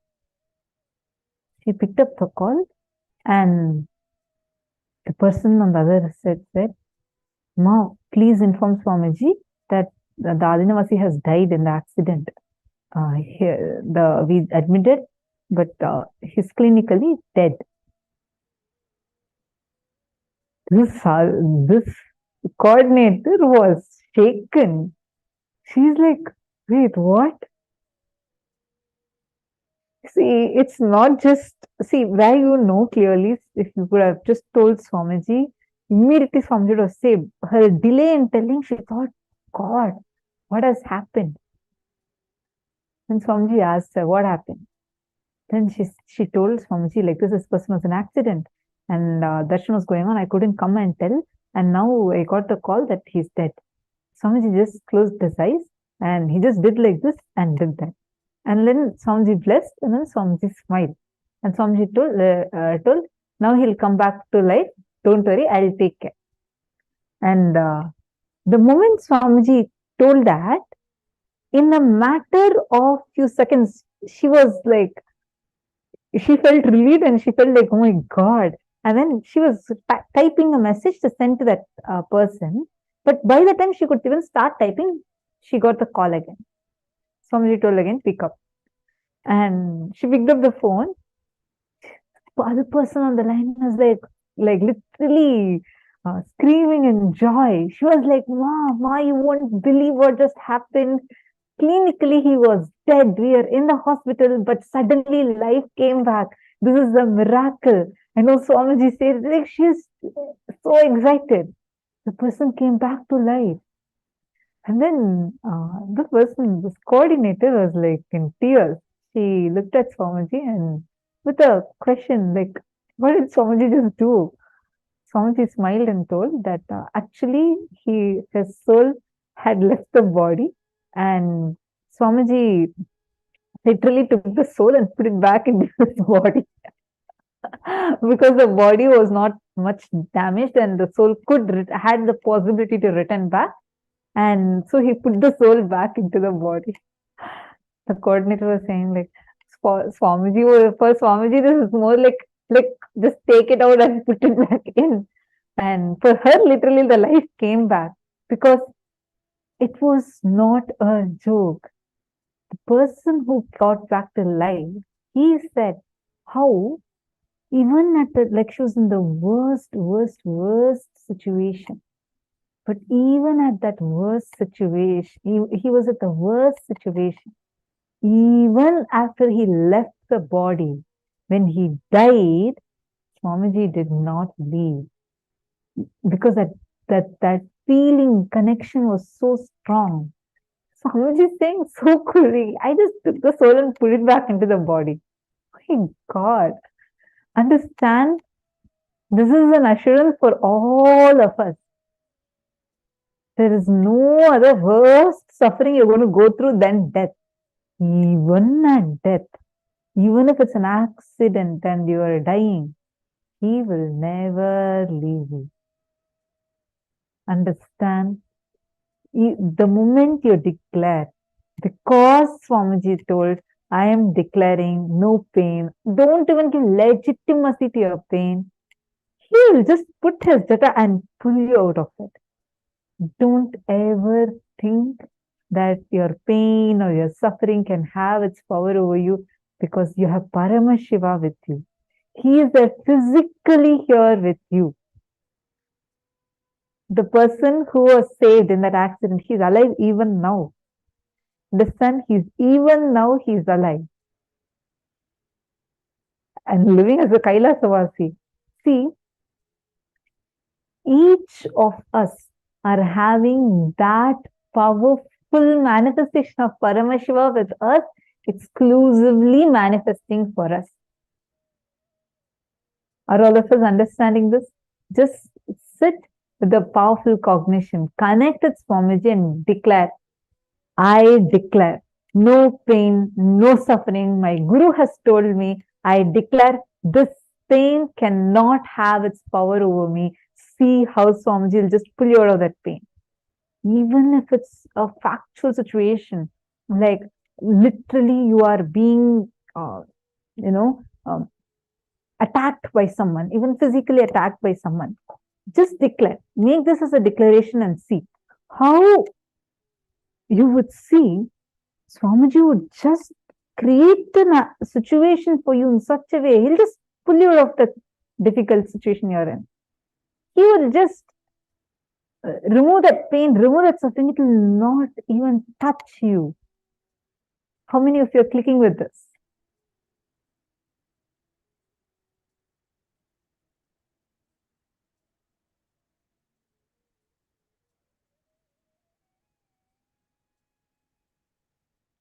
This denying of pain and suffering is based on Guruvak.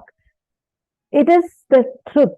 The moment you deny, and along with the cognition that this is what Swamiji said, I know it is the truth because Swamiji has told it. See, because our mind, we all believe that pain is there, suffering is there. We'll believe it so strongly. In Gurukul, like the cognition Swamiji gives us is pain is a lie. I don't know how many of you know the story of a young Gurukul Balasan. When he was about 6 years old, he fell down and broke his arm. And he was playing, but because he was in Gurukul from a very young age, he listens to Swamiji's satsang, and Swamiji teaches about how pain does not exist. Pain is a lie. So, because at such an young age, he understands when a child is living with the master from a very young age, his very bio-memory starts listening to the master. So, because this kid was living with Swamiji from his very, very young age, and the cognition of pain as a lie had gotten so deep, it went up to his bio-memory. Bio-memory is the decision-making mechanism that you have. So, when he fell and broke his arm, he didn't cry, he didn't scream in pain, nothing. He just looked at his arm. It was hanging. Understand? It was fractured very badly and it was hanging, swollen and hanging. He ran to his mom and he told her, Mom, I think my hand is disconnected. She didn't understand what he's talking about. She asked, what are you talking? Show me your hand. He lifted his hand and showed. His elbow was literally hanging and it was not even connected. Like this was broken. Understand this part, you all have the maximum pain. Just if ever this elbow, hits the wall. How much of pain we all face, right? Here, this kid is coolly saying, I think it's disconnected. The mom was shocked. She just took him and rushed to Swamiji. And Swamiji was smiling. And Swamiji was so happy that this kid did not experience the pain. Swamiji blessed, don't worry, it will be completely healed. And she wanted to take him to the hospital also to get it checked. And so she went to the hospital. They put his hand under the scanner and took an X-ray, scanning, etc. Doctors could not believe their eyes. They thought, see, there's another symptom, like a disease that people have where they don't have sensitivity. So their mind will not cognize pain at all. Understand, that's not a power manifestation. That's a powerlessness of a body, meaning you don't have certain sensitivity because of which the pain will not be there. So they thought that syndrome might be there for him. So they checked every other place. He was having perfect sensitivity. His brain was showing proper sensitivity, everything. But the hand, he's saying, there's no pain at all. Why? Because pain is a lie. It does not even exist. The doctors could not believe what they're seeing, what they're hearing. A young 6-year-old boy sitting in their bed, in the hospital bed, with hands, what he calls as disconnected and broken, fractured so badly. They were like not even able to believe it. Then they put the band-aid and whatever thing they wanted to put, the plaster, etc. They put it for his elbow and they treated it, and he came back. In 1 week, it got completely healed, and he was taken for darshan. His state of unclutching was so high, he was so unclutched from it. Like after they removed the plaster and everything, again, Swamiji, they took him to Swamiji for darshan. And Swamiji asked, hey, which hand you got the fracture? He got so confused and told the wrong hand. I think this hand, Swamiji. That was the level of unclutching. That was the level at which he experienced that no pain and no suffering exists. How many of you feel like, wow, really, this is just so amazing? This can become even your experience. No pain, no suffering. No question of pain, no question of suffering. Take a few minutes. All of you make this as a declaration. Come on.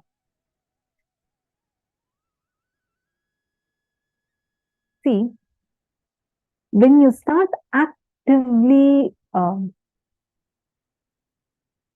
cognizing this and using this declaration in your life, just like that, every other pain, suffering will just lose its power over you.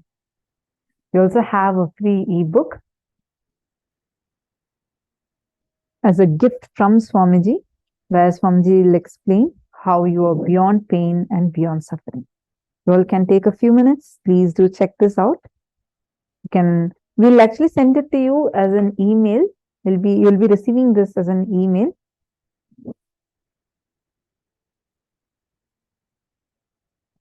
Yes. Now, are all of you ready? Shall we all enter into the power manifestation?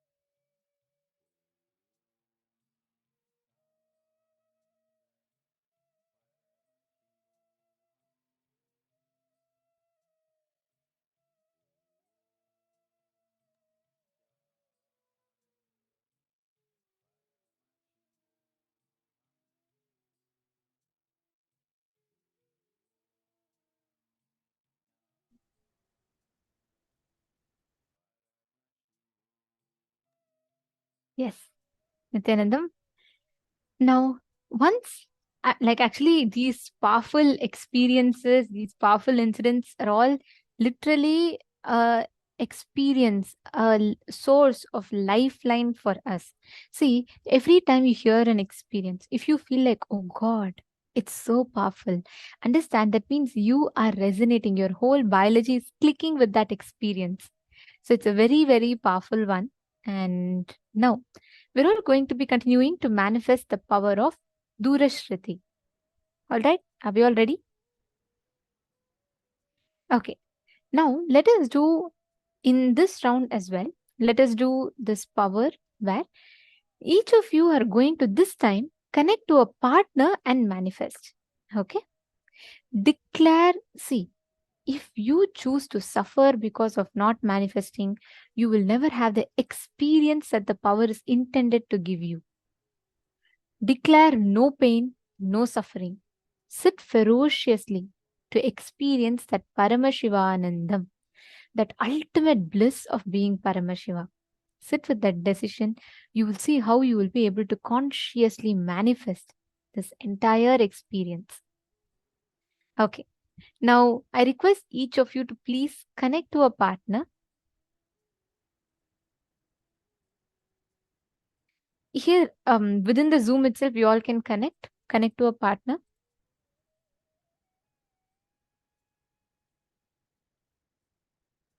And you're going to be scanning and identifying what exactly is the sound that they're hearing. They can play any music, just like how I did.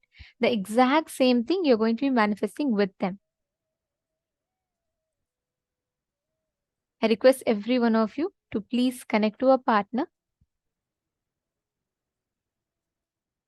It's a very, very easy, very powerful power that you can manifest just with your decision, conscious decision. You'll be able to manifest it. Connect to any of your partner. Sit in the deep listening without any distractions. Listen, drop any kind of suffering, any kind of pain you carry towards your inability to manifest. Drop that, because all these are temporary. See, you may have like 100,000 times you may have tried. It doesn't matter. This time what you're manifesting is again another fresh experience of manifestation. You just need to focus on that one experience. That's all. So sit now. Sit intensely. Let us start the manifestation. Please chant the Mahavakya. Connect. Bring the complete silence inside you. Only when you bring the complete silence inside you, you will be able to manifest the ability to hear whatever is happening at a distance. Nithyananda Paramashivoham. Om Nithyananda Paramashivoham. Om Nithyananda Paramashivoham. Om Nithyananda Paramashivoham. Om Nithyananda Paramashivoham. Om Nithyananda Paramashivoham. Om Nithyananda Paramashivoham. Om Nithyananda Paramashivoham. Om Nithyananda Paramashivoham. Om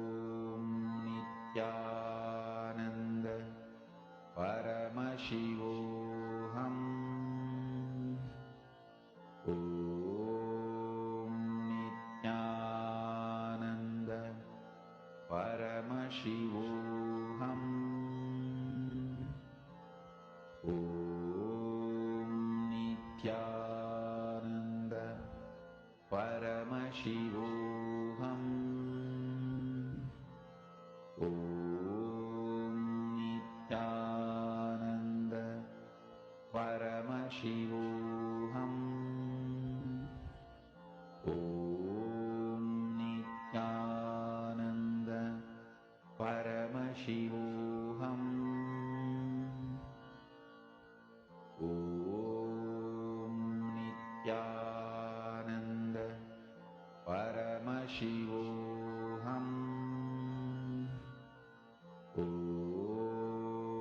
Nithyananda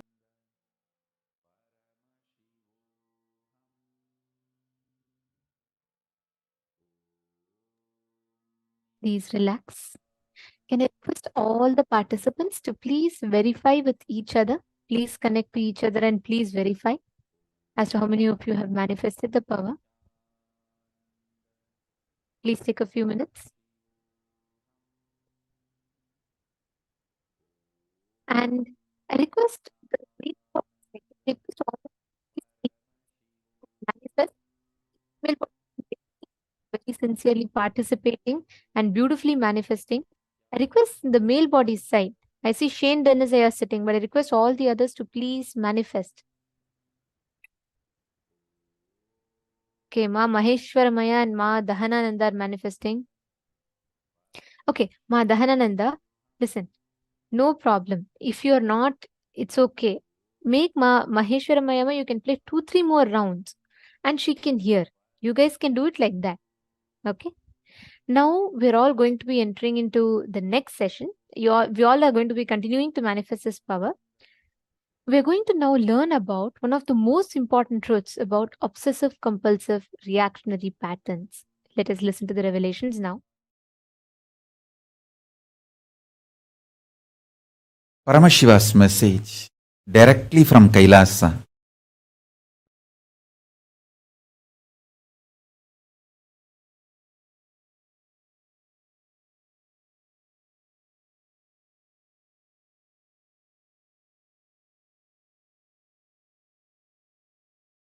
Liberating yourself from obsessive compulsive reactionary pattern and its suffocation is liberating yourself from delusion. Listen.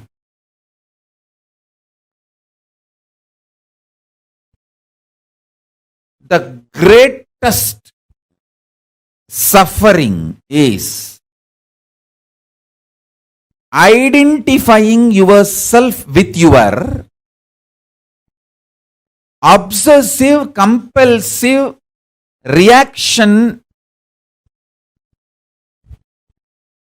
and suffocation it brings in your life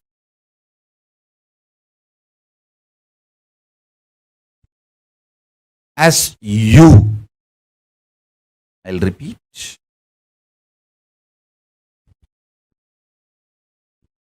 Obsessive compulsive reactionary pattern.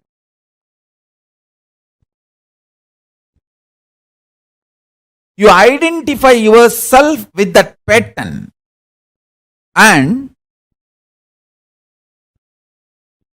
not only you identify yourself with that pattern, all the suffocation that pattern brings. You start blaming everyone other than you. That is, I tell you, this is the worst delusion in the life. Even if you drink a cup of coffee, because of the obsessive compulsive reactionary pattern, it is drinking poison. Because the coffee is going to strengthen this obsessive compulsory reactionary pattern. Obsessive compulsive reactionary pattern.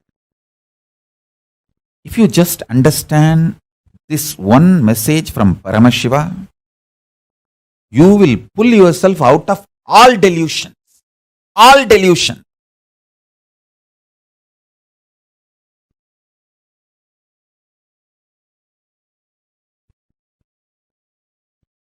This obsessive, compulsive, reactionary pattern you strongly feeling that pattern is you, and all the suffocation comes with that pattern, you start blaming everyone around you,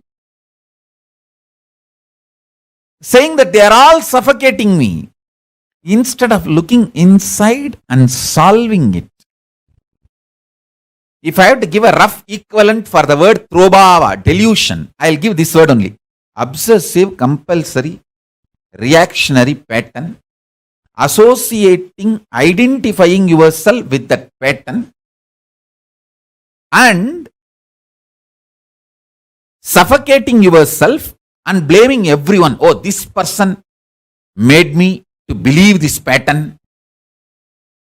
This person is suffocating me. This person put the pattern in me. This person is torturing me. You blame everyone around the world other than taking the responsibility and completing and getting out of it. And I have also seen people waste their time, money, treasure, the life, talent, everything in stupid sicknesses. Actually, there won't be sickness. It is just obsessive, compulsive, reactionary pattern becomes so deep in their system, even they started lying to themselves. They lie to themselves so strongly, they manifest, they create diseases inside. Actually, there is no disease outside. But if you tell them, they won't listen. Actually, they don't have any disease. But if you tell them, they won't listen. So I will also tell, okay, give medical care, do whatever they want. Only when they realize the Guru Vak, they will get out of the disease.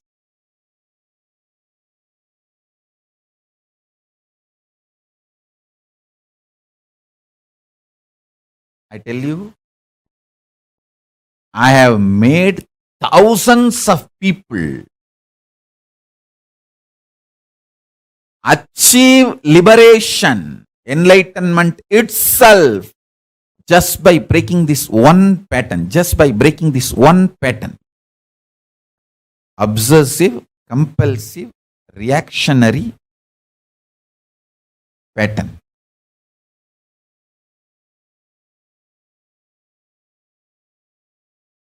Now listen deeply.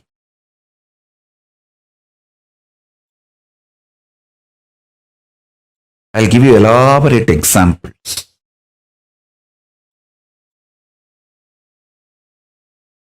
Whole Hinduism is focused on human beings experiencing conscious sovereignty. Listen. Fundamentally, mind binds you, chains you through patterns, obsessive, compulsive, reactionary behavior patterns, many other bondages, illusions, delusions. Mind binds you, chains you. It takes away the conscious sovereignty of the human being, and it takes away the best way the human beings can exist naturally, dharmically.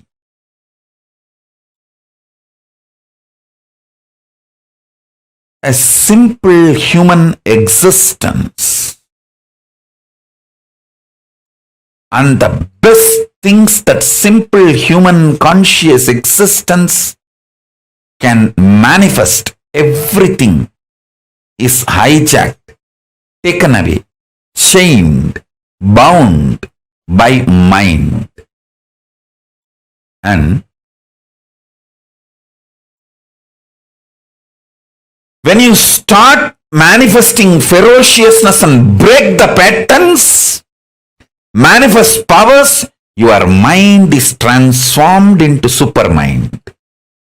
Understand? If needed, everything else can be given away just for conscious sovereignty. Conscious sovereignty is worthy of everything. Let me explain conscious sovereignty. Conscious sovereignty means I know I am consciousness. I manifested this body, this life, and I am going to be working on exhausting any bondage, chains put on me in the form of obsessive compulsive behavior patterns, reactionary patterns, any other bondage put on me, I will exhaust those karmas and break from those bondages. I will be ferocious and break those patterns and liberate myself, manifest powers, and reclaim my conscious sovereignty. This is my life. How many ever births I take, I know this is my life. Having this clarity, and whether you are facing a headache or headache giver or worst thing you think in your life. For some people, poverty is the worst thing. They're ready to die, but they don't want to live in poverty. For some people, death is the worst thing. They are ready to go through anything, but they don't want death. For some people, loneliness is the worst thing. They are ready to go through anything, but they don't want loneliness. Listen.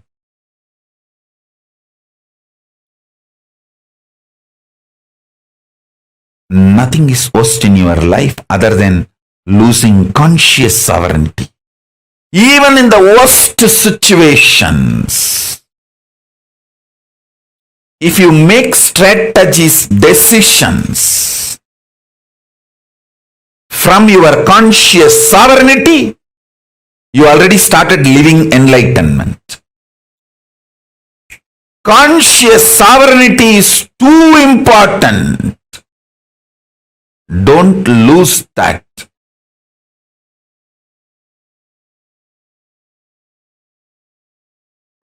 Invoke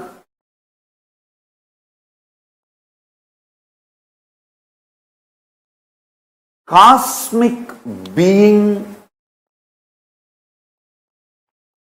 in your identity.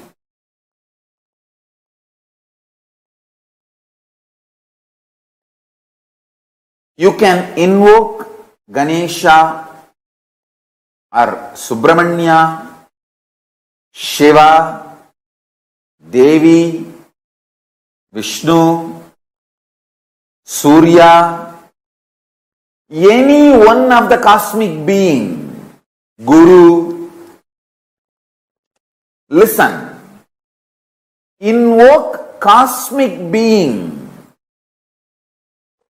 in your identity.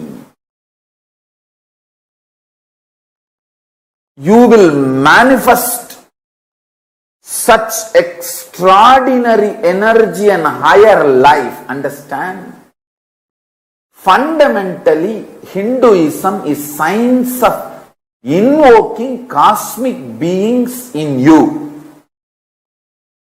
That is why before even you start developing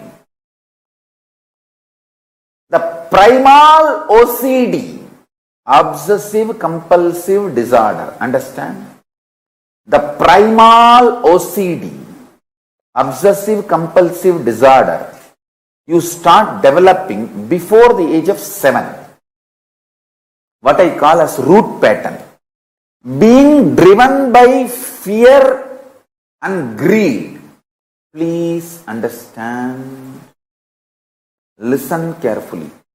All human beings other than who are initiated before the age of 7 and started manifesting their Ishta Devata, other than those few, blessed, fortunate, who are initiated and started manifesting their Ishta Devata before the age of 7, everyone else is suffering with OCD.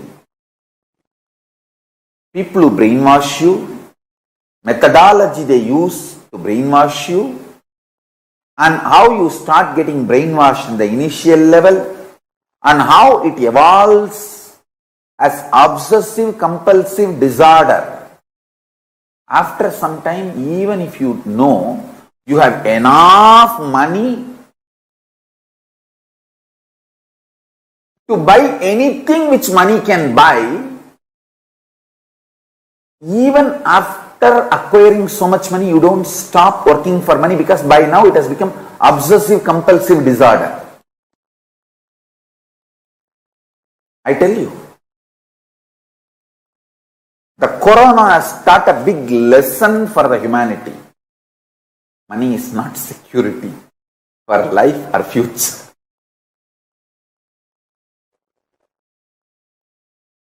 I wanted to tell every human being, consciousness, rich consciousness is the most powerful security. If you can manifest a power, if you can just live blissfully in an unclutched way, if you can just radiate consciousness within you and the people around you, that is the most powerful, important security. First thing, get initiated and start manifesting the cosmic being in your identity. Understand, Paramashiva exists. He is a living being, all powerful, all knowing, who just creates, maintains, destroys, rejuvenates, puts in delusion, pulls out of delusion, liberates.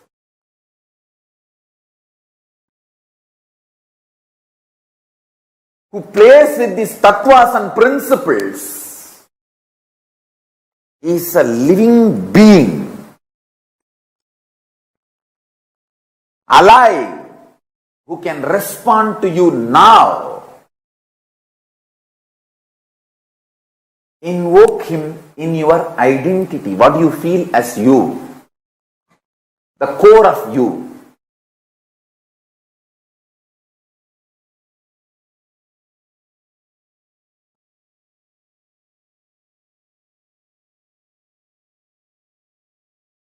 Listen.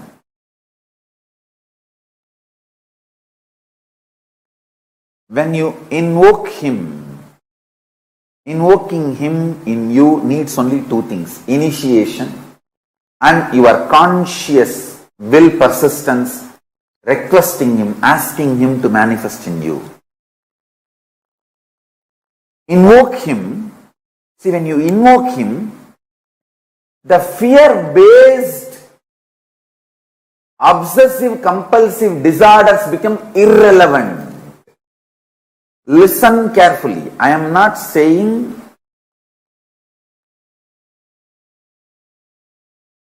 don't go for a job. I am not saying don't make money. No. I am only saying don't do it as a OCD, obsessive-compulsive disorder. Do it out of extreme clarity. Hindu is a being who invokes cosmic being in his identity. Your Ishta Devata becomes your core existence. You can have, the Hinduism gives beautiful choices. You can connect with Ganesha, Subramanya, Shiva, Shiva's multiple forms, Nataraja, Kala Bhairava, Swaranagarshana Bhairava, Somaskanda, Tyagaraja, Arunachaleshwara, Sundareshwara, Sukha.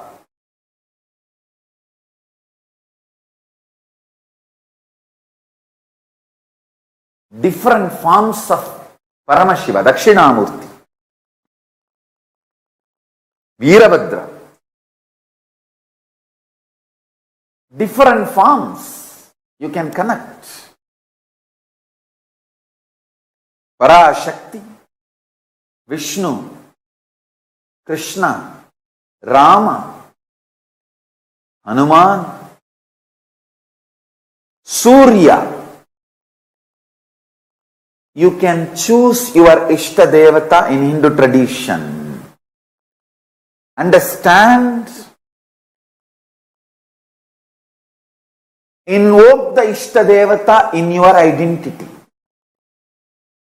Morning when you wake up, your waking up should not be obsessive-compulsive disorder, OCD. No.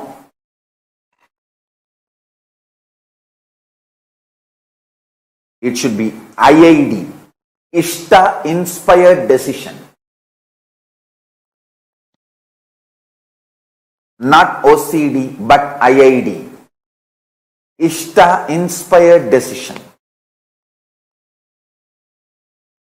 Use this word. Ishta inspired decision. IID, not OCD.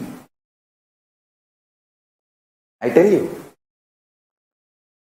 When you react based on OCD,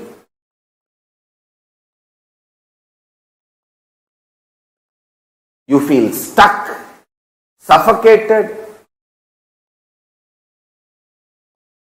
You don't know how to do, what to do, and finally end up in literally depression, frustration, living dead or suicide itself. All the problems of the human life, all the sufferings and pains humanity is going through, the source is OCD you started developing from your root pattern. Before the age of 7, from your root pattern, you develop your OCD. That is why in Hindu tradition, as early as possible, the child should be initiated and it should start manifesting Ishta Devata. Ishta Devata inspired, Ishta Devata mantra, Ishta Devata manifesting in its being. See, for example, morning, the moment I became aware of this world, the first thing is Paramashiva manifesting. There is no OCD for me to jump out of bed. No fear or greed or OCD to jump out of bed. Paramashiva is manifesting. Come on. Now Paramashiva will do his work. Understand,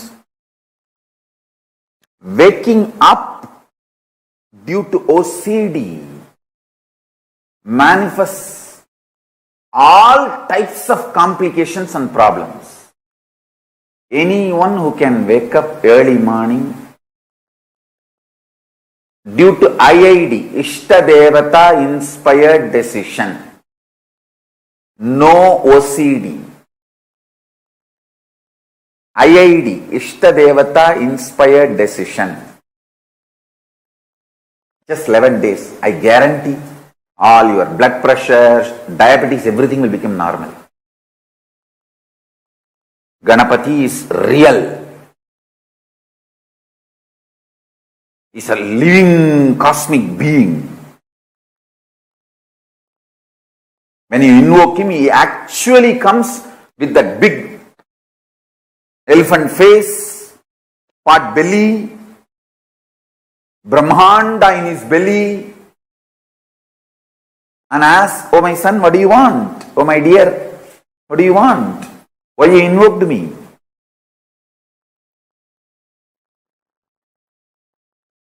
They are all really, really real.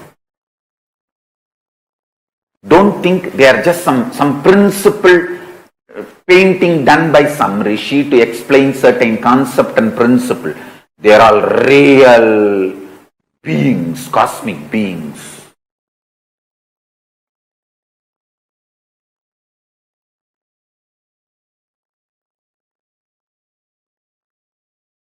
One advantage my disciples have, see, all my disciples who feel, hey, Swamiji will not lie to me and he will only tell the truth to me.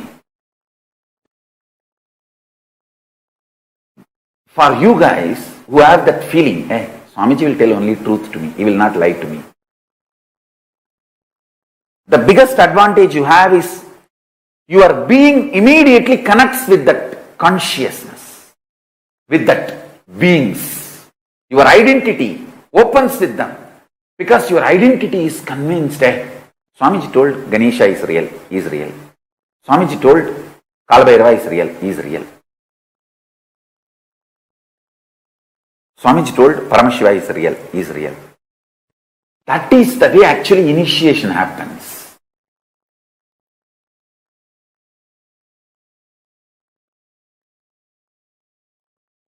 That one initiation and connection happens between you and me, I know for sure you will be enlightened. Today or tomorrow or day after tomorrow you will be enlightened, no doubt.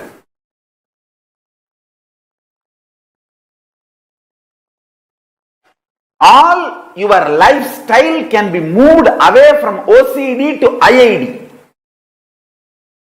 I tell you,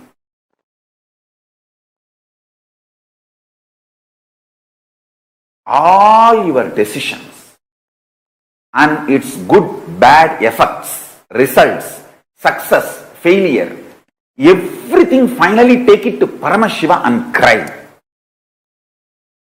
Want to express your frustration, express it to him. Want to express your love, express it to him. Want to show your gratitude, show it to him. Want to fight, fight with him.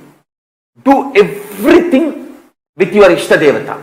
It can be Ganapati, it can be Shiva, it can be Muruga, it can be your Guru. I tell you, just practice this one. In few weeks, your life will start moving from obsessive-compulsive disorder based to Ishtadevata inspired decision based, IID.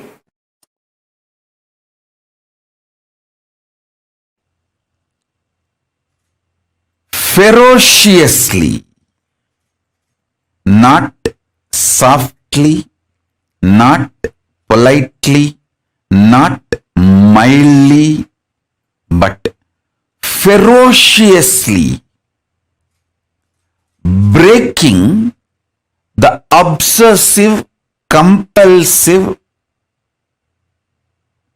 reactionary patterns is power manifestation. Paramashiva's powers manifest to beings who powerfully, ferociously break obsessive compulsive reactionary patterns. Even once you behave with your obsessive compulsive reactionary pattern ferociously and break one pattern and manifest powers, the kind of the courage you will feel, you will straight walk towards enlightenment. Because after that, every obstruction, every barricade, every stopping will look very funny. All your patterns, obsessive, compulsive, reactionary patterns are not worthy. Life Paramashiva's powers are only worthy to manifest, celebrate, enjoy. Listen carefully. Listen intensely.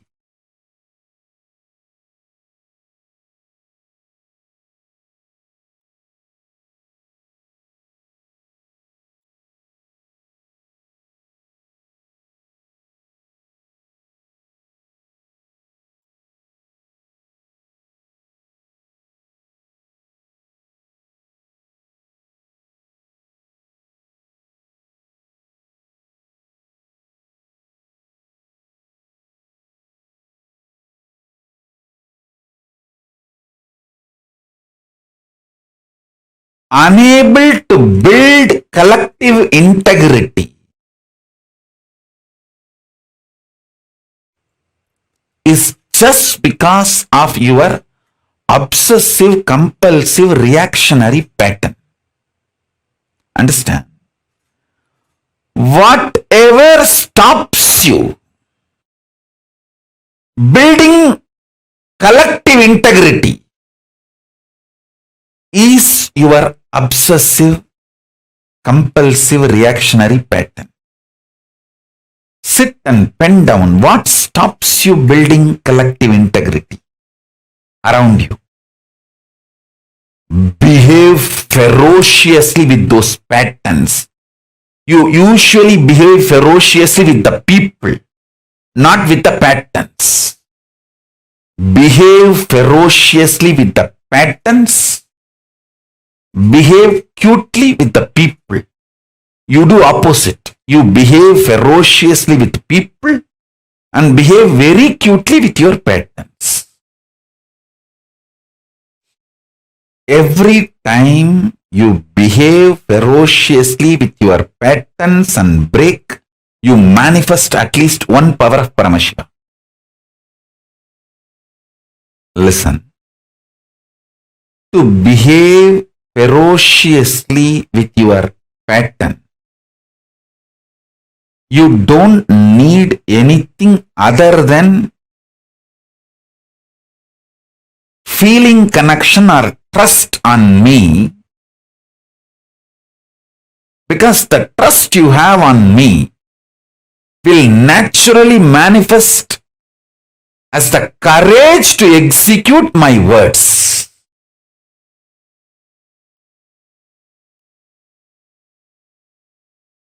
That is the way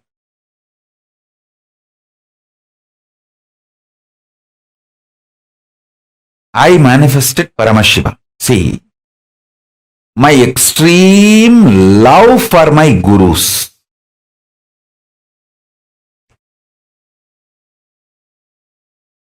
my extreme love for my gurus,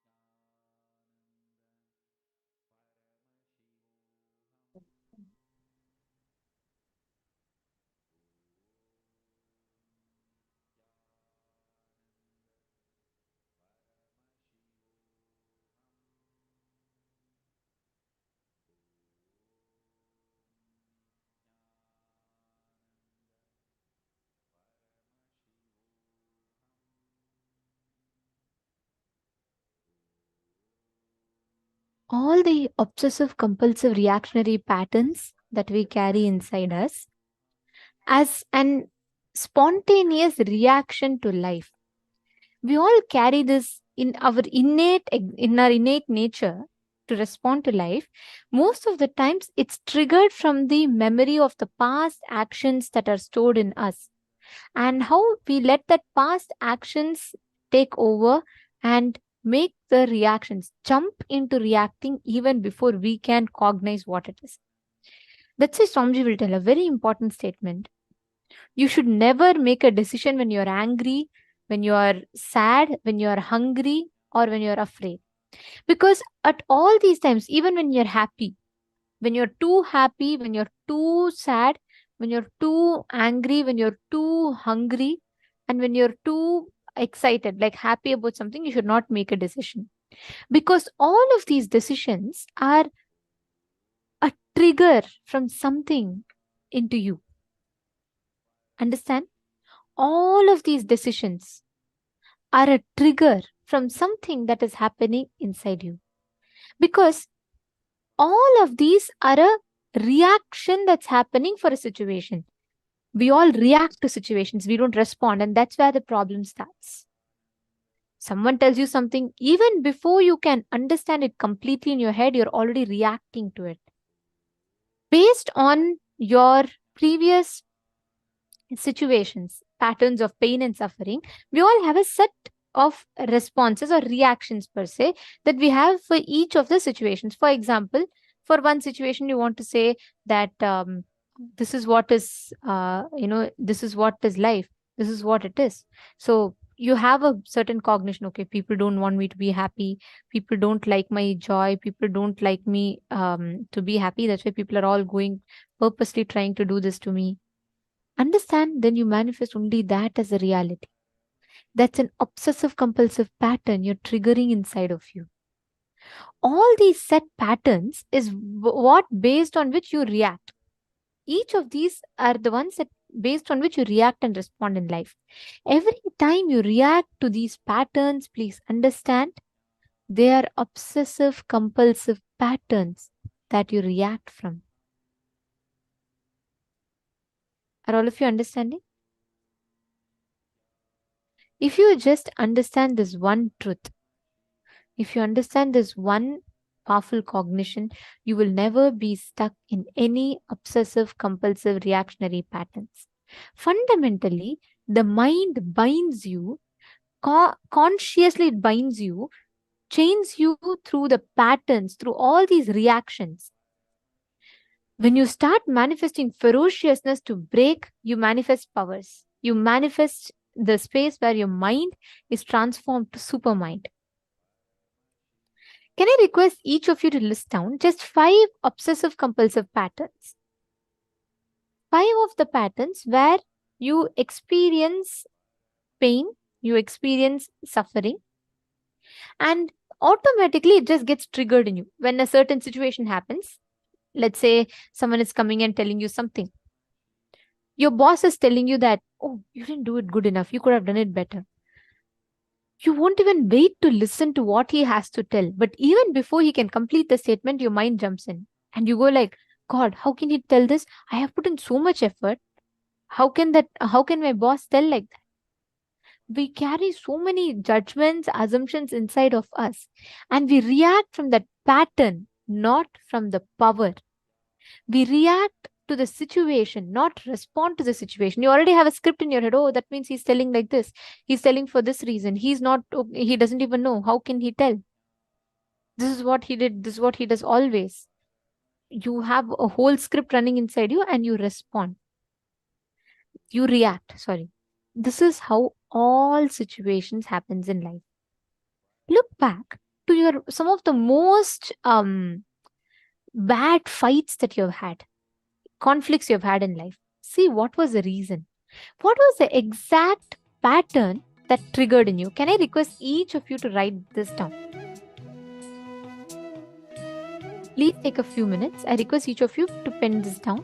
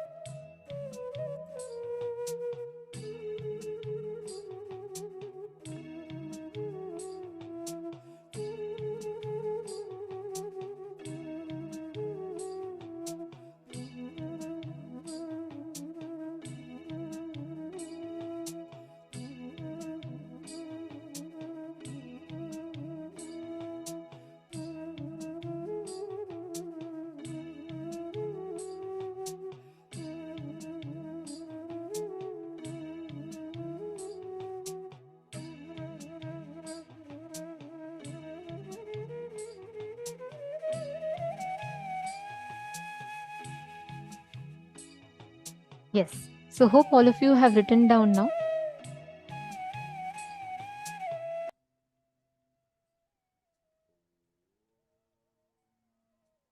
Now, invoke any one of the cosmic being into your identity. And see, now let's make the obsessive compulsive pattern into Ishta inspired decision. Move the whole thing into Ishta inspired decision.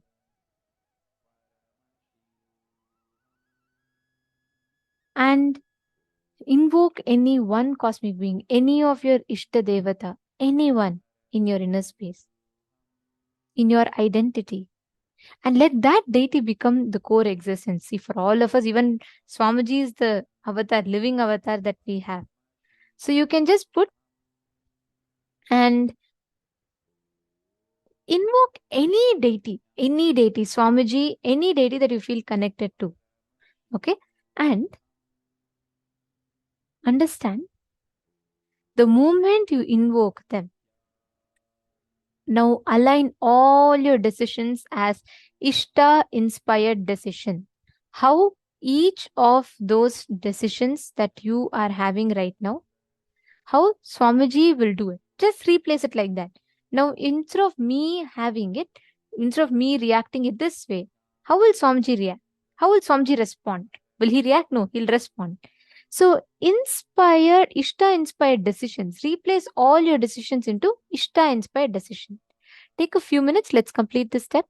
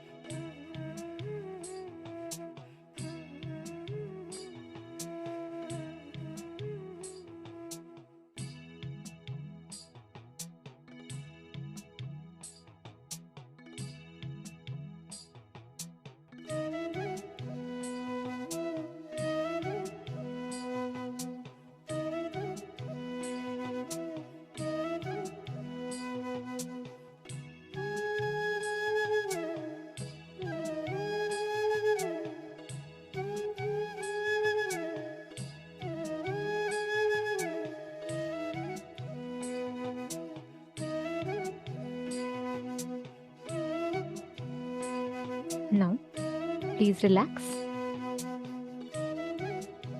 Let us now make the Ishta inspired decision as an action.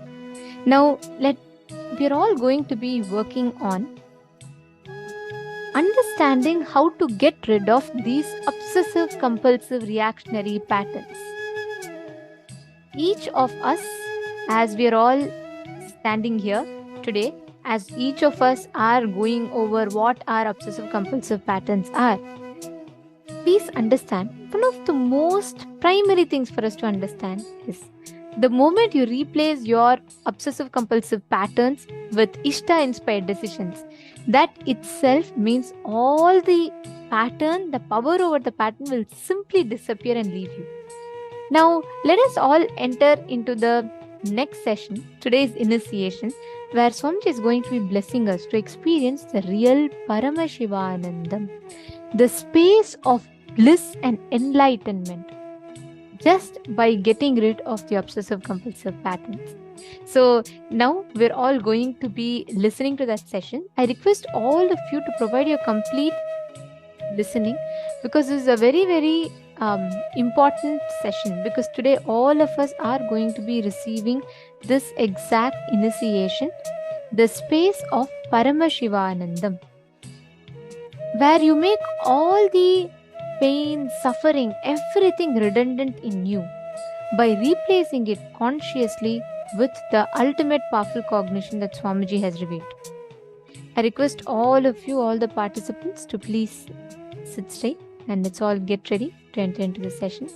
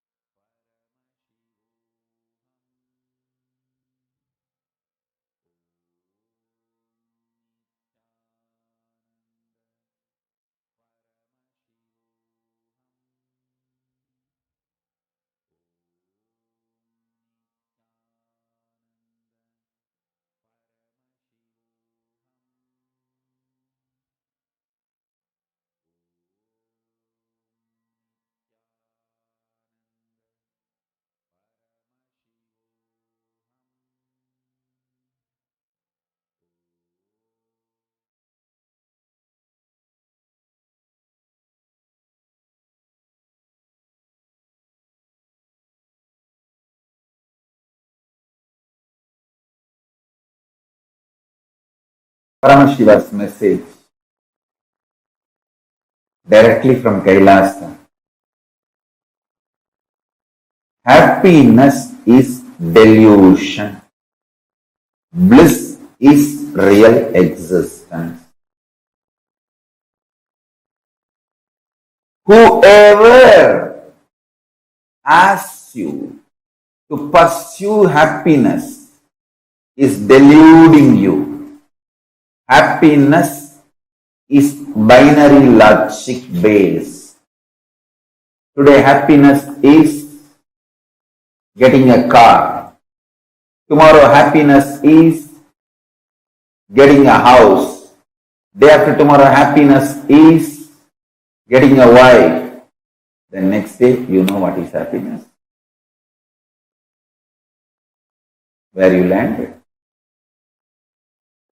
Happiness is the word society, mass media cult, entertainment industry cult is using to exploit you and keep you in delusion continuously.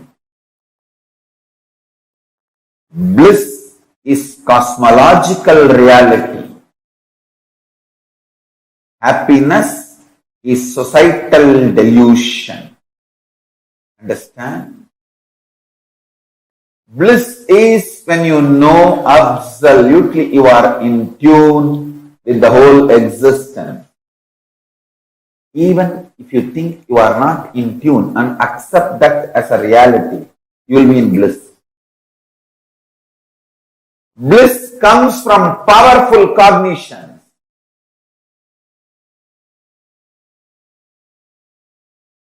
Happiness comes from the opinions of the people who make you powerless and those powerless cognition. I tell you.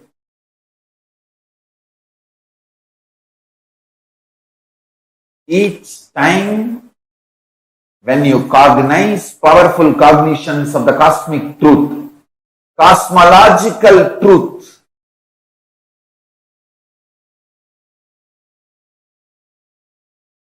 truths as per cosmic logic,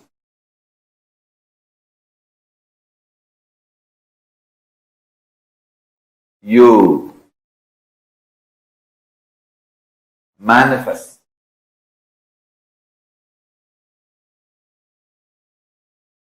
bliss. Bliss is based on cosmic logic. Happiness is based on binary logic.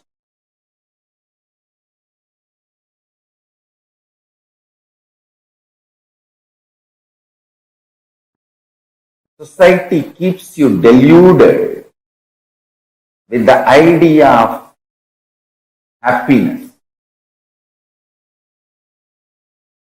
If you understand bliss, and it is too easy to start experiencing bliss. It is not at all difficult. I am telling you. That's the first powerful cognition you need to know. Bliss is too easy to experience. That is why society never wants you to experience bliss, because bliss liberates you, makes you independent of exploitative, grid-based lifestyle. Bliss is the source material out of which Paramashiva is made. Actually, bliss is the source material out of which this whole universe is made. Anandam brahmeti navyajanat. Upanishad declares very clearly. Out of Ananda, the stuff called Ananda, this universe is made. Don't waste it without experiencing. Annam brahmeti navyajanat. Annam na nindyat tat vratam. Pranam brahmeti. Mano brahmeti. Vinyanam brahmeti. Anandam Brahmeti. Taittiriya Upanishad. Actually, I am chanting the first lines of the different paragraphs. Taittiriya Upanishad very clearly declares. Anandam Brahmeti Navyajanat.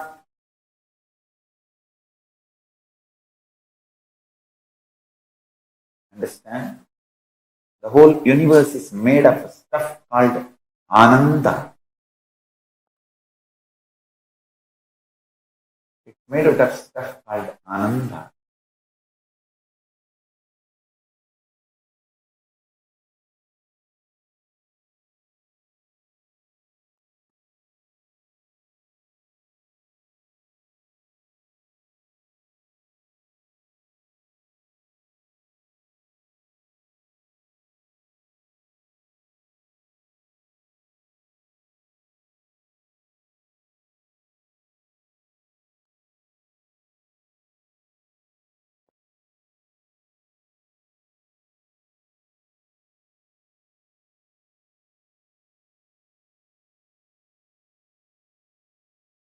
Anandat eva kalvimani bhutani jayante.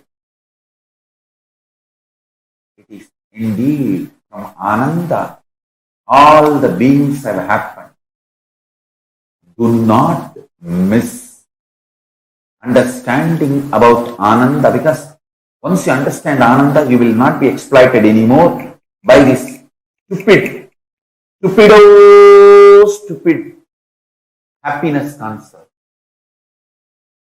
Understand?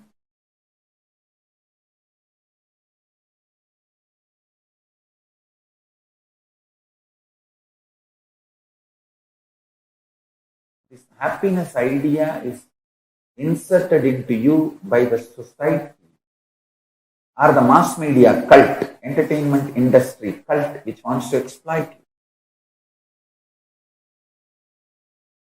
They put the ideas like income, healthy life expectancy, social support, freedom, trust and generosity, all this. I tell you,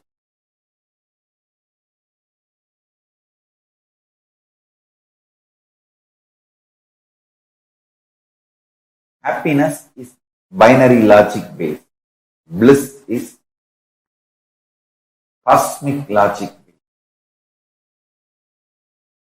The experience of powerfulness, not feeling suffocated, experience of non-violence. See, a person who is fulfilled will never be violent. He'll only feel like giving. How can I give more? How can I contribute more to everyone's life? Actually, when you are in bliss, the moment you wake up, whoever you see, you feel like hugging and blessing them. If you are not blissful, whoever you see, you feel biting them. So, falling in the eyes of the people who are not blissful is a curse. Be treated. Ananda Atma, the soul, the self, which is made of the material called Ananda. Only that soul should be experienced, it should be seen. Actually, when you see that soul, you experience Ananda in you.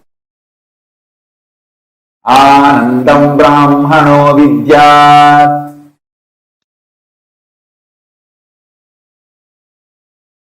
Bliss is the primary manifestation of Paramashiva. Listen. Anandam Brahmano Vidyat. The Brahman, Parabrahman, Paramashiva. The primary manifestation, immediate manifestation of that Paramashiva is Ananda, bliss.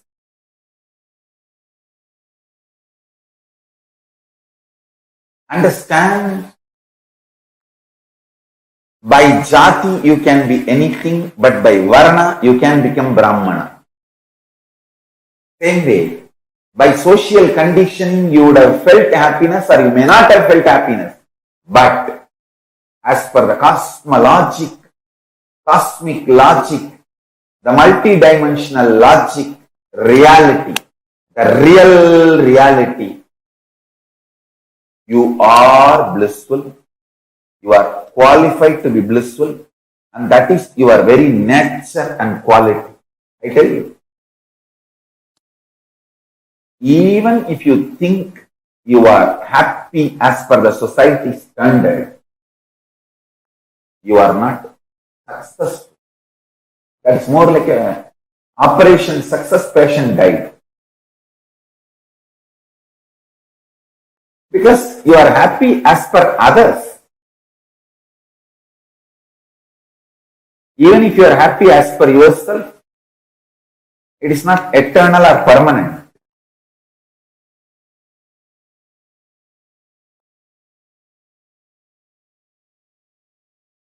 It's all relative measures, which changes not every day, every minute. Not every day, but every minute. Anandam Brahme Divyajanat. Ananda is the stuff out of which all of us are made. I tell you. Start eating Ananda. Start living in Ananda. Powerful cognitions about Ananda should be meditated and manifested.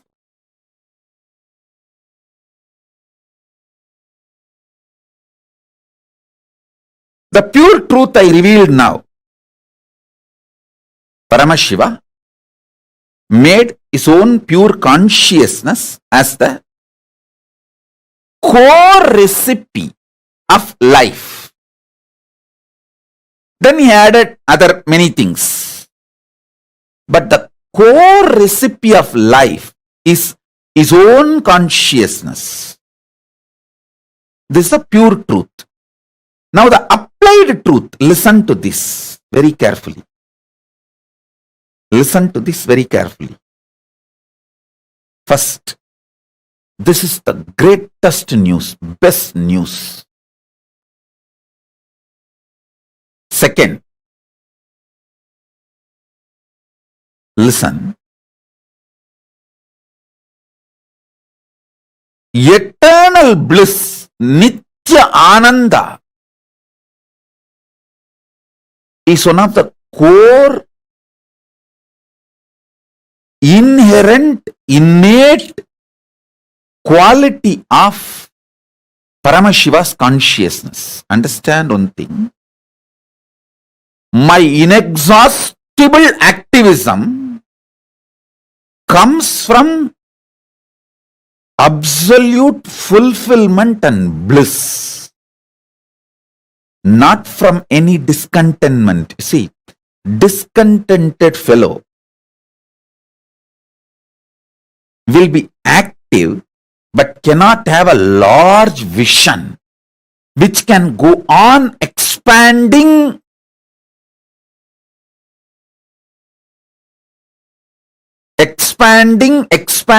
infinitely.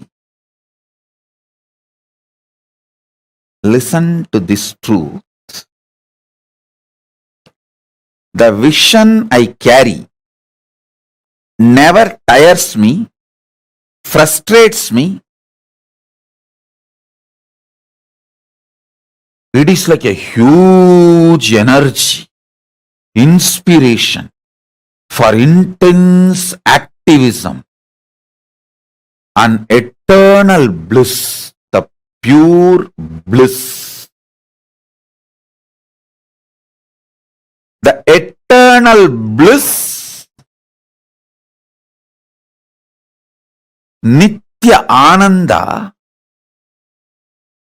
is the first effect.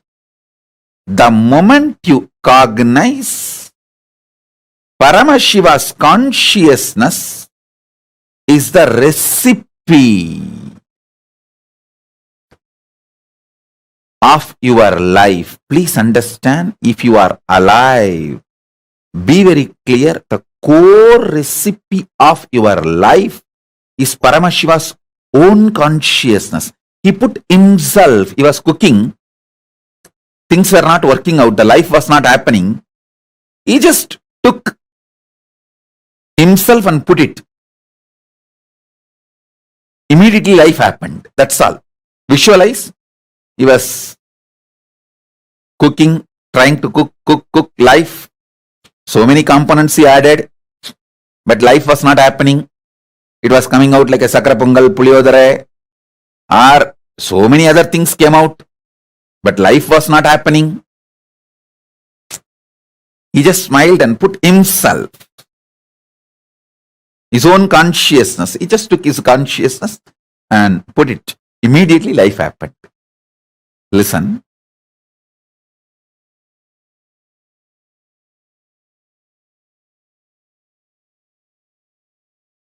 First thing, this is the best news. Second, this means your core programming is such extreme,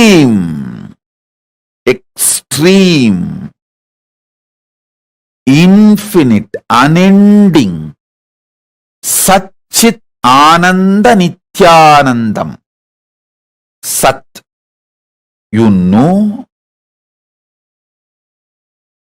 you are programmed for truth. Sat, that is your core. Till you manifest that, you won't rest, because you are programmed for that.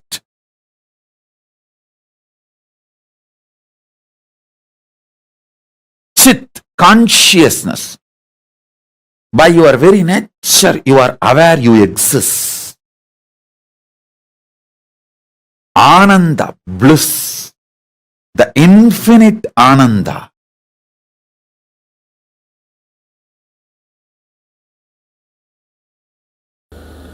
Now again I am going to give you some of the conclusions about you. Cosmic conclusions about you. See, you have your own conclusions. I am tall, short, fat, lean, fair, dark. You have your own conclusions about you. This language, this religion, that religion. This country, that country. This nationality is the another one stupidity taught to human beings. No, really. It's a conspiracy by politicians.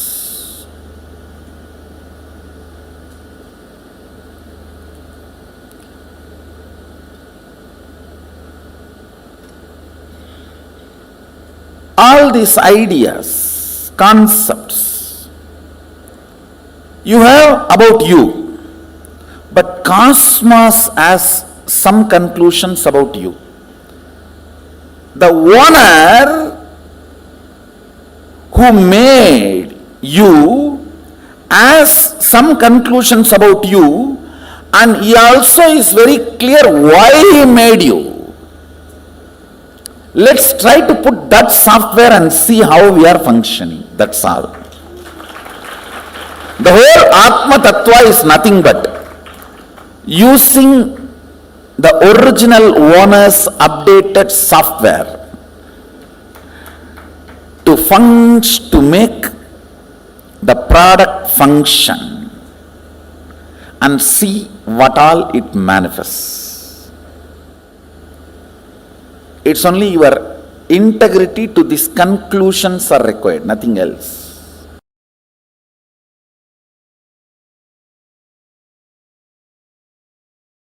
Listen. The conscious principle consciousness, conscioushood, Atma Tattva, the conscious component, Atma Tattva in you, in all of us, is not only beyond these Panchatattva's of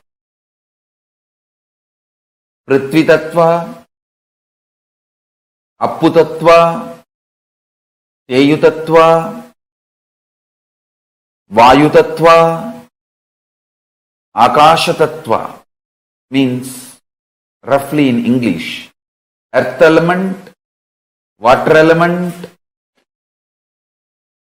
fire element, air element, space element, the conscious element in you, consciousness in you, Atma Tattva in you, not only is beyond all these five, this empowers all these five. Listen.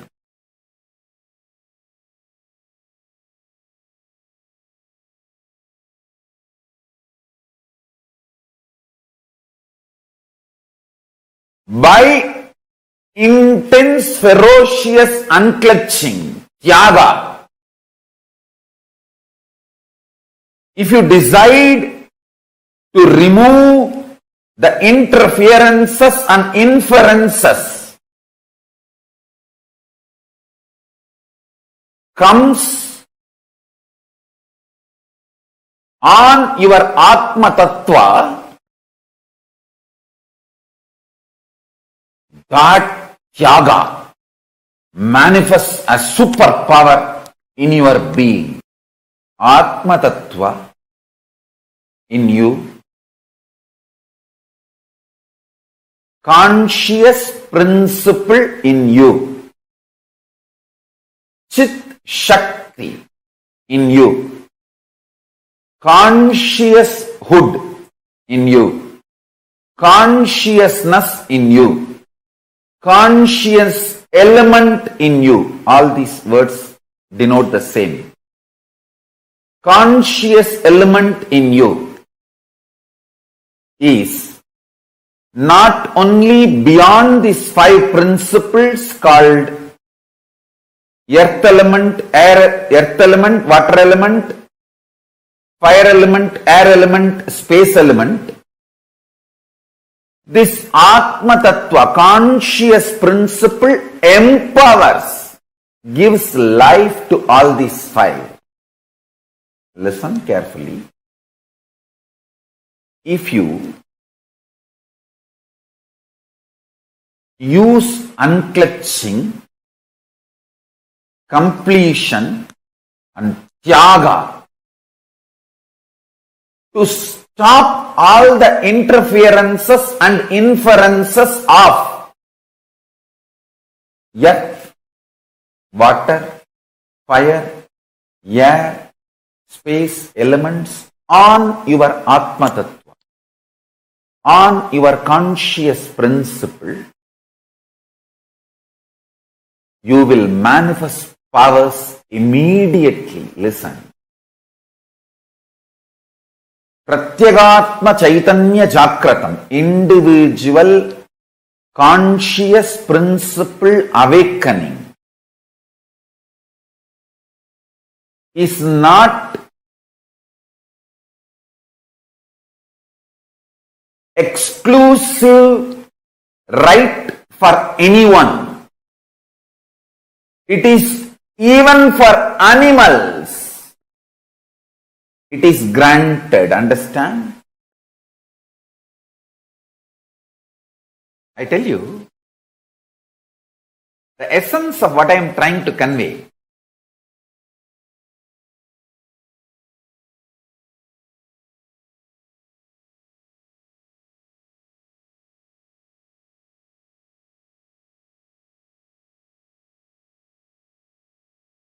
If you try to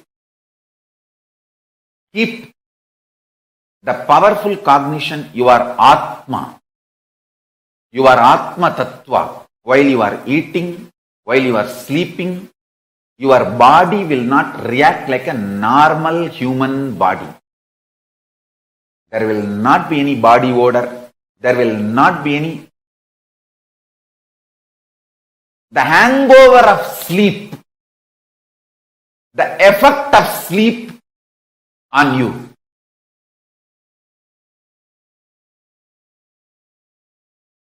From today, all of you start manifesting this powerful cognition.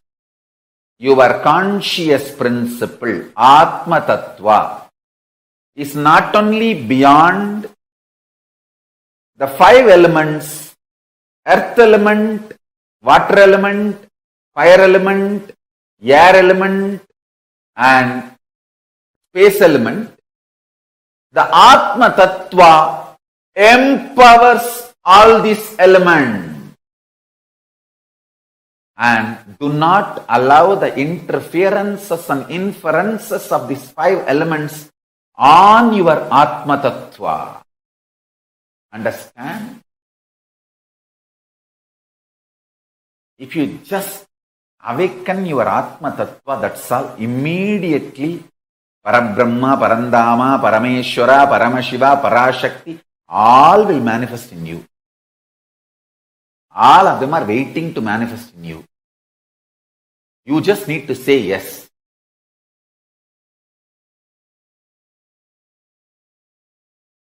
The most important, first priority, top mission of our Sangha is constantly helping people to complete with others. Constantly be in the completion, be in the space of completion with others and teach completion with others to everyone. That is where the Sangha starts. It is with completion with others, life starts in you. Completion with yourself, peace starts in you. With completion with others, bliss starts in you. Just with peace, you can't live your life. When you are completing with yourself, peace starts in you. When you are completing with others, bliss starts in you.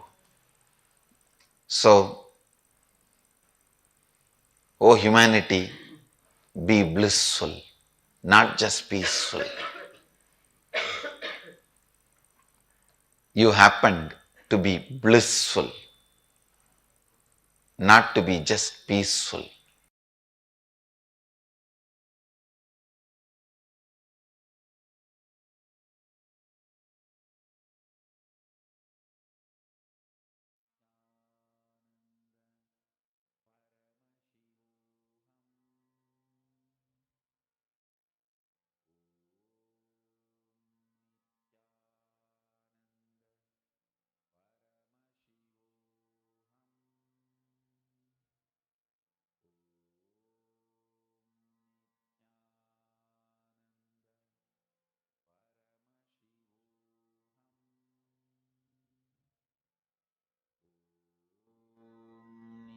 Nithyananda Paramashivoham.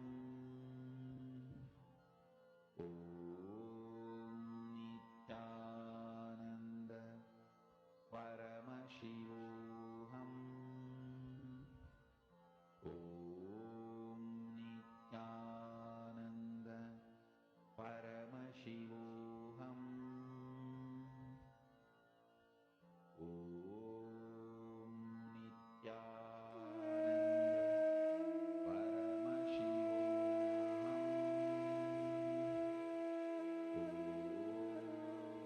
All of us are going to be receiving the initiation into this exact experience that Swamiji described, where your inner space is not agitated, triggered by any patterns, and in place of the obsessive-compulsive reactionary patterns, we are going to be making Ishta-inspired decisions, where you're going to be manifesting, you're going to be manifesting the space of experiencing oneness. From that space of Ishta inspired decisions, you will be liberated. You will walk out of all your obsessive compulsive reactionary patterns. And very, very shortly, we are all going to be entering into darshan. Ma Nithyananda Jnana Yogini is posting, Swamiji is blowing my mind with all these cognitions, and I'm very excited for the darshan. I know, right? Every time when we sit and listen to these amazing truths, Swamiji, precisely like Swamiji says, he does a surgical strike on the exact place where we are stuck, where our blind spots are. And the most important part is all the 100 of us sitting here in every room. So that like the whole thousands of us are all at the same time experiencing that powerful cognition, that precise surgical strike on the patterns. Now it is time for us to get ready for the darshan. Now, I request all the participants that are here with us, let's get ready for the darshan. Please quickly come and settle down in front of the camera. All the participants, please come and settle down in front of the cameras. Make sure you are visible in the camera. Make sure you're clearly visible. And we highly recommend all of you to please sit in your Nithyananda Sabha, the space where you have set up along with the Atma Murti, etc., and attending the session whole day in. Please sit in that sacred space with your Atma Murti being visible in the camera. Can I request everyone to please quickly settle down along with your Atma Murtis being visible? See all the participants that are here. Understand, you might be struggling with any obsessive compulsive reactionary patterns, where every time, even though you have decided you really want to get out of it, and you have decided, but you keep falling back again and again and again. Swamiji is going to remove those OCDs from us. And like what Swamiji explained, move from your OCDs, your obsessive compulsive reactionary patterns, to IIDs, Ishtadevata inspired decisions. So we are going to move from OCDs to IIDs and going to receive the auspicious darshan of Bhagavan Ashwarudha Murti and Guru Murti forms of Paramashiva. Can I request everyone to kindly settle down? And we are also going to be relieved all the pains, sufferings that we are struggling with. You would just see during the darshan tremendous healing happening.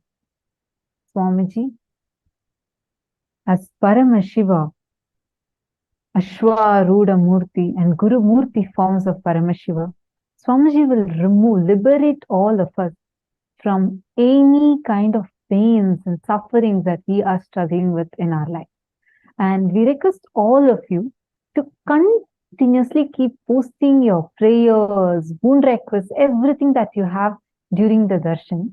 Understand, just when Bhagwan's eyes fall on your message, it is enough. Immediately your messages are blessed.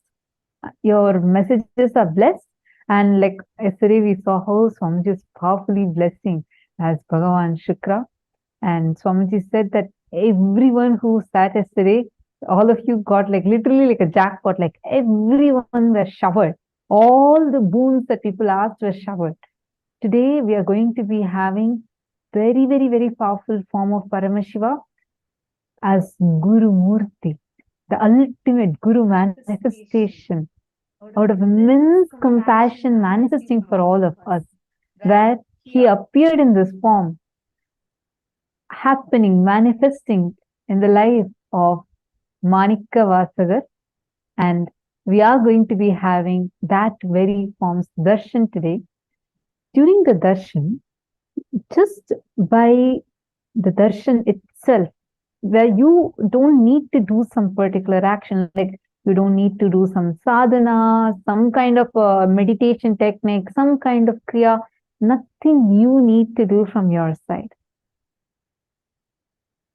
Bhagwan will just burn away all the pains you're carrying. You just see suddenly with this immense love, all the pains or struggle, suffering that you're struggling with, you'll just see it melting. How many of you have experienced this happening during the darshan, where you would be sitting with or remembering all your struggles or some pains, some problems, and you just come and sit in the darshan, and the moment the curtains open and Swamiji with his wide, beautiful smile, you'll just see all that problems just melt away. You will forget that you had this problem.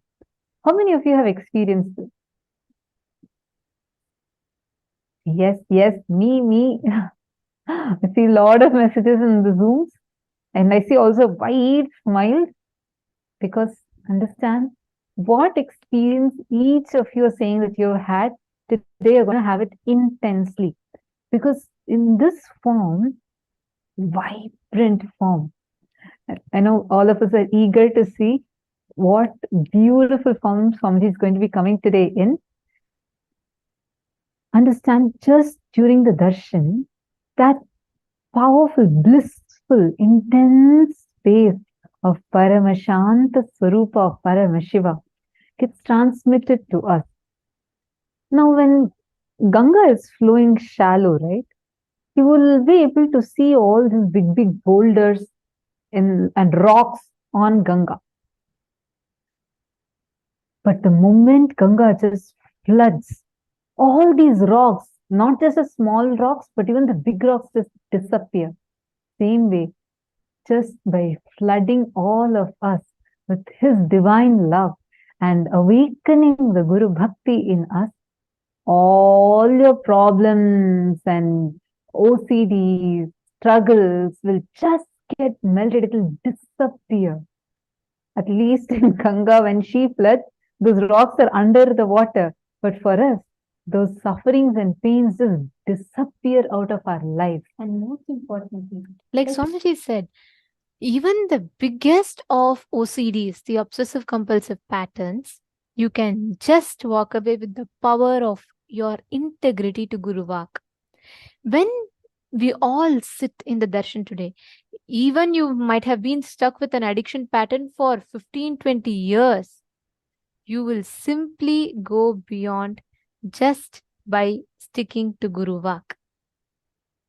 Now, let us all chant the Dhyana Shloka of Guru Murti, the form of Paramashiva, where he embodies this ultimate auspiciousness, manifesting as the Guru in his supreme compassion.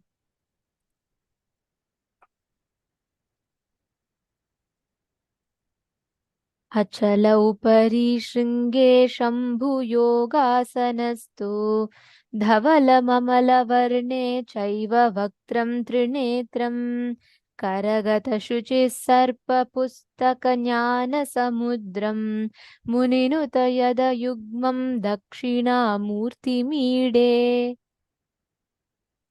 This form of Paramashiva describes the Guru Murti form. The Guru's lotus eyes are represented by the Hum, the individual manifest self, and Sa, the universal unmanifest self. He is the divine cause of the universe. He, of his own being's independent will, manifests as the effulgent cosmic rays into the infinite embodied forms to uplift the world. He is supremely free, and his form is imperishable. Manifested living deity, he is eternal and all-pervading.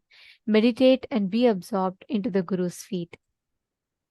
To every one of you sitting here today, please understand, today during the darshan, just by posting your prayers, any obsessive-compulsive patterns that you are stuck in, just by posting that, we will be liberated from all those patterns. Even the biggest of addictions, biggest of patterns that you might be stuck in. When you post it to the Guru, he will simply wipe it. He will simply cleanse it. That is the power and the best way to break free from any obsessive-compulsive patterns. So can I request every one of you to please take a few minutes and come and settle down in front of the camera? And can each one of you post What is that one OCD that you really, really want to get rid of? Each of you, please take a moment and post. And once you have posted here, I request everyone to take a few minutes, click a picture, a selfie of yourself, and with any one OCD that you want to really, really break, like you are like, I somehow want to get rid of this OCD of some eating habit or sleeping disorder, some kind of an OCD that you have been struggling with, that you are not able to come out of it. How much ever you have tried, you're not able to do it.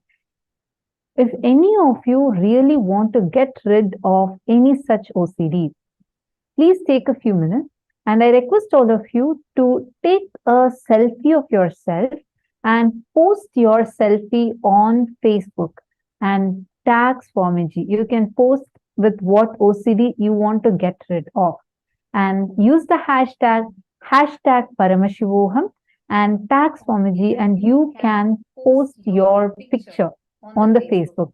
Can I request all the participants to do it now? And if you want to post it only to Swamiji, like you want to post the exact OCD you want to break only to Swamiji, you can put in the chat during the darshan.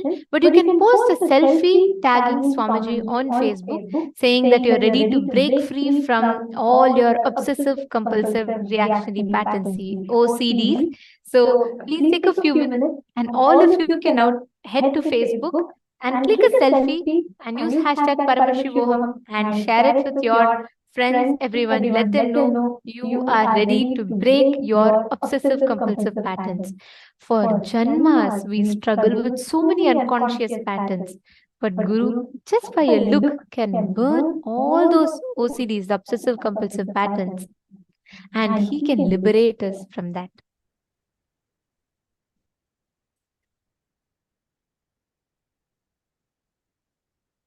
Yes. Now, can I request all the participants to please settle down in front of the camera? Please be visible in the camera. Please make sure each of you are sitting in front of the camera.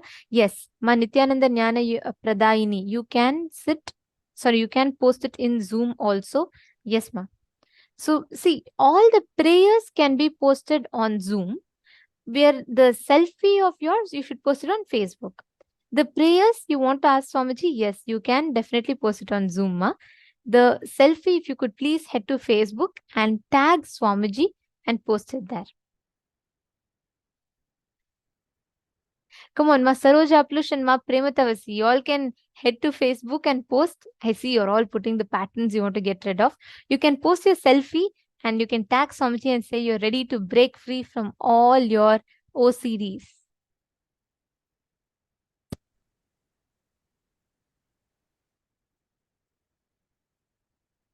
Okay, now listen very carefully. During the darshan, Swamiji is going to be intensely mirroring his own inner space into ours. Means he's going to be giving us the power to completely break free from any of the suffering, the OCDs, anything that we have.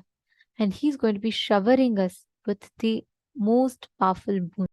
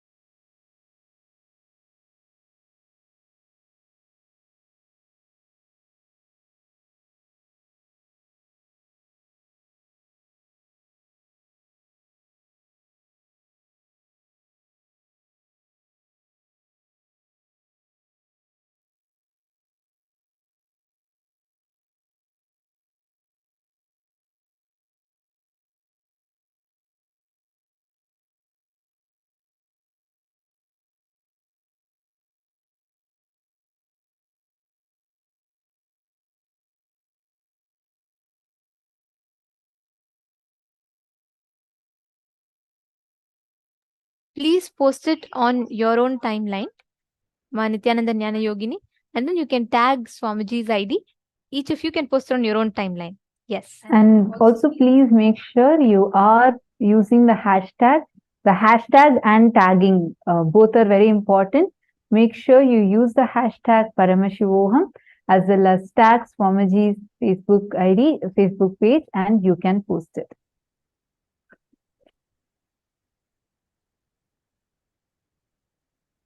Now, as all of us are getting ready for the darshan, to all the participants that are sitting here today, if you have any of your loved ones, your near and dear ones that are stuck, that really want to have a breakthrough, but they're not able to manifest, share with them, invite them for today's darshan. It is extremely powerful, the darshan we are going to be having today.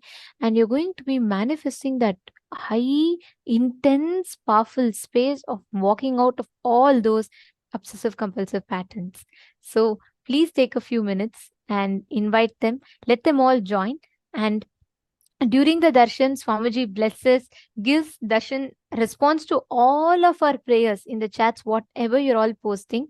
But we all see that Swamiji gives the energy darshan to all those who have, all the Shakti darshan participants. All of these people who receive the exclusive darshan where Swamiji himself talks to them and blesses them, that darshan is for all the people who have offered the Pratyaksha Pada Puja, because many of you ask, how can I get the blessings? So for all of you, just in 4 days from now, we have an excellent opportunity on the 19th of September, on the auspicious occasion of Ganesha Chaturthi. All of you can offer a very special Pada Puja to our beloved Swamiji, and all of you can offer your gratitude, any prayers that you want. You can offer your offer the Pratyaksha Pada Puja and a special Durva Mala Seva along with Pratyaksha Pada Puja to Swamiji and Maha Ganapati, who is the embodiment of removing all the obstacles. He is Vignaharata. When you connect to this form on that particular day, Swamiji will remove any kind of obstacles in your life and shower you with all the auspiciousness. So you all can head to the link that we'll be projecting to you all, and the support desk will be posting in the chat for each of you. You all can head to the link. So take a few minutes, and anyone who wants to offer the Pratyaksha Pada Puja on the occasion of Ganesh Chaturthi, please go ahead and you all can head to that link, that particular link that we'll be sending to you all in the chat, and you all can sign up there. So all the participants, whoever wants to offer this auspicious offering on the day of Ganesha Chaturthi, who all want to remove any kind of obstacles that is there in your life, you can do it. So do so on the auspicious day of Ganesh Chaturthi, which will be in 4 days. The 19th of September, we are having the Ganesh Chaturthi celebrations. All of us are going to be celebrating it with Swamiji, and Swamiji himself is going to be accepting the Pratyaksha Pada Puja and various other auspicious offerings on that day. So take a few minutes, go ahead and sign up. The Pratyaksha Pada Puja offering link will be posted in all of your chats now. And to all the participants from the region of outside India, the particular, based on each of your countries, will be sharing the link. Please choose the right link. And now let us all get ready to receive the darshan of Ashwarudha Murti and Guru Murti. Please chant the Mahavakya.